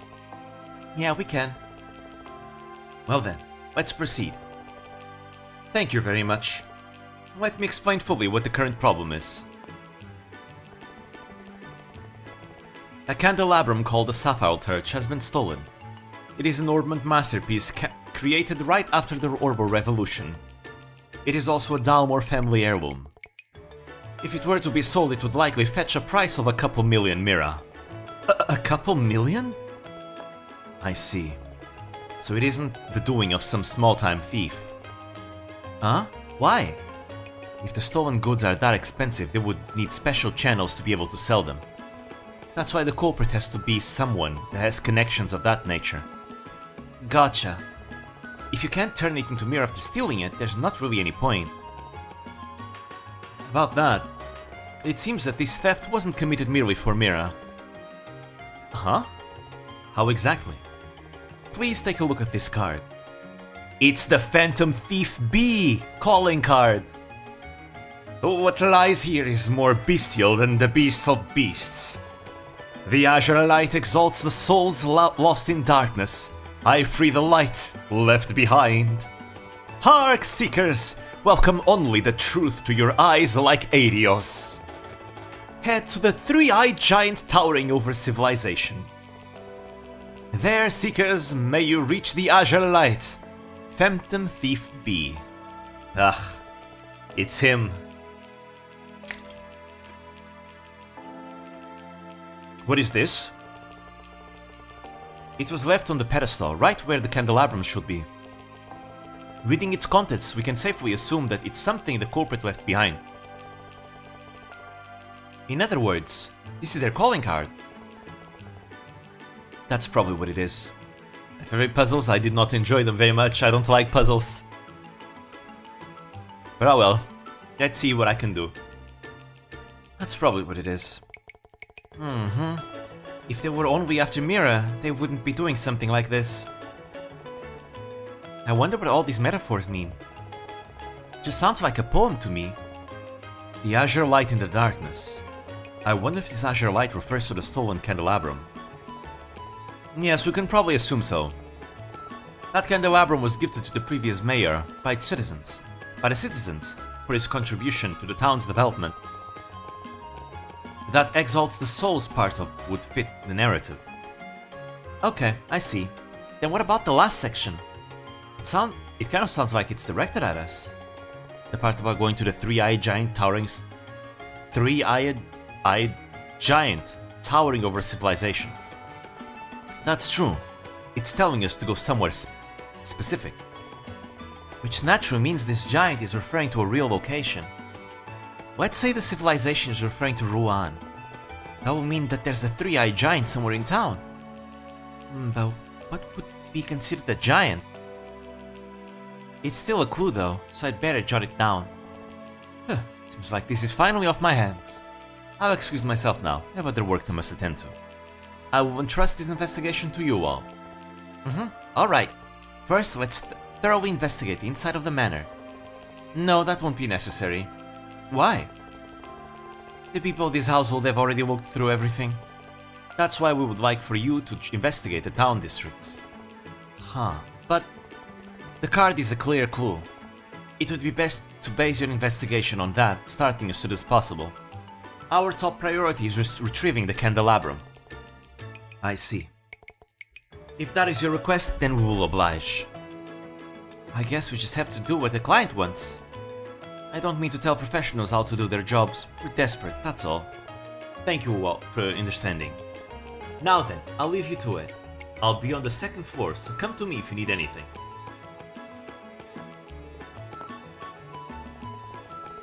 I used to think that anime was broadcasted on dedicated channels or on local mornings on primetime.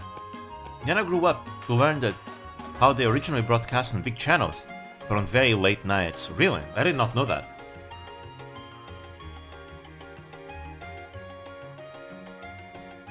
Oof, what a weird incident is this. I guess we have to go by what's written on the card and to start an investigation. It's definitely a hint that it's somewhere in Ruan. There's no point in standing still here. Let's get going. Let's find the three-eyed giant towering over civilization. Maybe it's a tall building. Perhaps we should keep our gazes up. I have Three a theory. I think I saw something when we first arrived here. I can't wait for the school festival. I don't remember the solutions, but I have a feeling I know where this 3-eye is. This is the perfect angle. When's the ship coming? I have a feeling. Oh wait, the game tells you. There's just Look, the minimap. It's way easier in this game. They literally tell you the solutions now. You no longer have to think. You can just turn your brain off. Yeah, 3-eye, see? They made it easier.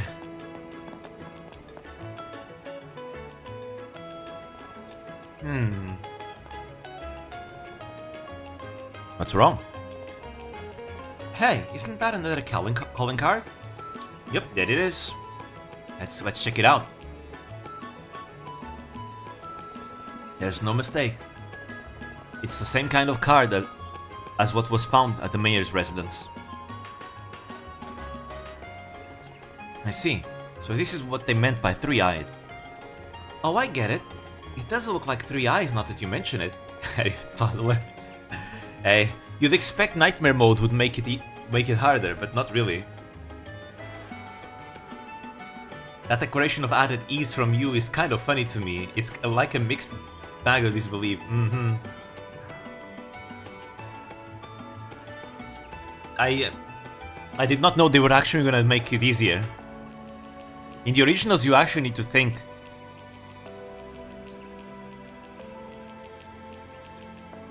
So what's written on the card? Let's take a look.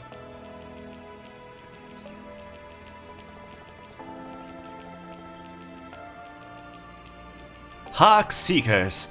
Welcome only the truth to your eyes like Adios. Go to the unending vaults of red and black. There, seekers, may you reach the azure lights. Phantom Thief B. Looks like I know which part I'm noting down. Obviously, it's the unending vaults of red and black part, right? Red and black. I see. Would these be found somewhere in Ruan again?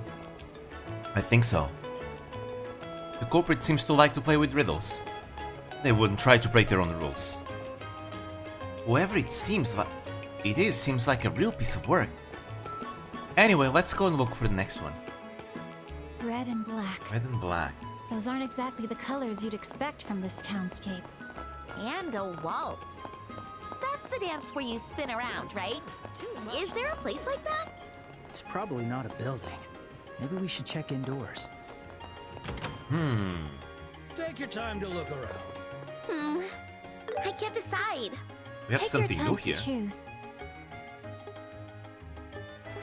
Eh? You're welcome to visit any time. I can't decide. Oh, I can upgrade the Take your skull time to daggers now, choose. finally. I pick you. Finally, so you couldn't do it because of you hadn't done the quest yet. I see. You're welcome to visit any time. Red and black. Red. Well, I guess I could just cheat, right? Yeah, I forgot. It's right there. Right, the casino. We're talking about the wheel. Spin the wheel. Right, this. At least the UX isn't too crowded. Did I even use UX right? What's UX? A waltz of red and black. It can only be the roulette. Seems that way. Let's check it out. Oh, guests. Are you looking for something? Sorry to bother you. We'll be quick.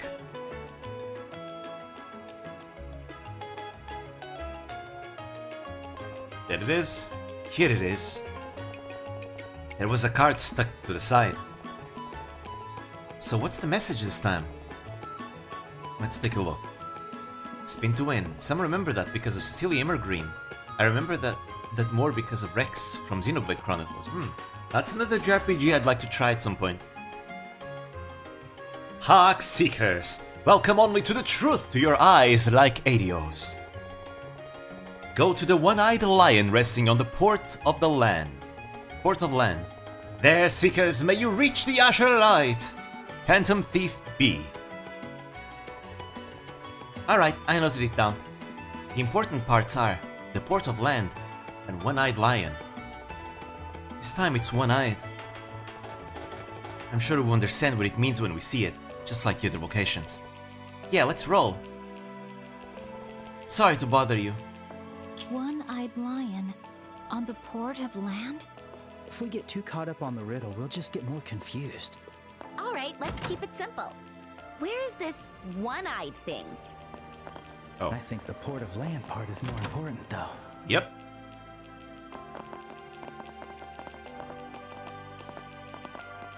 I have a theory.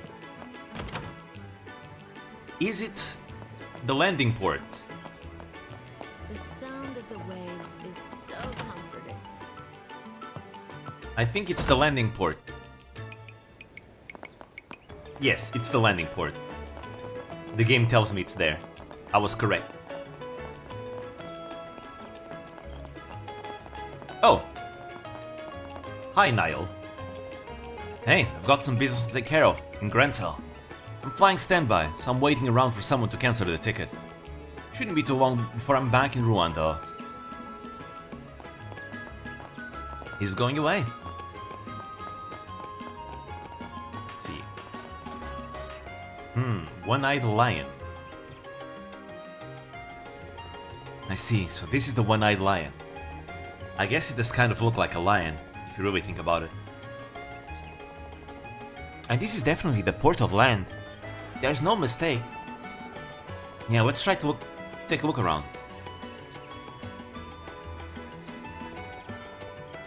Alright, I found the card. Let's read what's on it. Yeah.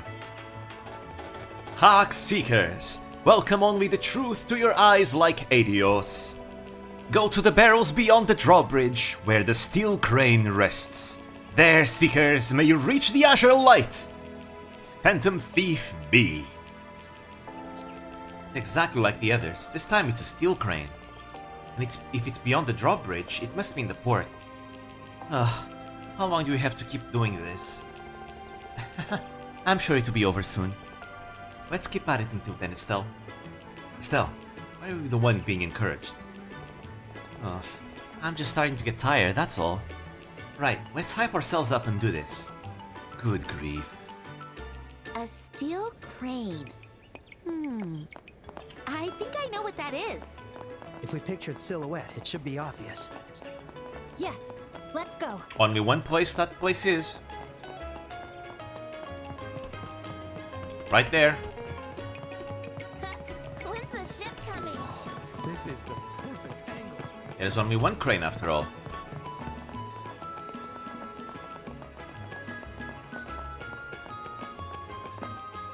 There we go. That's odd. A steel crane just literally refers to the mechanical crane this time. But I don't see barrels anywhere. Man, what do we do now? If they do the same in SC, I would be molding. I would expect them to, probably. Because even back in the Calvert games, they tell you where everything is. I would probably expect this to be just how things are going to be from now on. Maybe. Man, what do we do? Hey, mister! Hey, what's up? Have you seen a barrel around here? Barrel? Oh, sure, but which one? The warehouses are full of them. Well, I guess it's as far as we go. Wait, a warehouse? What is it? Oh, I just remembered something.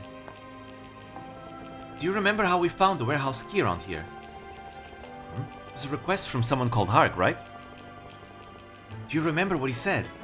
He said that he took the barrels around the crane and moved them to a warehouse. Oh, that's right. So the barrels that were here before have been transported to a warehouse. Has to be it. I'm amazed you realized it, Estelle. I have my moments. Anyway, let's hurry to where Harg is and ask him about it.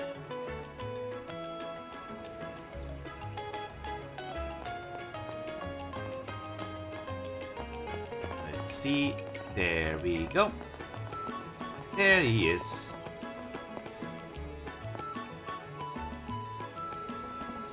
Hello, Harg. There's something I want to ask you. Ask me? What is it? We want to ask about you, about when you lost your key. No way, Estelle thought about something. Whoa! That's a first. You said that you moved barrels around the crane and into the warehouse. Is that right? That's right. One barrel in particular was in front of the crane in the way. I just moved it along into the warehouse. And then I lost my key after that. Can you let us into that warehouse? We need to investigate that barrel.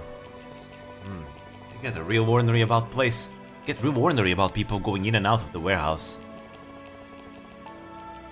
It's where merchandise gets stored. I can't let non-employees in there that easily. Aw, now what we do? But you guys, it helped me out a lot. I'll find a way.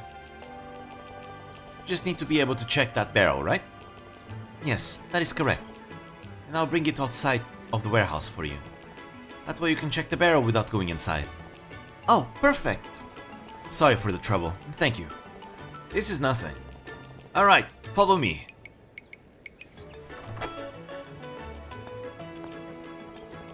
Okay, it's open now. Hold on a sec while I bring it out here.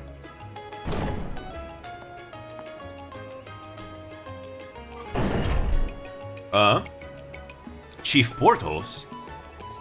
What are you doing here? Oh well, there was something that was bothering me. So I went inside with a duplicate key. What the? Duplicate? We had one of those? I never knew.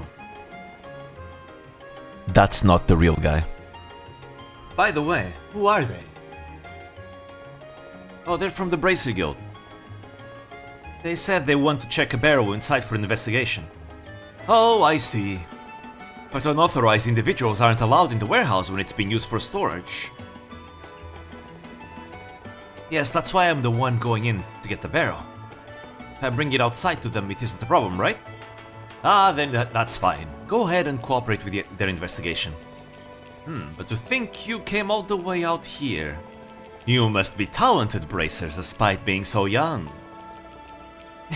Why, thank you. If there's anything you want to know, Harg here is the person to ask. Well, I have to go now. Bye, sir.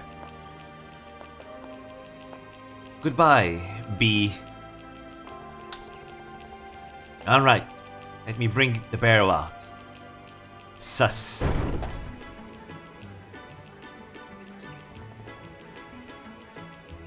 Whew, all done. I hope this is the barrel you're looking for. Wow, it's so big.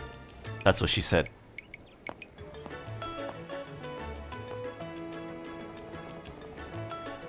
How did you carry it by yourself? Heh, we men of the ports are a brawny lot, I'll have you know. Estelle, I found the calling card. Huh? Really? My apologies, it was my mistake that the barrel was moved. But you came all the way here after finding the warehouse key. If it's you too, you just might be able to reveal the truth. As a reward, I'll return what you seek. Peer within the barrel. With you two leading the chase, it was inevitable that this candelabrum would return to its owners somehow. Uh-oh, looks like it's time. Till we meet again, Phantom Thief B. This is giving me the creeps. It's like the guy was watching us from somewhere close by. You're right. You could say, right under your nose. Hey, this card. The ink isn't even dry yet. It was put there just now. Maybe someone that was inside the warehouse just now. Because, you know, a master of disguise, perhaps?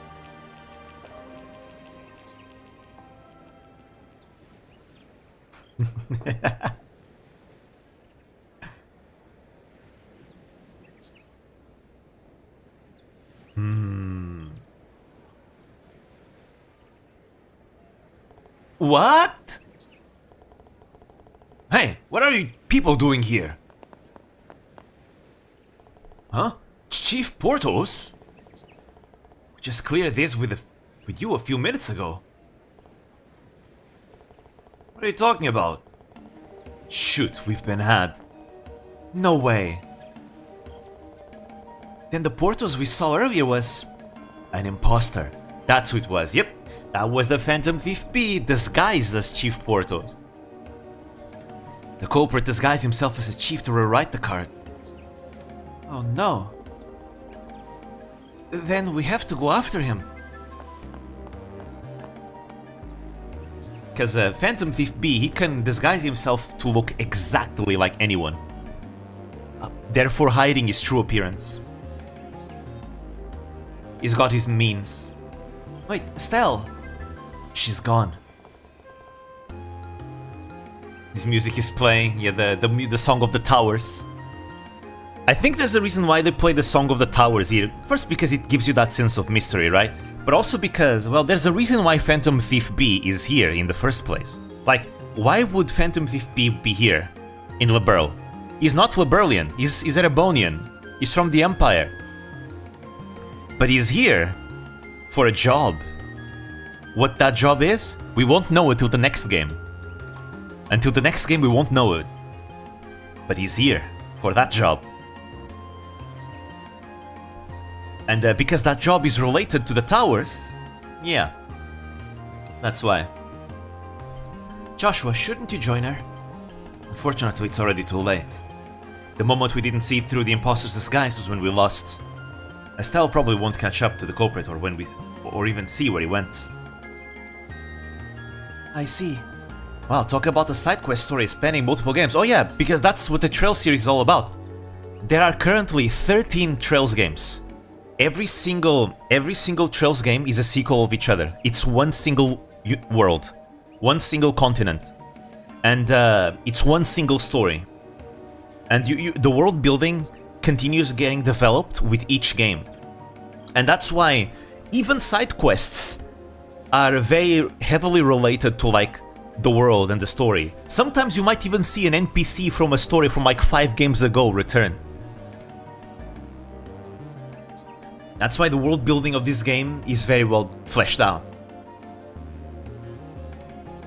Wait, is this even a side quest? Yes, this is just an optional side quest. Welcome to Trail side quests. They have a lot of world building and a lot of ways for you to learn about the world like this. And you even get like foreshadowing for future events with them. This is the beauty of Trails. Trails is amazing because of this. Every I haven't been talking to NPCs because it would take too long, but every NPC has unique dialogue, right? Has unique dialogue, and every time you progress the story, even a little bit, the dialogue changes with the NPCs because they're like progressing their lives, you know? Each NPC is living their own life, so the things that they say also change all the time. And the city doesn't look the same because NPCs will be in different locations and everything. Again, usually when I play by myself, I usually talk to every NPC.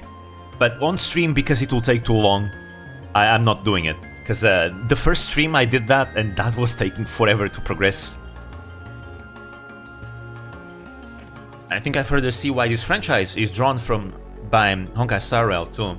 Yeah, the developers of Honkai Star Rail even said that they're fans of Trails. The gameplay system of being able to use your ultimate ability anytime comes from Trails, is the S-break mechanic from Trails. Now Falcom has so many stories to tell in Neptunia. But yeah, this is the one thing that makes like Trails very unique, besides its combat system, is the interconnected world. Even in future games, when the main characters change and the location, like the country that the story takes place changes, old characters will still reappear every once in a while. Some of them might become playable again, others not. Others might be enemies, right? The story continues to develop. You might even have completely like unexpected playable characters that you never thought would be playable, like a villain just becomes playable or something like that.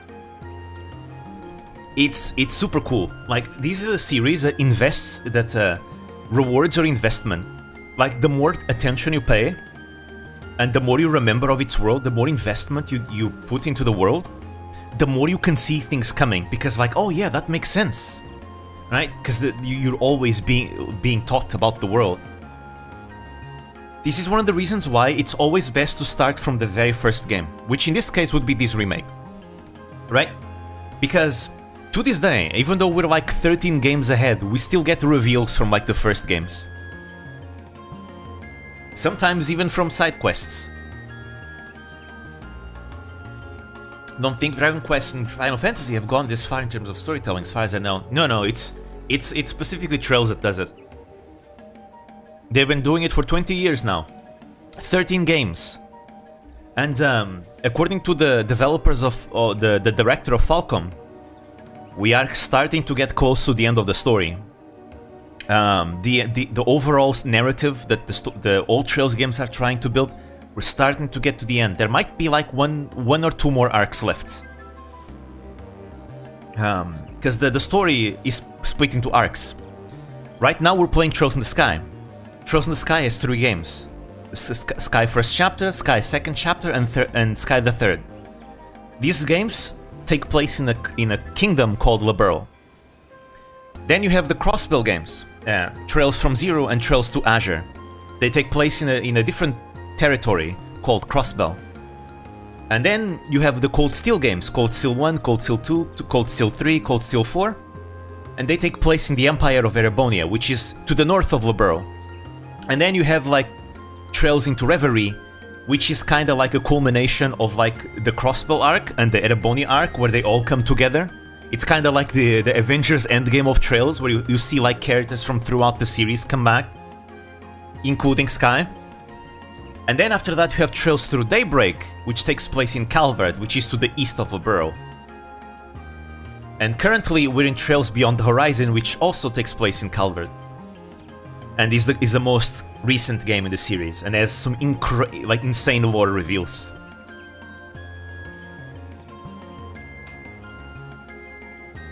So yeah, so even though this is a side quest, it's already foreshadowing events of the next game. Like story events of the next game, about a major character. Because the Phantom Thief B is going to be a very recurrent character throughout the series. Very recurrent. He is a very recurrent villain.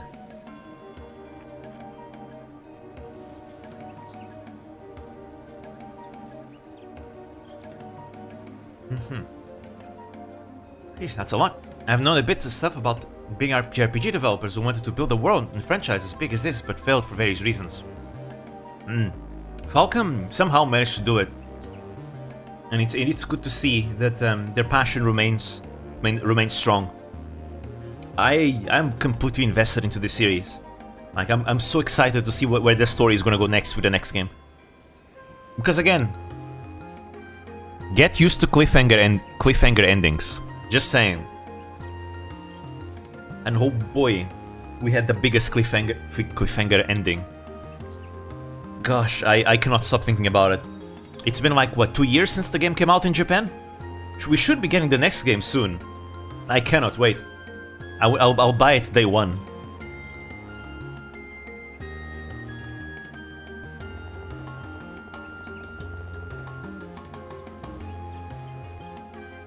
But yeah, but this is, again, the reason why it's very important to play the games in order.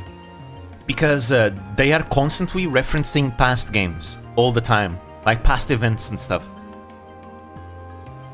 If you play games after, you know, if you don't play them in order, you're gonna be confused about some things. Like, oh, why do these characters all know each other, right? What events are they talking about? It's stuff that happened in previous games.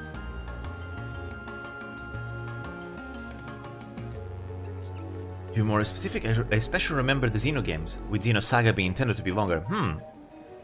After playing from the start too, yeah. It used to be harder before, because before the remake came out, the original game is from 2004. So it was too archaic for a lot of people. I mean, if you're like me and you don't mind like chibi sprites, you're fine. I like that kind of thing, I'm fine with that. But a lot of people did not want to play the originals because of that. So a lot of people instead would jump into the series through, for example, the Cold Steel games.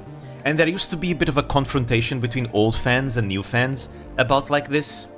Most veteran fans will tell you to start with Sky, because it is the objectively best way to start the series. Now that we have this remake, there's no more issues with that, because again, this is like a polished modern game. Anyone can just jump from here, and they get to experience the originals, which is nice.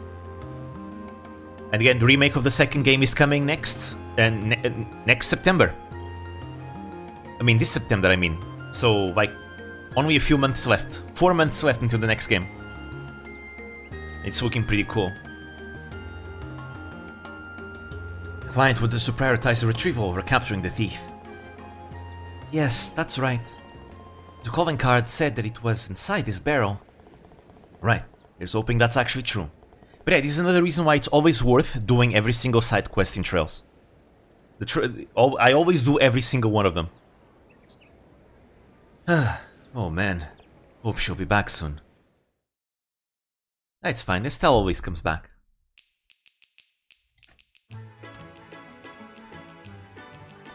And that's what happened.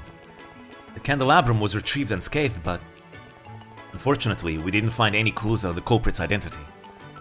Aside from the alias Phantom Thief B. If only I had realized that it was an imposter earlier. By the time I ran after him, he was dust in the wind. Yeah, you probably couldn't capture him anyways, he can teleport. Not at all, you all fulfilled your duties just fine. You did retrieve the candelabrum for me after all. The mayor is right. You all did very well. And this isn't like Nier, which you can jump into whatever at the same time. Trails is quite amazing for holding on this sort of storytelling for this long. True.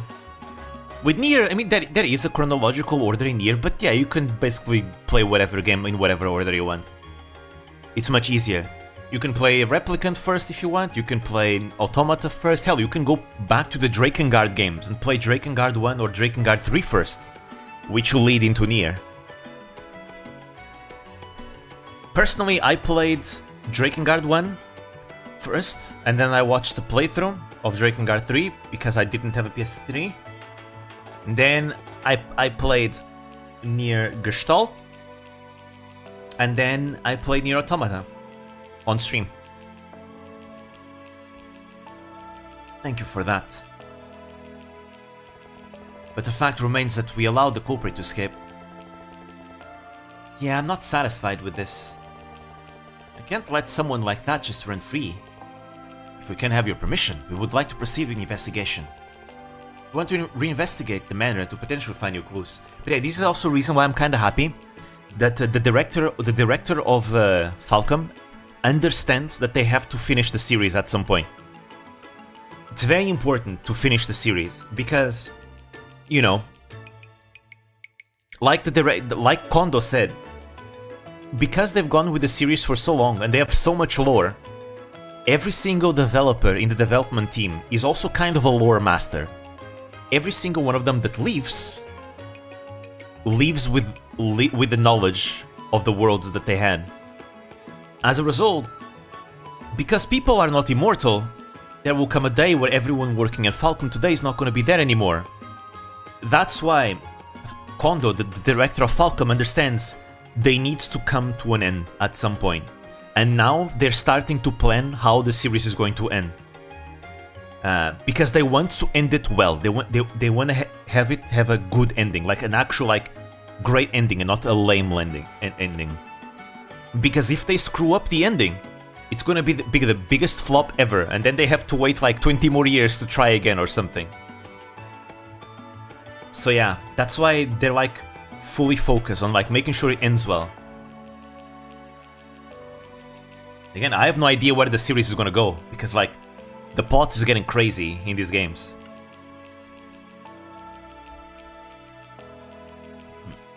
Yeah, long runners can be good, but even good things on Earth have to come to an end. Yeah, I think it'll be good. That way we can fully enjoy Trails from beginning to end without having to worry about, ah, damn, it got so worse. No need for that.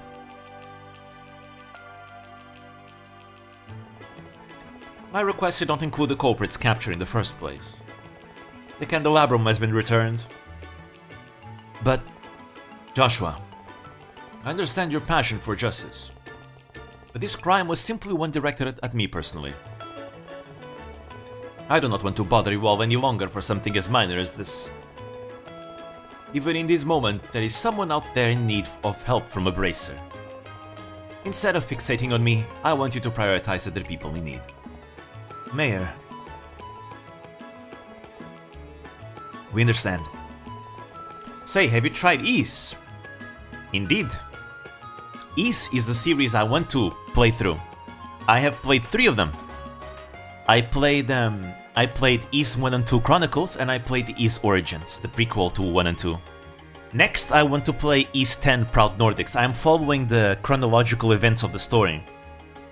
Ys is different though. You don't need to play Ys chronologically. Ys is a series that can be enjoyed mostly with any game. You can jump into almost any game. Because each story is kinda self-contained, even though they have the same main character. It's just different adventures of the main character. It's not like Trails where, you know, you have multiple main characters and each main character is building part of the story that builds into one big story. In Ys, yes, there's also like an overall bigger narrative that's being built up, but for the most part, the narratives are more self-contained. That's why.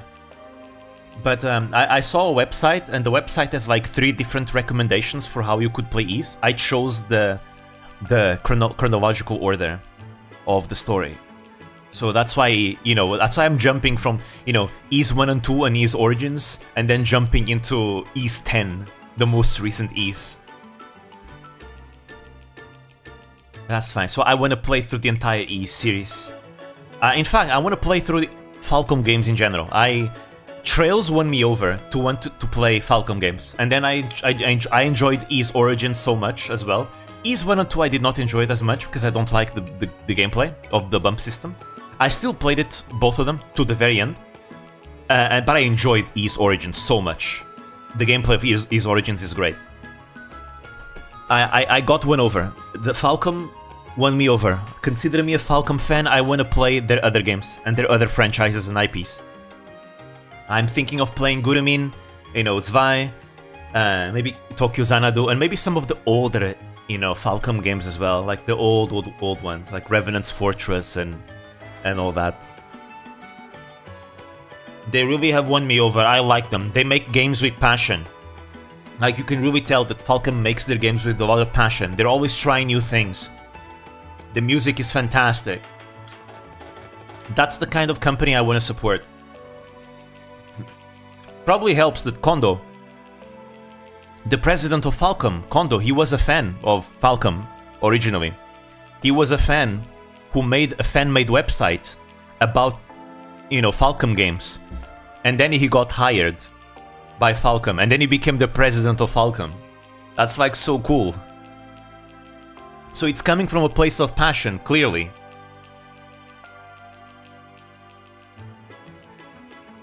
So yeah. He's not even a founding member, no. He was a fan. He was originally a fan.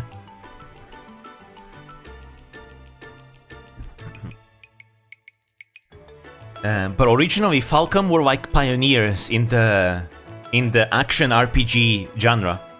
Back in like the 80s and 90s, they used to be like pioneers in this genre. Eventually, you know, things kind of ended up going wrong, and they kind of ended up being forgotten and behind in the industry. But in recent times, because of the popularity of Trails, it seems like the company is doing a really good comeback. They're becoming more popular again. Yeah, one of the greats to join Midway, exactly. And again, you have a lot of really good talent in there.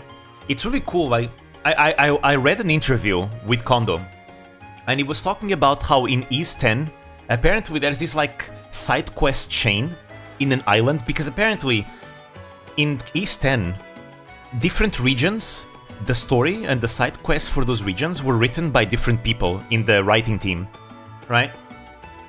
And the side quests especially were given to different people so that they could practice, right? There is one particular island that apparently the fans loved the side quest chain in that island. And Falcom said that the writer for that island was just like a dev that wasn't even in the writing team. She was a dev working in a different part of the dev team, and she was, yeah, sure, you can write, you can practice, you know.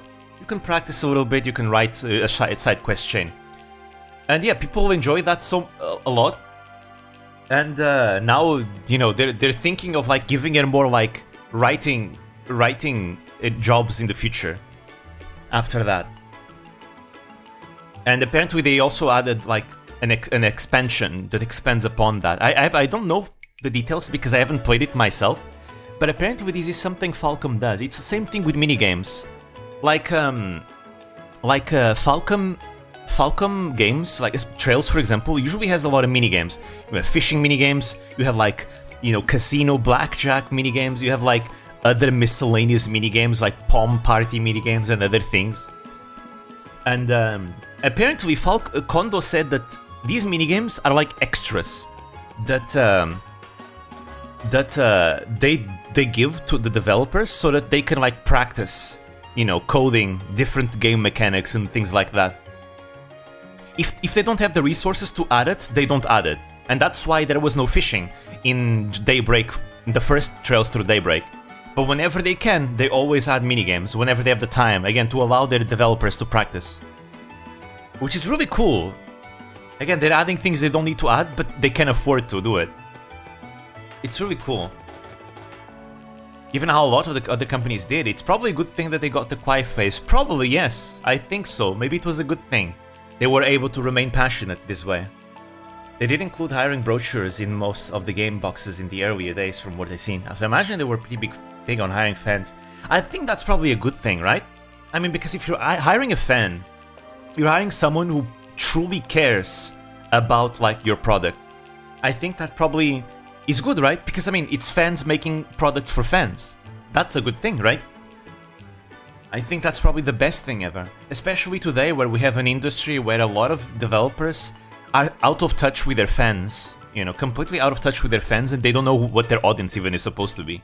So it's a good thing. Again, I'm gonna continue glazing Falcom, man. I'm gonna glaze them hard. Because, again, you need to keep in mind, guys, I am a Pokemon fan. And as a Pokemon fan, I am starving for like a really insanely great game. You know, I'm waiting for the comeback any day now. I've been waiting for 10 years now, but any day now. So whenever I compare Game Freak or the Pokemon Company to like Falcom, it's like night and day. They're just complete different. So me coming from Pokemon into Trails is like insane difference. I'm like, holy shit, I'm not used to this. This is amazing. This is amazing. So yeah, it was out almost 30 minutes and they're still standing. Oh yeah, sorry, yapping is part of the experience at this point. And this concludes the investigation. Fine, I guess. But yeah, I'm a Pokemon fan though. Even though the games have not been to my standard anymore, I have not bought a Pokemon game since Sun and Moon. I am still waiting for the comeback. I'm still waiting for it so that I can finally buy them again. Because I like Pokemon, you know, it's always was one of my favorite franchises. And so I'm a bit disappointed with how things have been in the past years. But I like it, you know. I like it. I play the old games still, to this day. I play all the games until Sun and Moon. Even though, you know, the 3DS era had some hit and misses. I think X and Y was a miss, personally. I think it feels unfinished, right? X and Y feels very unfinished. It feels like it needed like an extra year in the cooker, personally. Clearly, it was a game that was meant to be, like, before... It was a game that was supposed to be, like, an inferior version to, like, a Pokemon Z, like a third version of Kalos, which is a practice that I don't like. I don't like this practice, because it makes you buy the exact same story game again, for a slightly better experience. I don't like that. I think games should be good from the very beginning. From the very beginning. I think there should not be third versions. I think the third version should be the only version that exists, and should be made the only one to be made. That's my opinion on it. I don't like dual versions either. I think it's a bad tradition. It's bad game design, makes the games worse. One of the cool things about Legends Arceus, the Legends Arceus is a completely self-contained game that you don't need anyone to play with. You know, you can catch every single Pokemon, you can do everything, you can experience every single piece of content in it, right? It's a full, complete game, right? That's amazing. Legends Arceus did that, and it's amazing. But in a regular Pokemon game, you can't do that. You need to trade with other people, you cannot catch every legendary, you cannot get every starter. There are like version exclusives, and then there are also event exclusive Pokemon. It's like, I think this is a really bad game design. It's terrible. It just makes the game unfinished and inferior. I don't think Pokemon should be like that. I think we should go into a new era of Pokemon where games are just really complete from the beginning to end. I think this would make the franchise better. I really hope one day we go and do this. I really hope so. That would be like the best case scenario for me. Yeah, I'm a Pokemon fan who jumped from black to violet and ate the latter up like I never left, even while knowing about the flag against the latter. Yeah, it had a lot of bugs. Black and White and Black and White 2, especially Black and White 2, my opinion, the best games in the series. I think they have the most quality of them all. They were so good. Gen 5 had a lot of hate. I don't think it deserves the hate. I think Gen 5 are the most high quality games in the entire series. They were so good. They had so much polish, so much passion put into them. You know, the Pokemon World Tournament was great. We had some of the best plot lines with Black and White. We had so many Pokemon. Like the Pokemon selection you have in Black and White 2 is crazy. You know, it was an actual sequel rather than like a third version. They did a sequel, so you're actually having a completely new experience in the region, which is awesome. And there's just so many other things. That game was just amazing. Again, I'm gonna glaze it. I might still be a Gen 4 fanboy because it's like my favorite generation because of nostalgia. However, Gen 5, I think in my opinion, is objectively the best gen. Even if my favorite gen is Gen 4, I think Gen 5 is objectively the best gen in terms of quality and content and everything like that. I think it's the best. Legends Arceus does have that self-containment, doing a lot of good for it. Yep. So I'm a Pokemon gamer who never played multiplayer much. Oh, I loved competitive. I played a lot of competitive back in Gen 6. That was probably my favorite part about Gen 6, was the competitive scene. That was when I got into it. I enjoyed it so much. Specifically singles, Smogon singles. I don't like VGC. I prefer singles. Because to me, the peak Pokemon experience fantasy is you fighting someone else in a single 6 versus 6. That's what Pokemon is all about to me. I don't like VGC because it's 4 versus 4 doubles. I don't like that. I think it should be singles because singles is what the games are all about. Changed camera angle to yap for another 30 minutes. Wait, you're right. You're right. Each camera angle is another yap. You quite enjoyed Pokemon Gen 5, I remember getting surprised by Black and White 2. Yeah, it's great. I love it so much. I'm gonna glaze it forever. Yes, good work. Your reward will be paid in full. Now then, I must excuse myself. I still have much work to do. I will pray that your future endeavors will be fruitful. Thank you. We will also excuse ourselves then. There we go. Okay, I can yap again because the camera angle changed again. Phew. Yes, that's case closed, but it really doesn't feel that way. Yes, I agree. Oh, Joshua. You're trying to think through something by yourself again.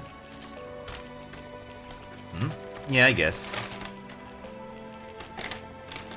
I just wonder why the culprit chose to steal the candelabrum in the first place. Okay, that's enough eating anymore. I'm satisfied. Even though I barely ate anything. I ate very few chips, but I'm not a big eater. I get satisfied really quickly. I'm a light eater in this aspect. Just wonder why the culprit chose to steal the candelabrum in the first place. Oh wait, yeah. We never did find out the reason, did we? And the last card sounded like it was hinting at something. It mentioned having high hopes for the two of you. Now I'm really curious. He stole it just for the lows, literally. That's the way he does things. Hey, how about we continue our investigation? We still don't know how the culprit got in. How about we sneak into the manor tonight and check things out? Let's not. If we do that, we'll be no better than the actual thief. But we can't just let things end like this. We've got no choice. The client doesn't want us to do anything more. We have to accept it. Oh, come on, let's get moving. As the mayor said, we still have a lot to do. Fine, we'll just have to endure it for now. Alright, let's shake it off and move on. Yes, let's. All done. That's a quest done. That was wonderful. Let's see.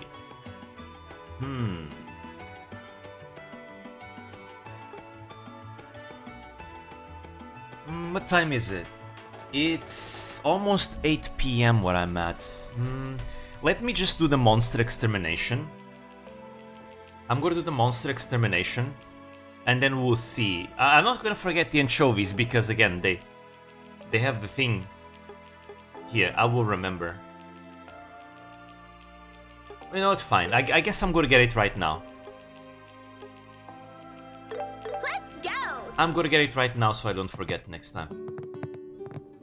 Oh, welcome. Wait, Time for some shopping. Take it easy now. it's not here. Will you be resting? It's not here. The view is great as always. Would you like some flowers? Right here. Welcome. Are there any bargains? It's not here. Where the hell? Would you like some flowers? The view is great as always. Oh look, it's them. It's the children.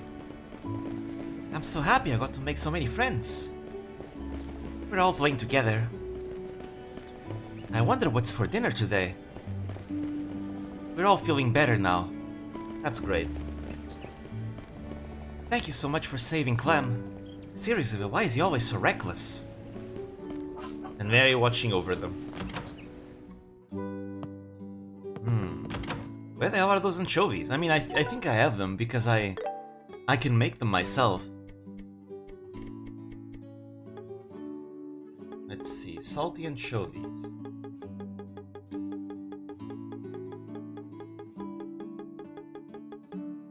I don't? Let's see. Salty anchovies. Salty anchovies. Is this specialty? Where the hell are the salty anchovies? I can't make it after all. You have to buy them. I can't find them anywhere. They're supposed to be here, no? They're in full bloom this year again. The view is great. The white as magnolia. always. Would you like some flowers? What to pick? What? Please come Not again. here. They're in the store, I think. The general goods store? Welcome. I can't decide. Take your time to choose. Oh, it's an ingredient. I'll take this. Is it? Thanks. The main city. I thought it was Minori Village.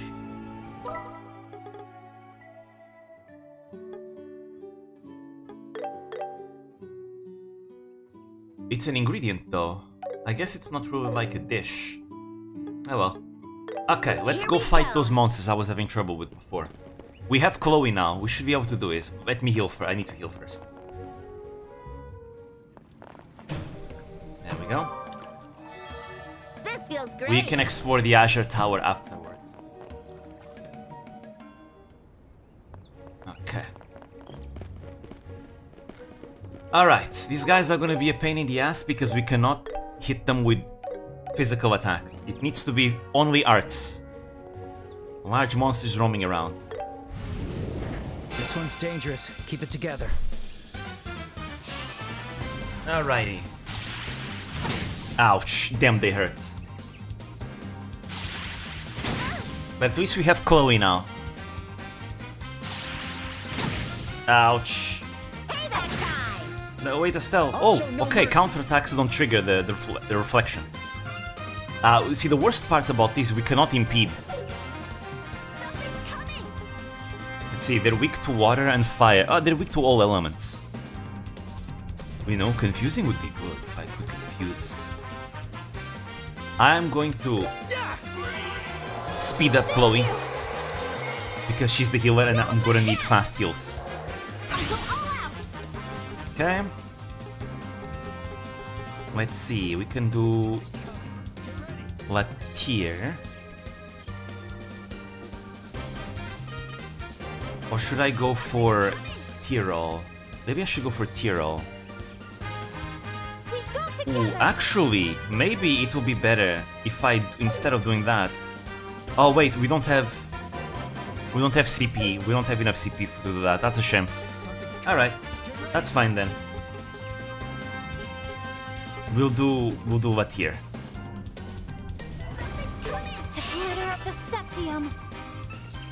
There we go. Right here. Oh, we're okay. We can dodge the thing. We don't need to impede then.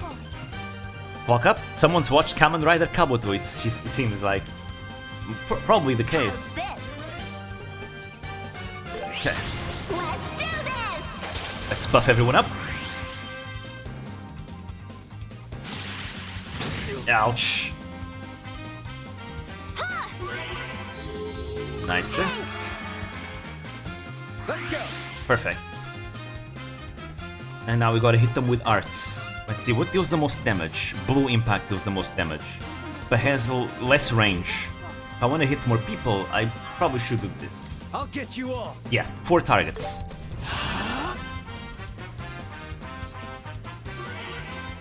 Nice, he misses. We got a 0 arts here. They are not weak to petrify, unfortunately. We have napalm blow. I can take them all. Let's see, what should I go? Actually, I'm gonna use Earth Guard.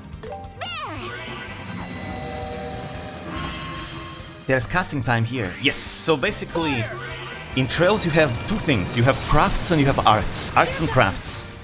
So crafts are unique attacks of each character. They're unique to each of them. And they use CP. You get CP by hitting enemies and getting hit.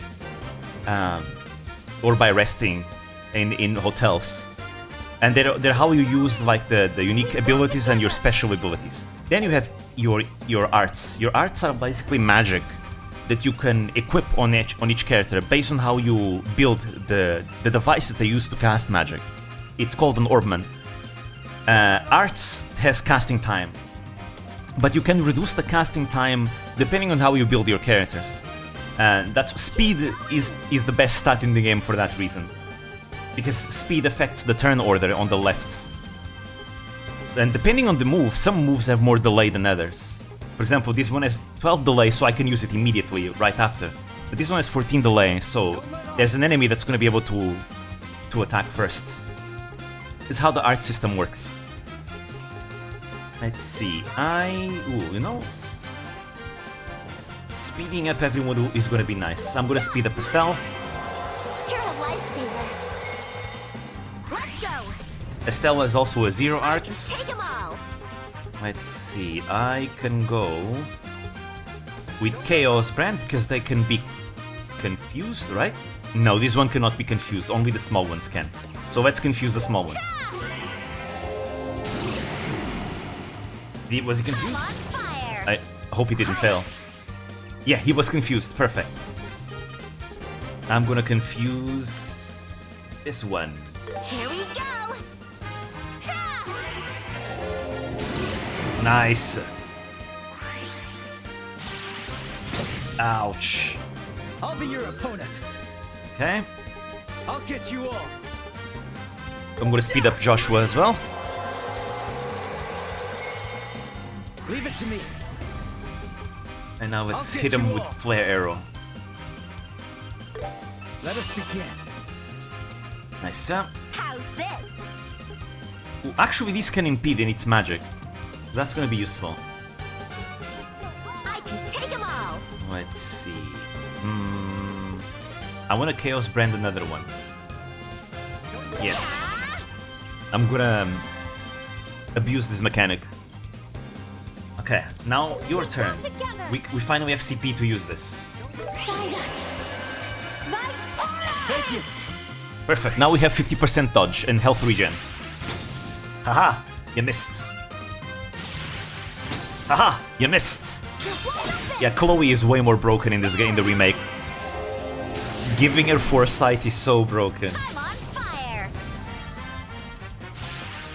Yeah, let's go, they're attacking each other. And it reflects, so they lose them. Let's go. Yeah, attack each other. Let's go. Alright, How's this? I'm gonna do morale again. Actually, it's fine, we don't need to do morale just yet. I can take them all. I should probably hit them hard. What's the highest damaging move I have? Napalm Blow. Lightning. Lightning is good, actually. You can also steal them. I'll go for Napalm Blow. I'm going all out. Right? I can go for a Blue Impact right here. We can nuke a bunch of them. We go together. And Diamond Dusts. Let's go, bombard them with arts.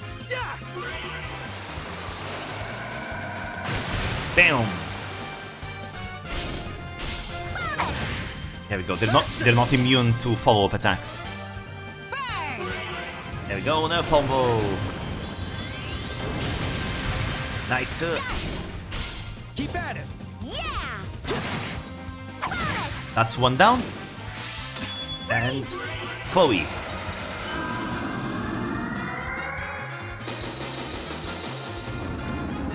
That's so cool. Oh, that's amazing. Joshua. Got it. That's amazing. Alright, I'll get you all. let's go. We got the 0. No, we don't get 0 hours. We have very small delay. Let us begin. Fire! Flare arrow.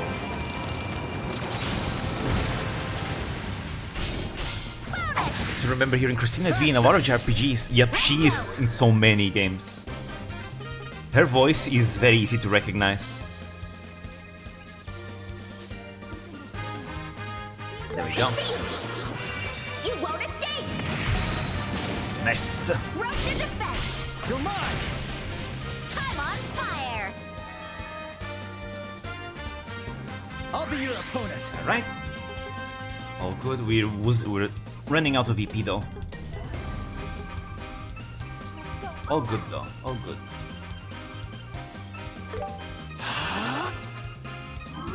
Alright. Let's see. How's our buffs doing? We still have 3 turns of foresight. Well, Chloe does. The other ones do not. I should probably... Ah, it's too far away. This is going to hurt. Too far away. So for now, I guess I'll just keep using Diamond Dust. It's the best DPS option I have. Yeah, let's kill this one first. The glitter of the Septium. Wait, he can call for backup. Oh, that's just bombs. It's fine. Fire! It's just bombs. Freeze! Yes.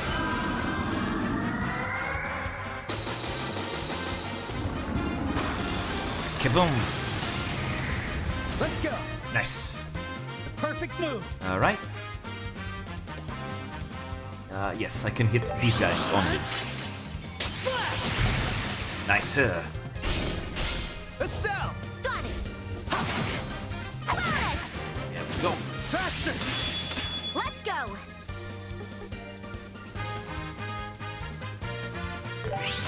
Time to strike. Get the CP regen. Let's use Vice Aura again. Bless us.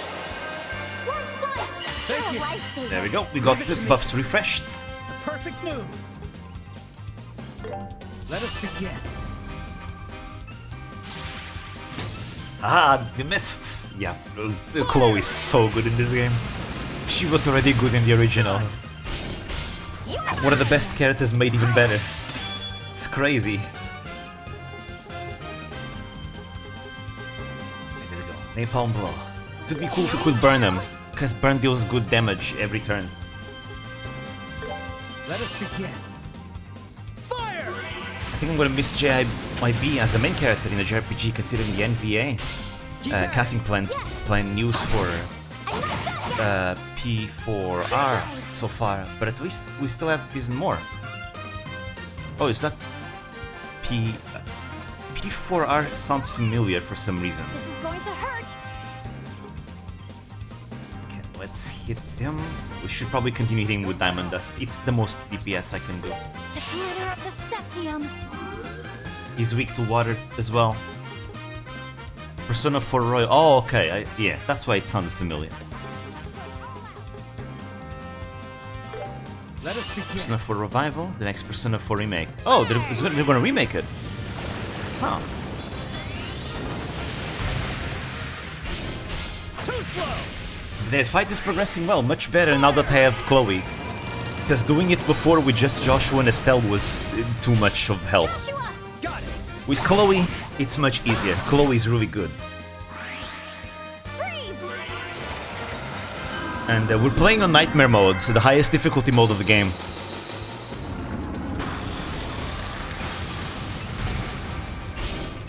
You're mine. Would be happy to hear JYB stay as Adachi, like Tara Platt is Elizabeth though. Ah, Tara Platt, she's such a good voice actress. Ooh, right, I didn't see her supportive abilities. All done. Oh, we found the monster. That was wonderful. Let me see, I did not check something about Chloe yet. Where is it? Status. Yeah, I did not check her other things. Yeah, this. So, let's see, White Wing. Let's see. Unique effects. Arch Strength, Arch Defense 10% and Strength 5%. Okay.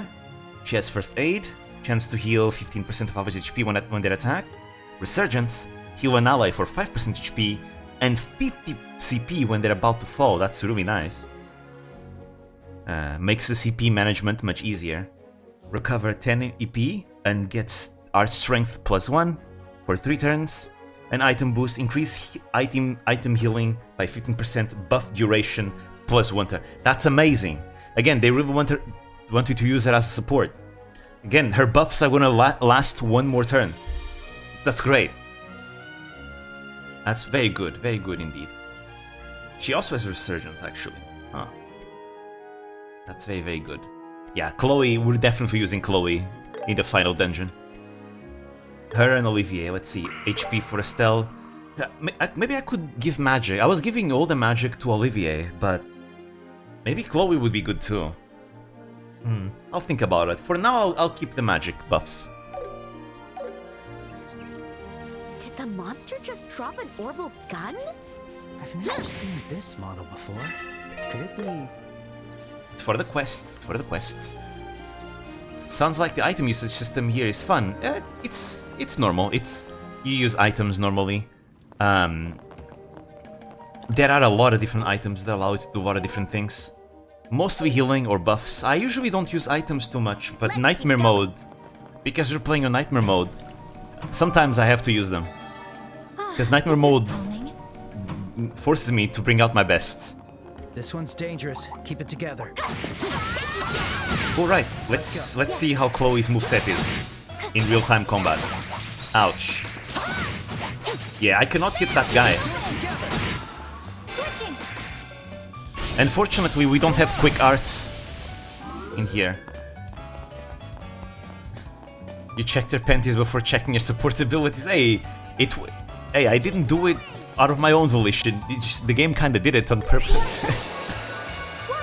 Orbital gun? There are playable gunslingers in this franchise? Yes, guns exist in this universe. Basically, this world is going through rapid technological advancement. In the first game, we still see a lot of, rural areas, right? But as you advance throughout the series, you're gonna see that the world is really rapidly advancing technologically. And one of the characters in this game, playable, uses a gun as his main weapon. Well, and the other one uses a cannon. But yeah. The technology level is increasing throughout the series, but it's already following like an event called the Orbital Revolution. Go.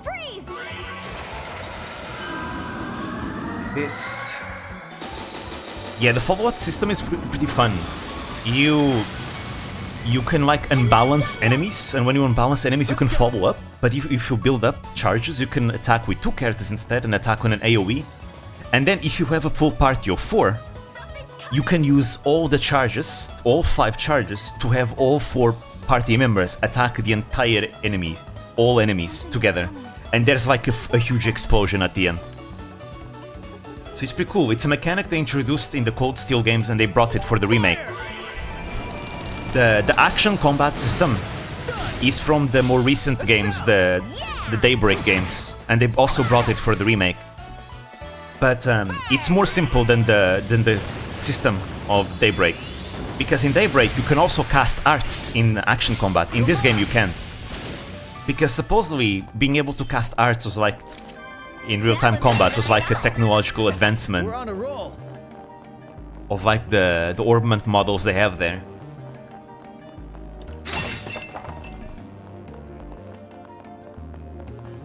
I was wondering which later game mechanics they applied in this remake. They applied quite a lot, which is cool. There's a lot of mechanics that are not in here, because the series includes a lot of game mechanics. Like this game is still pretty simple compared to the more recent ones, like this remake. But they added a lot of them. The combat is really well made though, it feels really polished. It feels really, really good.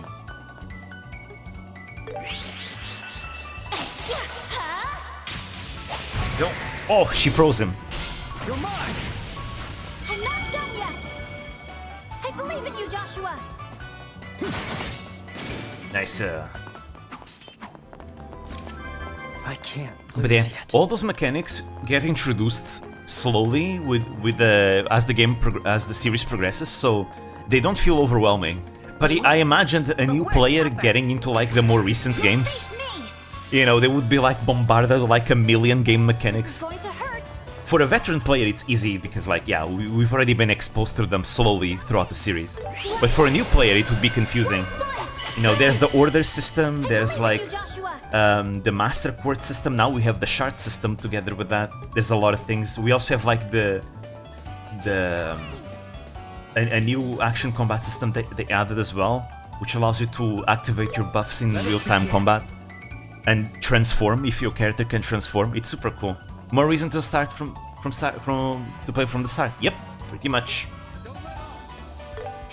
I expected Karna as a playable character, but they gave me a certain blonde man with a katana. Well, I'm not gonna complain when they gave me the most OP character in the game. Yep. Exactly. And do you know what's crazy? Is that there's so many overpowered characters they give you in this series. Like bosses that will become playable, that are insanely busted. It's so much fun.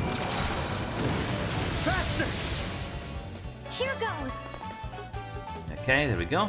Diamond Dust again. I'm getting a lot of zero arts. I'm getting really lucky with this. Oh yeah, something else I forgot to say is that this game has a built-in fast forward button.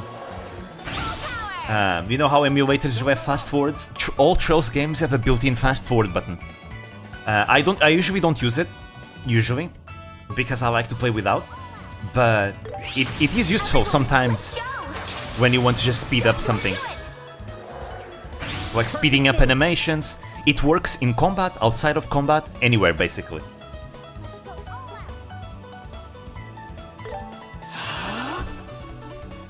I feel like that's a JRPG standard these days. Oh, are there more JRPGs doing it now?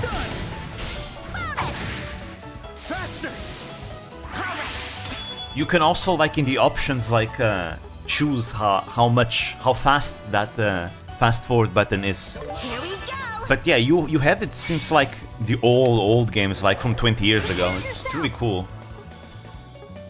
Okay, there we go. I can go with Blue Impact.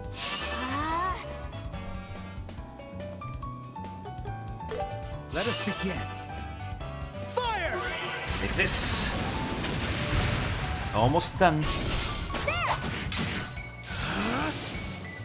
Almost done. Swallow everything! Nice. Good damage, Chloe. Fast forwarding fights, and not just fights, outside of fights too. I forgot how you do it though. Yes. Yeah, there you go. You can activate high speed mode. And in the options, yeah, you can choose. What is it? Yeah, you can choose just how fast it goes. Wait, it's not here. It's somewhere else. Oh yeah, there you go. High speed mode. You can choose how fast it goes, which is nice too. Also, you also have the 3 different BGM types. You can like change to like the remade BGM, an orchestral version of the BGM, or the originals from the games 20 years ago. Which is super cool. They brought like the OG soundtrack as well. Let's go with the arrangement for now. Oh wait, let me remove. There we go.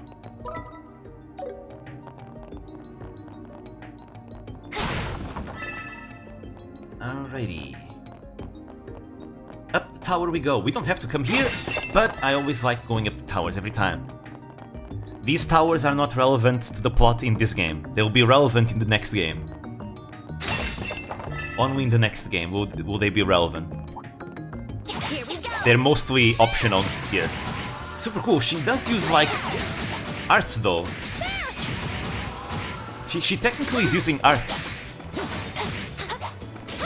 Also, that's a cool animation. She does like flips when dodging. Nice hit. Estelle, you got it. You're mine.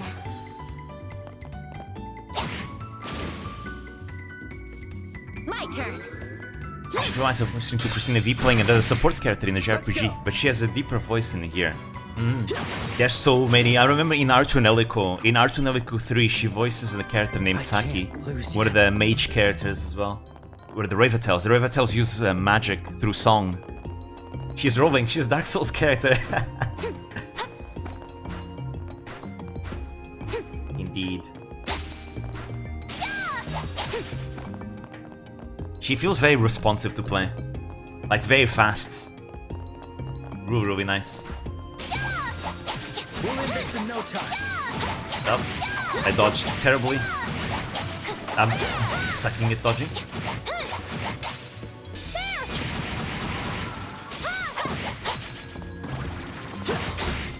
There we go. Damn, she can just keep attacking. If you don't let go, you can just keep attacking over and over again. Aha, you missed! Switching! Joshua! Got it! Nice. Let's see, Stonehammer is weak to earth. Yeah, he's super weak to earth. So let's go with Earth Lance. The glitter of the Septium! And take this. I'm not done yet! Leave it to me. But she seems to be quite resistant to arts though.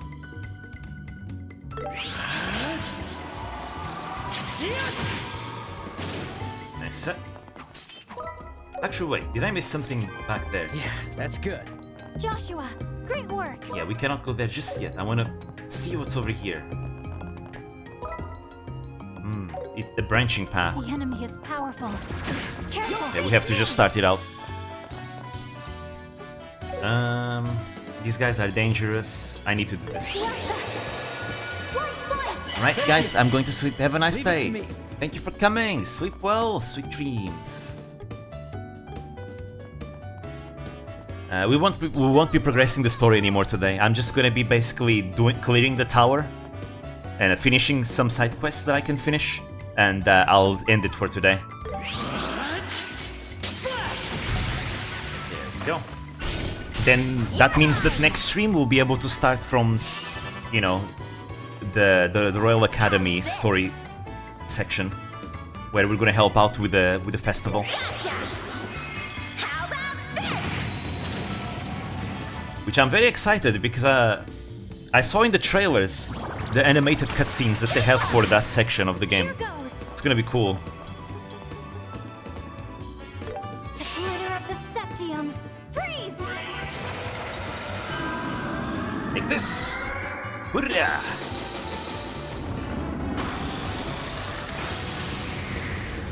Yeah, I think the seahorse enemies, they're very resistant to arts. Perfect move. They take, even when they're weak to arts, they take they take very little damage from it. Let us begin. We got a crits! Fire! Nice. You're up. Yeah. Like this. Nicely done. Let's go. And petrify breath. Here we go. They're still frozen. That was my chance. Okay, he broke out from the freeze. Freeze. Getting another Zero Arts Diamond Dust. Wonderful.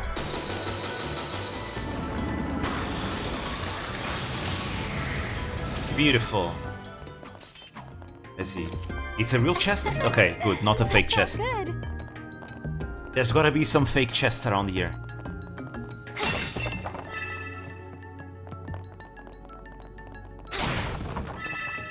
Damn, there's so many branching paths.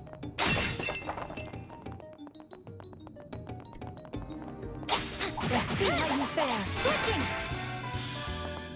These guys are too evasive.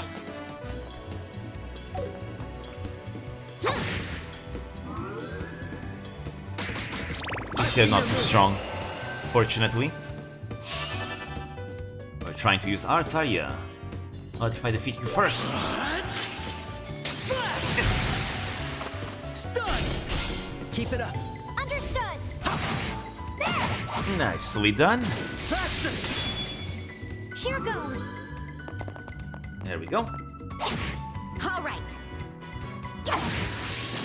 Nice. Victory is ours. Easy peasy. I got quickly used to the nightmare mode difficulty, but then again, in my opinion, Trails games get easier personally as they progress because you get more access to better tools and more customization. So if you know what you're doing, the late game tends to be easier than the early game because you can just become overpowered, very overpowered.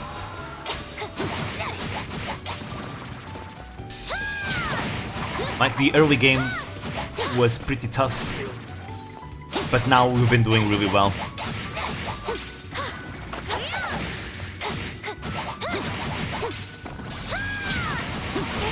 Nice, very good. Nice. Let's see, he's resistant to art, so I need to go with physical attacks. Nice. And he's also debuffed now. I remember I used that ability so much when I played the originals. Joshua, do it. Chloe has a bird. Yeah, she has a falcon. Technically, it's not hers. It belongs to the royal to the captain of the royal guard. It's over. Well, belong, quote unquote. It's more like their friend. Let's keep it up. Joshua, great work.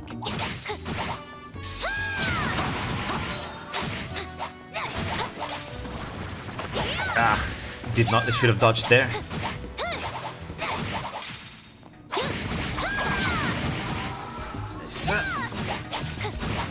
Ouch.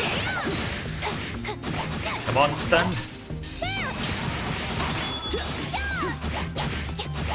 Nope. There we go. You're up. Understood. Nice.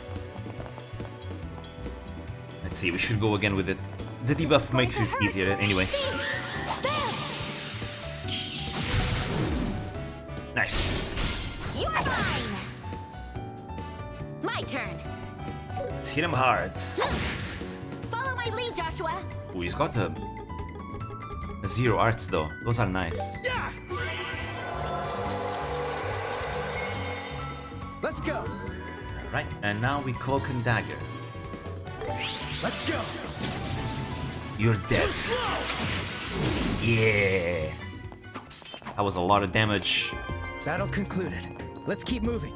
This chest. Use caution. Okay, we gotta be ready. This is a fake chest. It's a monster chest. We need healing. We need to be sure we're fully healed. Alright. We're ready. Let me just save, because these tend to be pretty tricky. Alright, here we go. The enemy is powerful. Careful. Ouch, she goes first. And she's muted.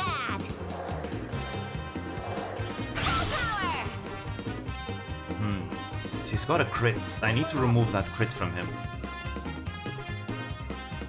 Maybe I should do this. Sure, I'll do it. Take this.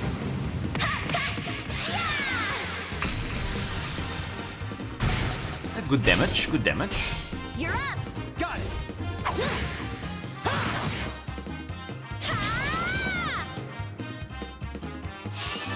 Alright, we can interrupt that. Perfect move. Actually, wait, no. Chloe no longer has impede. Needs to be Joshua. No strike.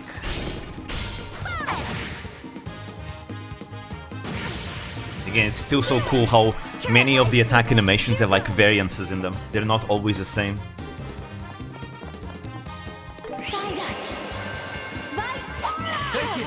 There we go. Aha! You missed. Here goes. They're weak to earth. I got a crit here. Septium. The perfect move.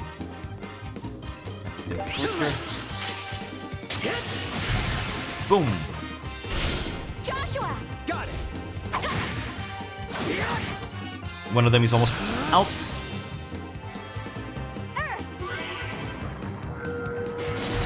Oh, amazing. Gotcha. And finishing blow. I'm not done yet. Right, they explode. I forgot about that. I forgot they're explosive enemies. I always forget. I always forget. Alright, we need to heal. If I do this, I can heal all of them. You can do it. Thank you. Nice. Critical heal. Joshua is more on speed while Estelle is more on strength, aren't they? Yes, pretty much. Joshua is the fast one. Estelle is the tanky one. The one that hits hard. There's an opening. Too slow. Go. Leave it. Joshua is also decent with magic though. The perfect move. He's a bit of a jack of all trades, but definitely the fastest. Let's see, speaking about speed... Let's get the crit here. It's a good opportunity to crit when the guy's stunned. We deal extra damage. Or can I do this? Ah, I can do Stone Hammer. Should I do Stone Hammer? I think it's worth it, yes. Even though it's C plus power, it's still good. The glitter of the septium. Stone Hammer! Hey, good damage. Nice. Easy now. No problem. Flamberge. Ooh, that's for Chloe. But I need to upgrade it before I can use it. I like how defined these three come off in gameplay so far, especially Estelle, who's in a spot that usually has a male character. I know, right? She's, so far, the only female main character in the series. She stands out. Of all the main characters, she's my favorite. She's a really, really good main character. I mean, all main characters are really good in Trails. I have to say, I actually like them all. All of them. But Estelle is still my favorite to this day.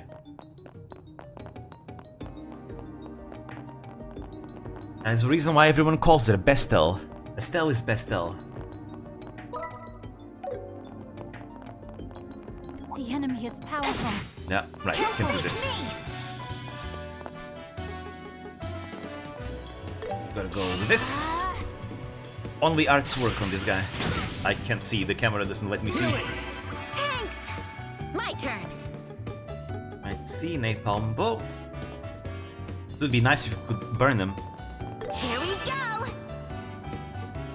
Freeze! And there he goes. Boom. Nice, we froze him. You are now frozen. Let us begin.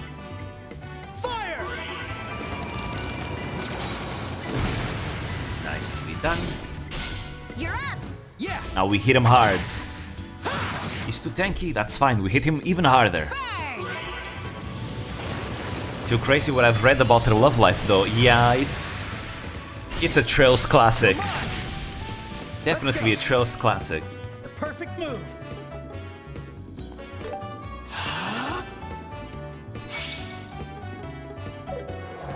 Go all out! Let's see. Don't let off.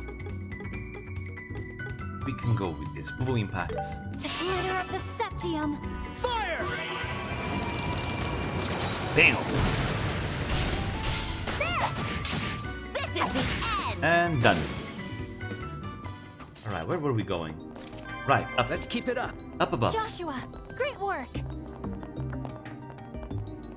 Ooh, there's a fountain. Oh, a treasure chest. This is a real one. EP cut 2. Alright, it's a dead end here. Then that means there's only one way up. Only one way up. We're almost done. We're almost at the top of the tower. Let's see, now where was it? I think over there. Or was it here? Oh, we haven't explored here yet.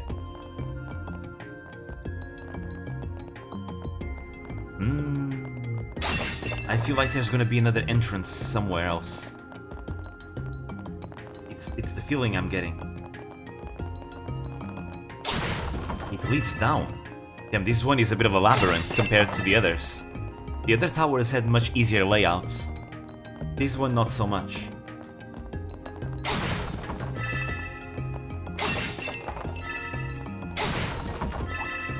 We'll end this in no time. Ooh. Good dodge there.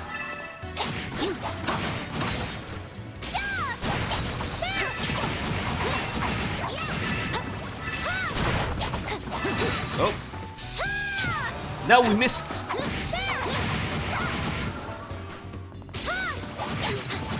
Oh.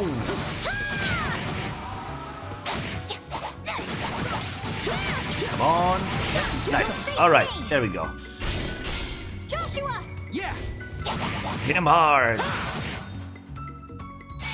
Perfect. This is going to hurt. Can we get all of them with the debuff? Ah, we could not line it up properly. Unfortunately not. Ah well.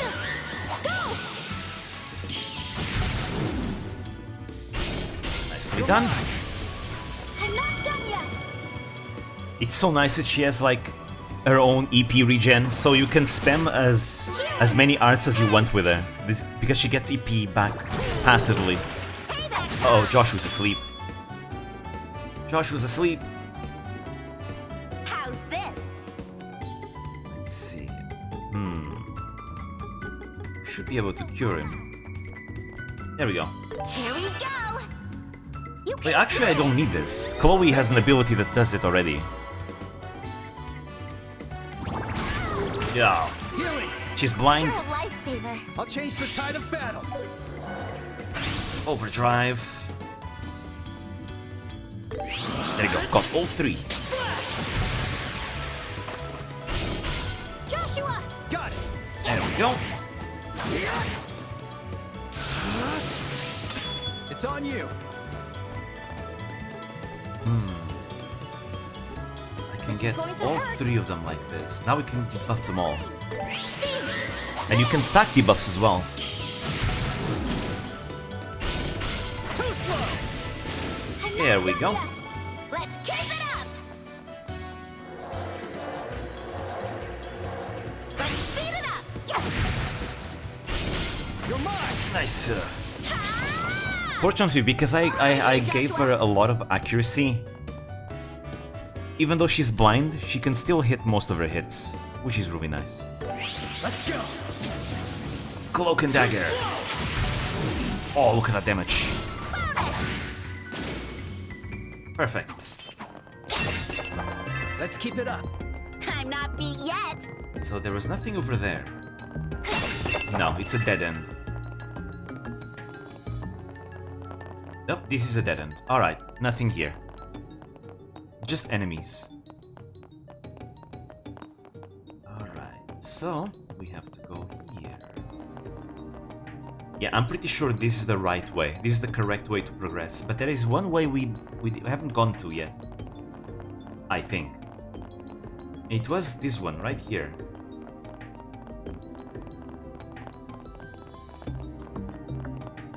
That chest. Aha!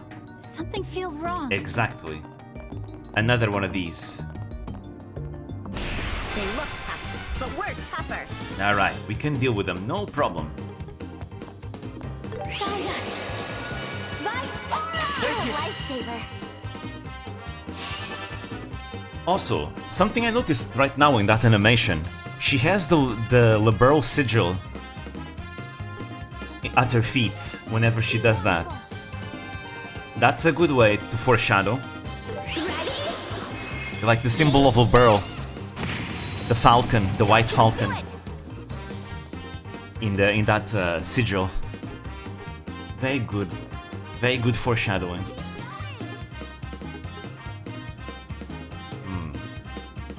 Should I flicker? Are they weak? No, they're not weak to death blow. There we go.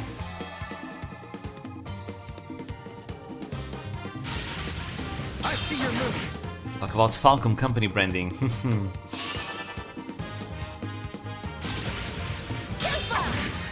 Leave it to me. In this case, it's because she is not a regular girl. Something's coming.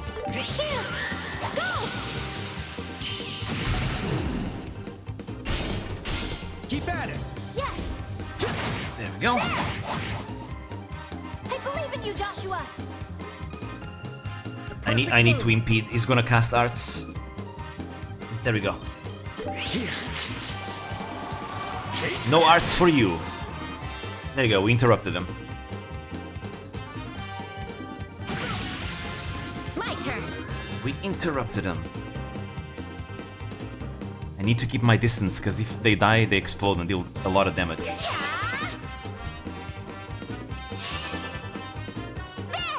Petrify breath.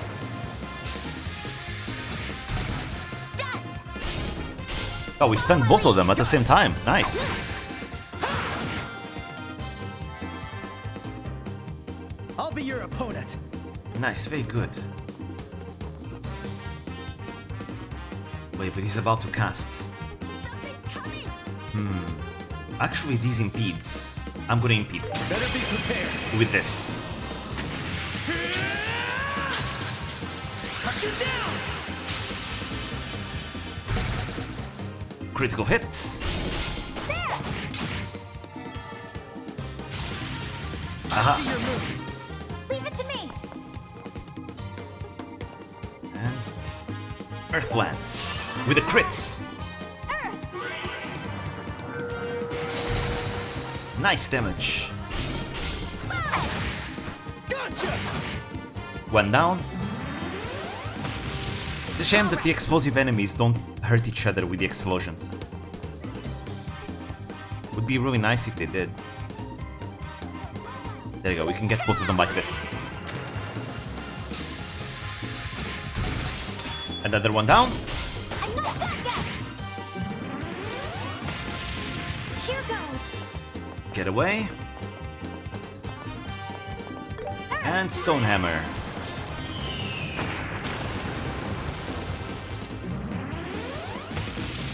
Ugh, Joshua. We can rest easy now. Blue Sphere. Art Strength, Arts Defense, Speed. Ooh, this is really good. This is really good for Chloe. Really, really good for Chloe. More Art Strength, Speed, and a few resistances. That's really, really good. Looking at Josh's 3D model more closely, I feel like I understand why he has female VAs in JP. Yeah, it's a common thing. He's also more of a young man in this game. He's still 16 in this game. In the modern games he's older.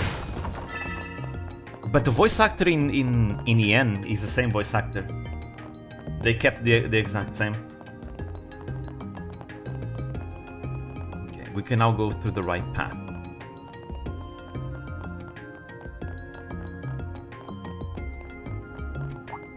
That's a lot of seahorses. Let's gather them all. Remain calm. I need to heal him though. I need to heal Joshua. There we go. In fact, we need some CP as well. We need to eat some food. Let's see what we got here. Oh, this is great. That was satisfying. I got more CP items here. Yeah, I bought a bunch. That was great. That was great. Let's see, any more CP items? Yeah. We can give him this too.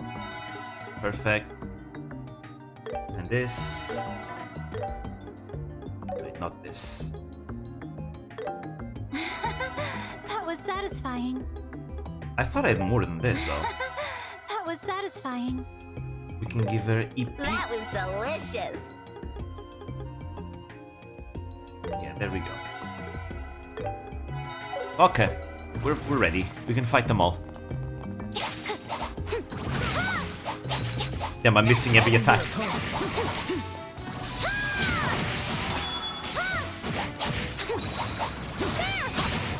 Nice.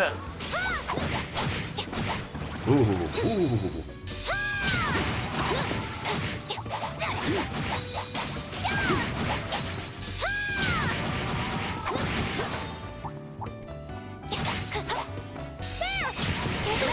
Alright, one of them is stunned. We can now start at an advantage. Shonen voice acting practice. I think Megumi Ogata as Kuraman in Yu Yu Hakusho did a lot for the practice of casting female VAs for all the teenage boys as well.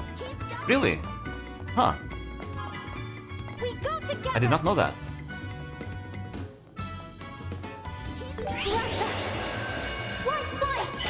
There you go. See the falcon at their feet?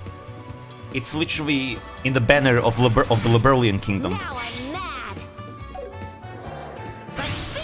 A good way for attentive players to guess who she might be.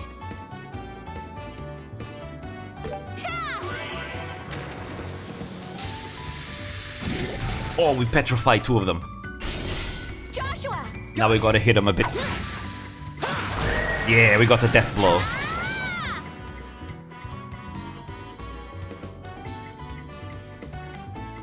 Let's see. I'm gonna go with Black Fang. Yeah. AoE.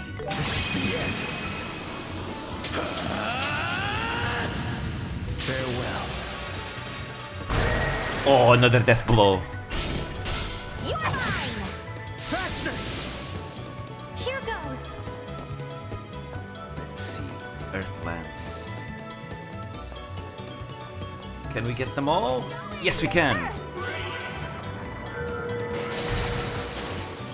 Oh, amazing damage. Even though they're resistant to arts, they still took so much damage. And death blow. Ah, we didn't. It was not a death blow.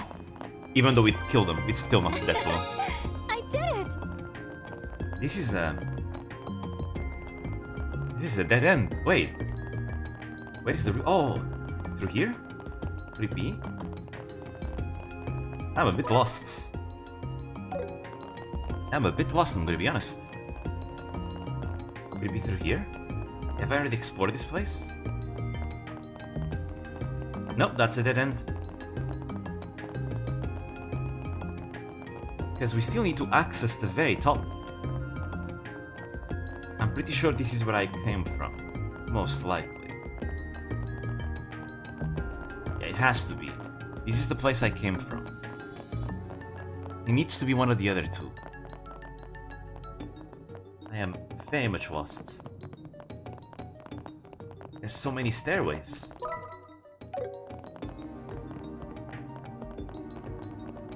It might be over here, but let me check over here. Is this the place I've been to? Yes. Yes, it is. Yes, I've already been here.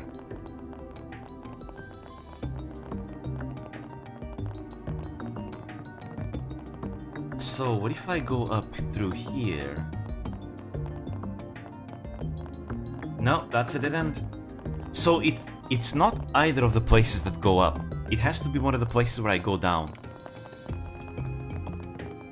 It's the only way. Alright, I'm gonna check the other sides. I am so lost.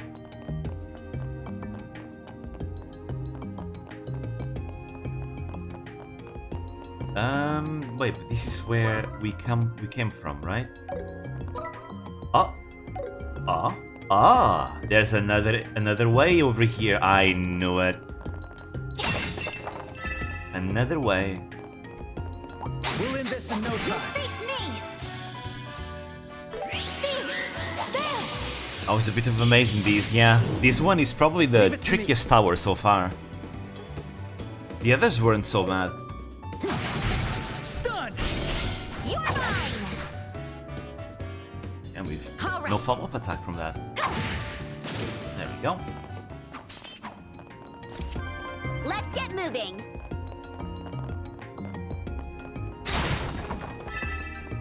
No enemies, no enemies. Just bombs. Oh, Careful. there's a big one.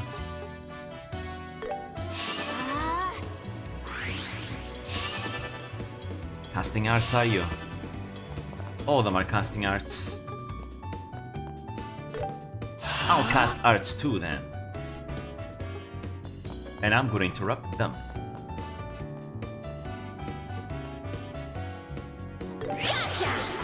There we go. You know, even though Estelle is not really an arts caster, I'm not building her as one. Her arts damage in that skill is not too bad.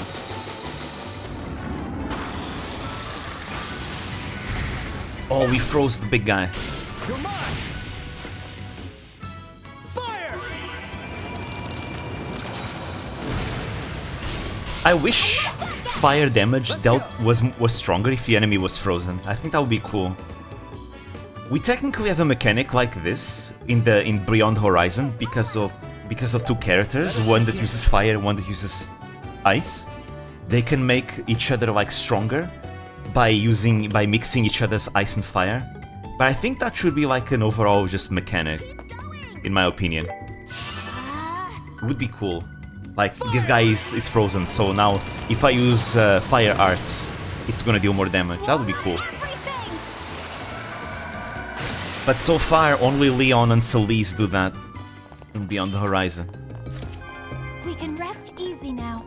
Good progress.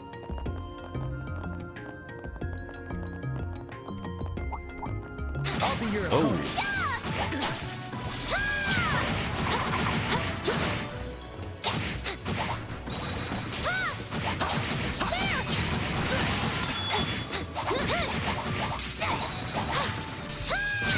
There we go.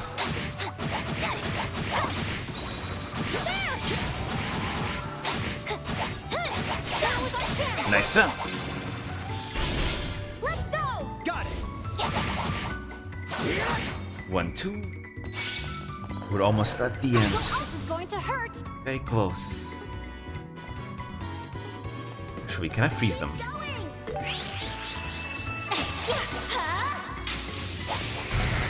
Yes, one of them is frozen. You're mine! This is the end! I'm not done yet! Leave it to me. Are these the only ones? Perfect Yes, move. they are. Slash!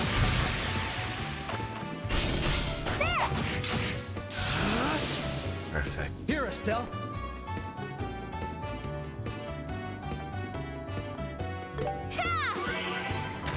Petrify breath.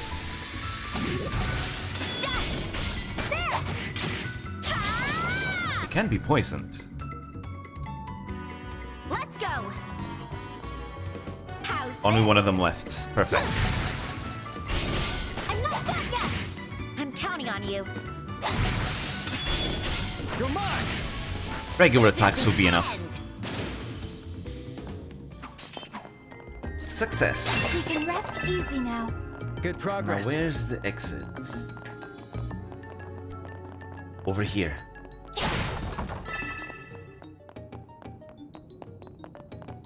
The top of the tower should be around here, right? Oh, no, one more floor. Ah, it's the one with the fountain. There we go. We found it. All right, treasure time. Blazing fried chicken in a random dungeon. Was Kiara around here? Switching!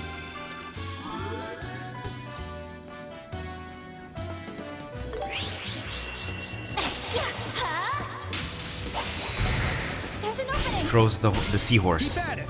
Yes, Good, I'm not done yet. because that's the strongest. I believe in you, Joshua. Oh, I guess they're not that strong. We're kind of styling on them. Your perfect move! Can we get both? Yes, we can. Dual strike! Estelle, do it! Bonk. The defense. You're mine! The perfect move! And cloak and dagger. Too slow! Nicely done, Joshua. Let's keep Oh, there's another one. Me. Careful! Ah, these guys with reflect are so annoying. The glitter of the septium! So annoying these guys are. Here we go. Trying to cast arts, are you? I don't think I can stop him actually. Be watchful!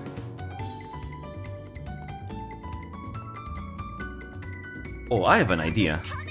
Sit! First of all, I can interrupt him from using arts. Burn. I speed up Estelle. Let's go. Yeah. There we go. Good damage. Freeze. Another diamond dust.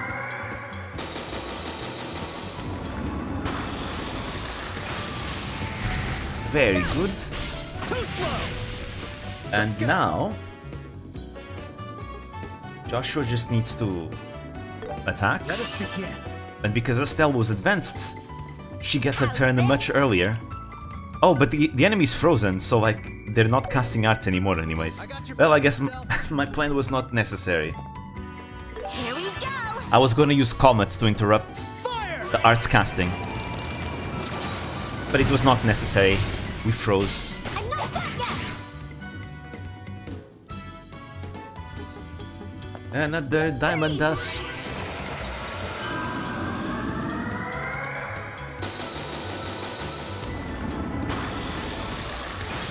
And there he goes. Treasure found. That Battles. felt good! Useful.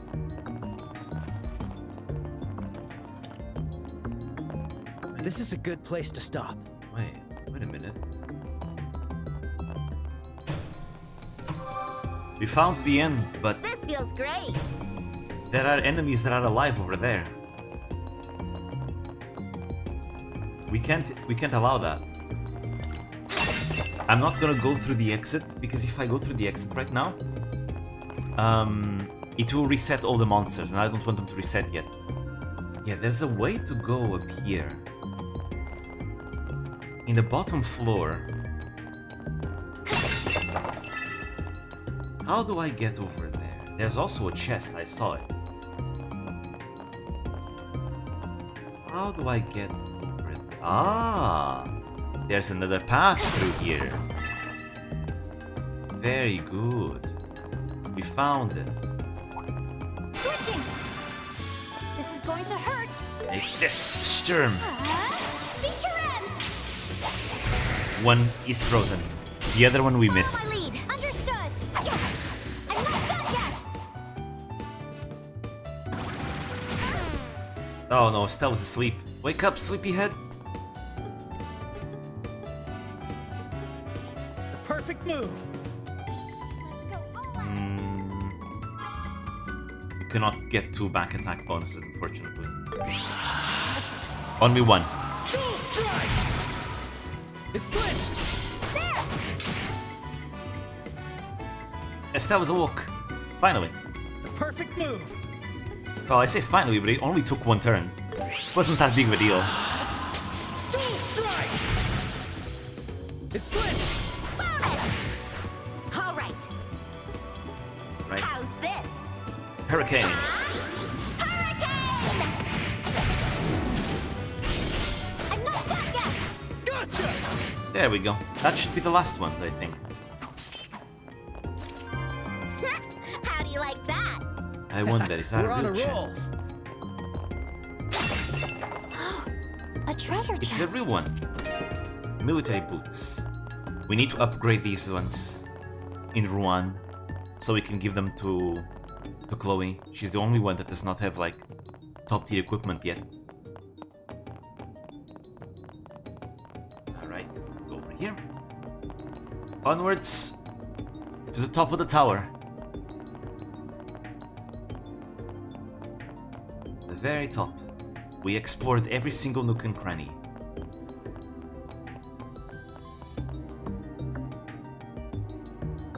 Wow, you can see so far from up here. The sea breeze feels nice. Makes me want to stay here for a while. Then let's do that to our heart's content. Over there, we got the lighthouse, the landing port, Ruan.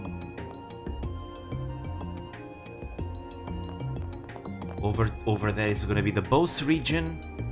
Roland has to be somewhere around there.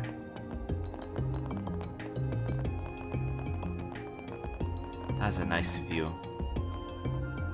And Wilbur really is a very mountainous place, huh? It's very, very mountainous.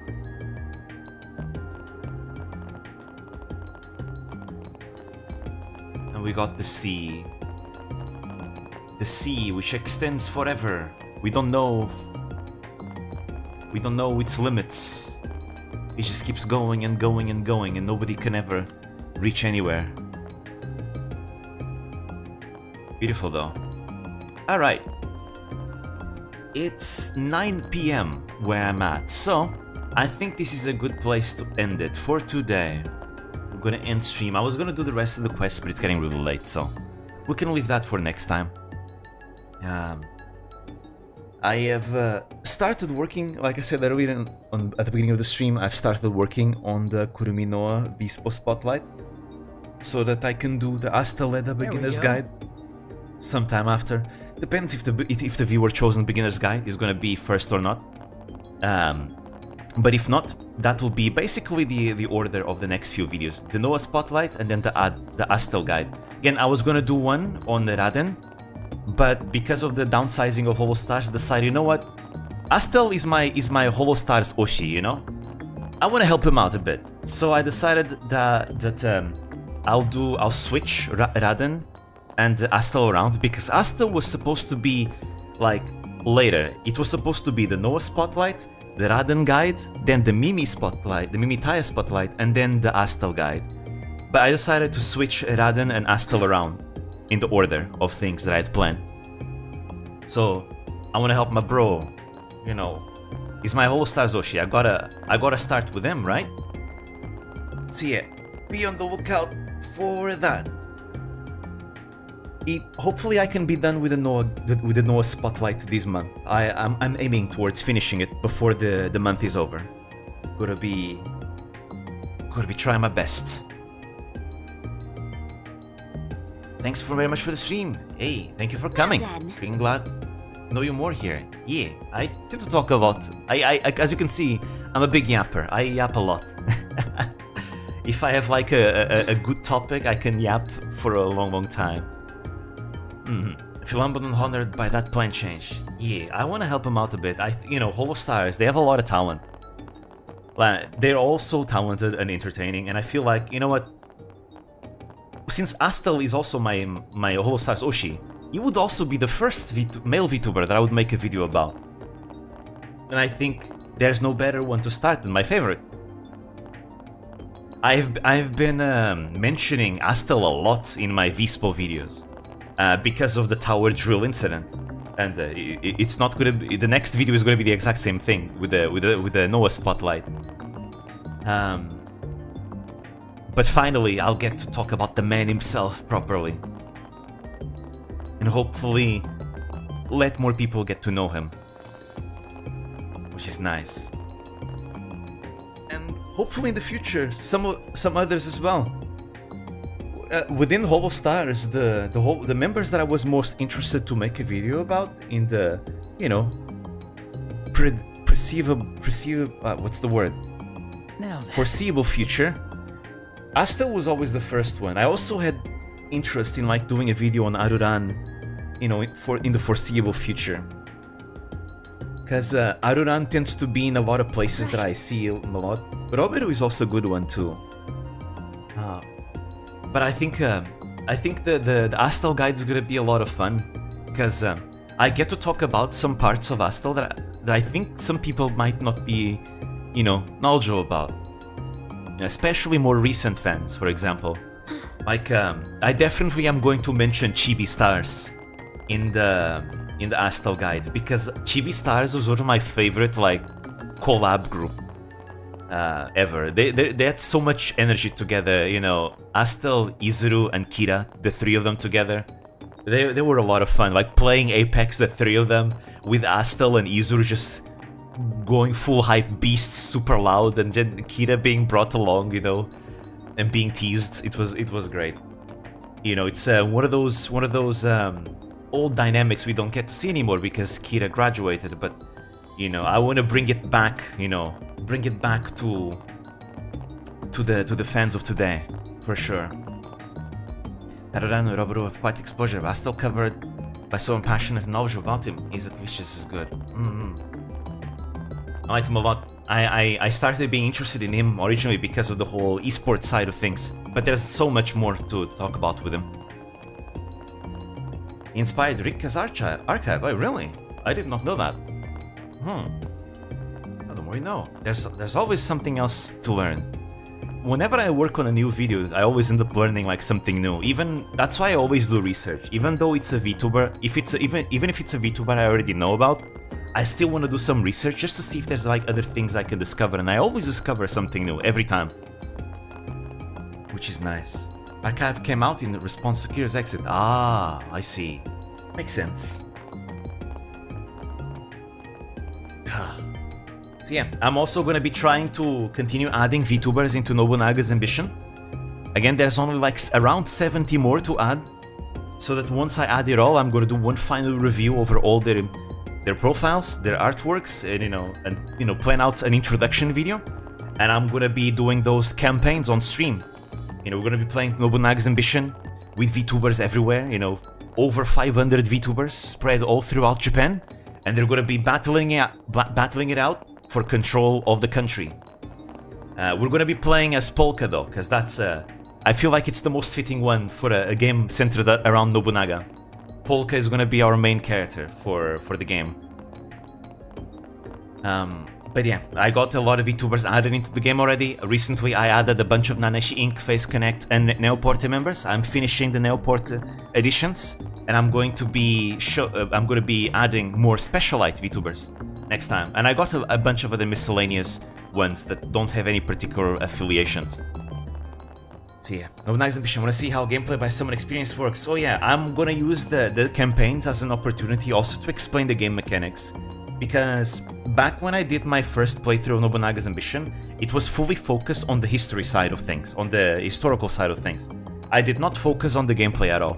But for this one, because we're going to be playing with VTubers, and I want to explain like the reasoning behind why I gave certain VTubers the skills that they have in the game, I think it's going to be a very gameplay heavy campaign. So I'm going to be explaining how the game works, the game mechanics and everything. Also because I assume there's going to be new viewers that never played Nobunaga's Ambition into it. So it would be a good way for them to maybe, if they become interested in the game, they would be able to learn how to play it. Because I remember, even back in my previous playthrough, there were some that asked me how certain things work. So it's going to be a good opportunity, you know, conquering Japan with Polka and seeing where things go, which is going to be fun. Again, it's a game where you can play as any clan in Japan, and we have like every single clan is dominated by a VTuber, and they usually have like some kind of reasoning behind. I had like what 200 or something added last time I showed it on stream. I have like 500 now. I have added so many more VTubers since then. Changed some placements around because I started adding a lot more VTubers of other affiliations, and I wanted them to have their own clans as well. So it's been quite a lot of fun. We got Vispo members there, a lot of Nijisanji members there. Every single Vispo member is going to be there. Same thing with Neoporta. Every single Hololive member is there. Every single Holostars member is there. Most Nana Shink members are there. Most Face Connect members are there as well. I'm adding a bunch of Specialite members. A lot of indies from JP and from EN. And a bunch more. Some Reject members as well. So hopefully we have like VTubers from all corners of like the VTuber world. And it's gonna be interesting to see like unexpected combinations, you know? Very unexpected combinations. Because I think it would be fun to like come up with like an audio drama series, a narrated audio drama series based on the events that happen in the game. No matter what happens, whether we win or we lose the campaign, it would be interesting to see if we could like come up with like some kind of narrative for the events that happen. Kind of like a fan fiction. In this case, based off the Sengoku period. That would be fun. But yeah, that's the plans for the future. I'm hoping I can finish this Nobunaga's Ambition thing during summer, because I'd like to do it sooner rather than later. But yeah, all right. Thank you guys for coming. I was yapping again. I yap a lot. 10 more minutes of extra yapping. But yeah, maybe next stream probably is gonna be next week. Usually, probably around Wednesday. No, Thursday or Friday. One of those days. I'm gonna be working hard on that Noah video, so I can get it out before the month is over. So yeah, thank you guys for coming. I'll see you next time. Sweet dreams. Bye bye.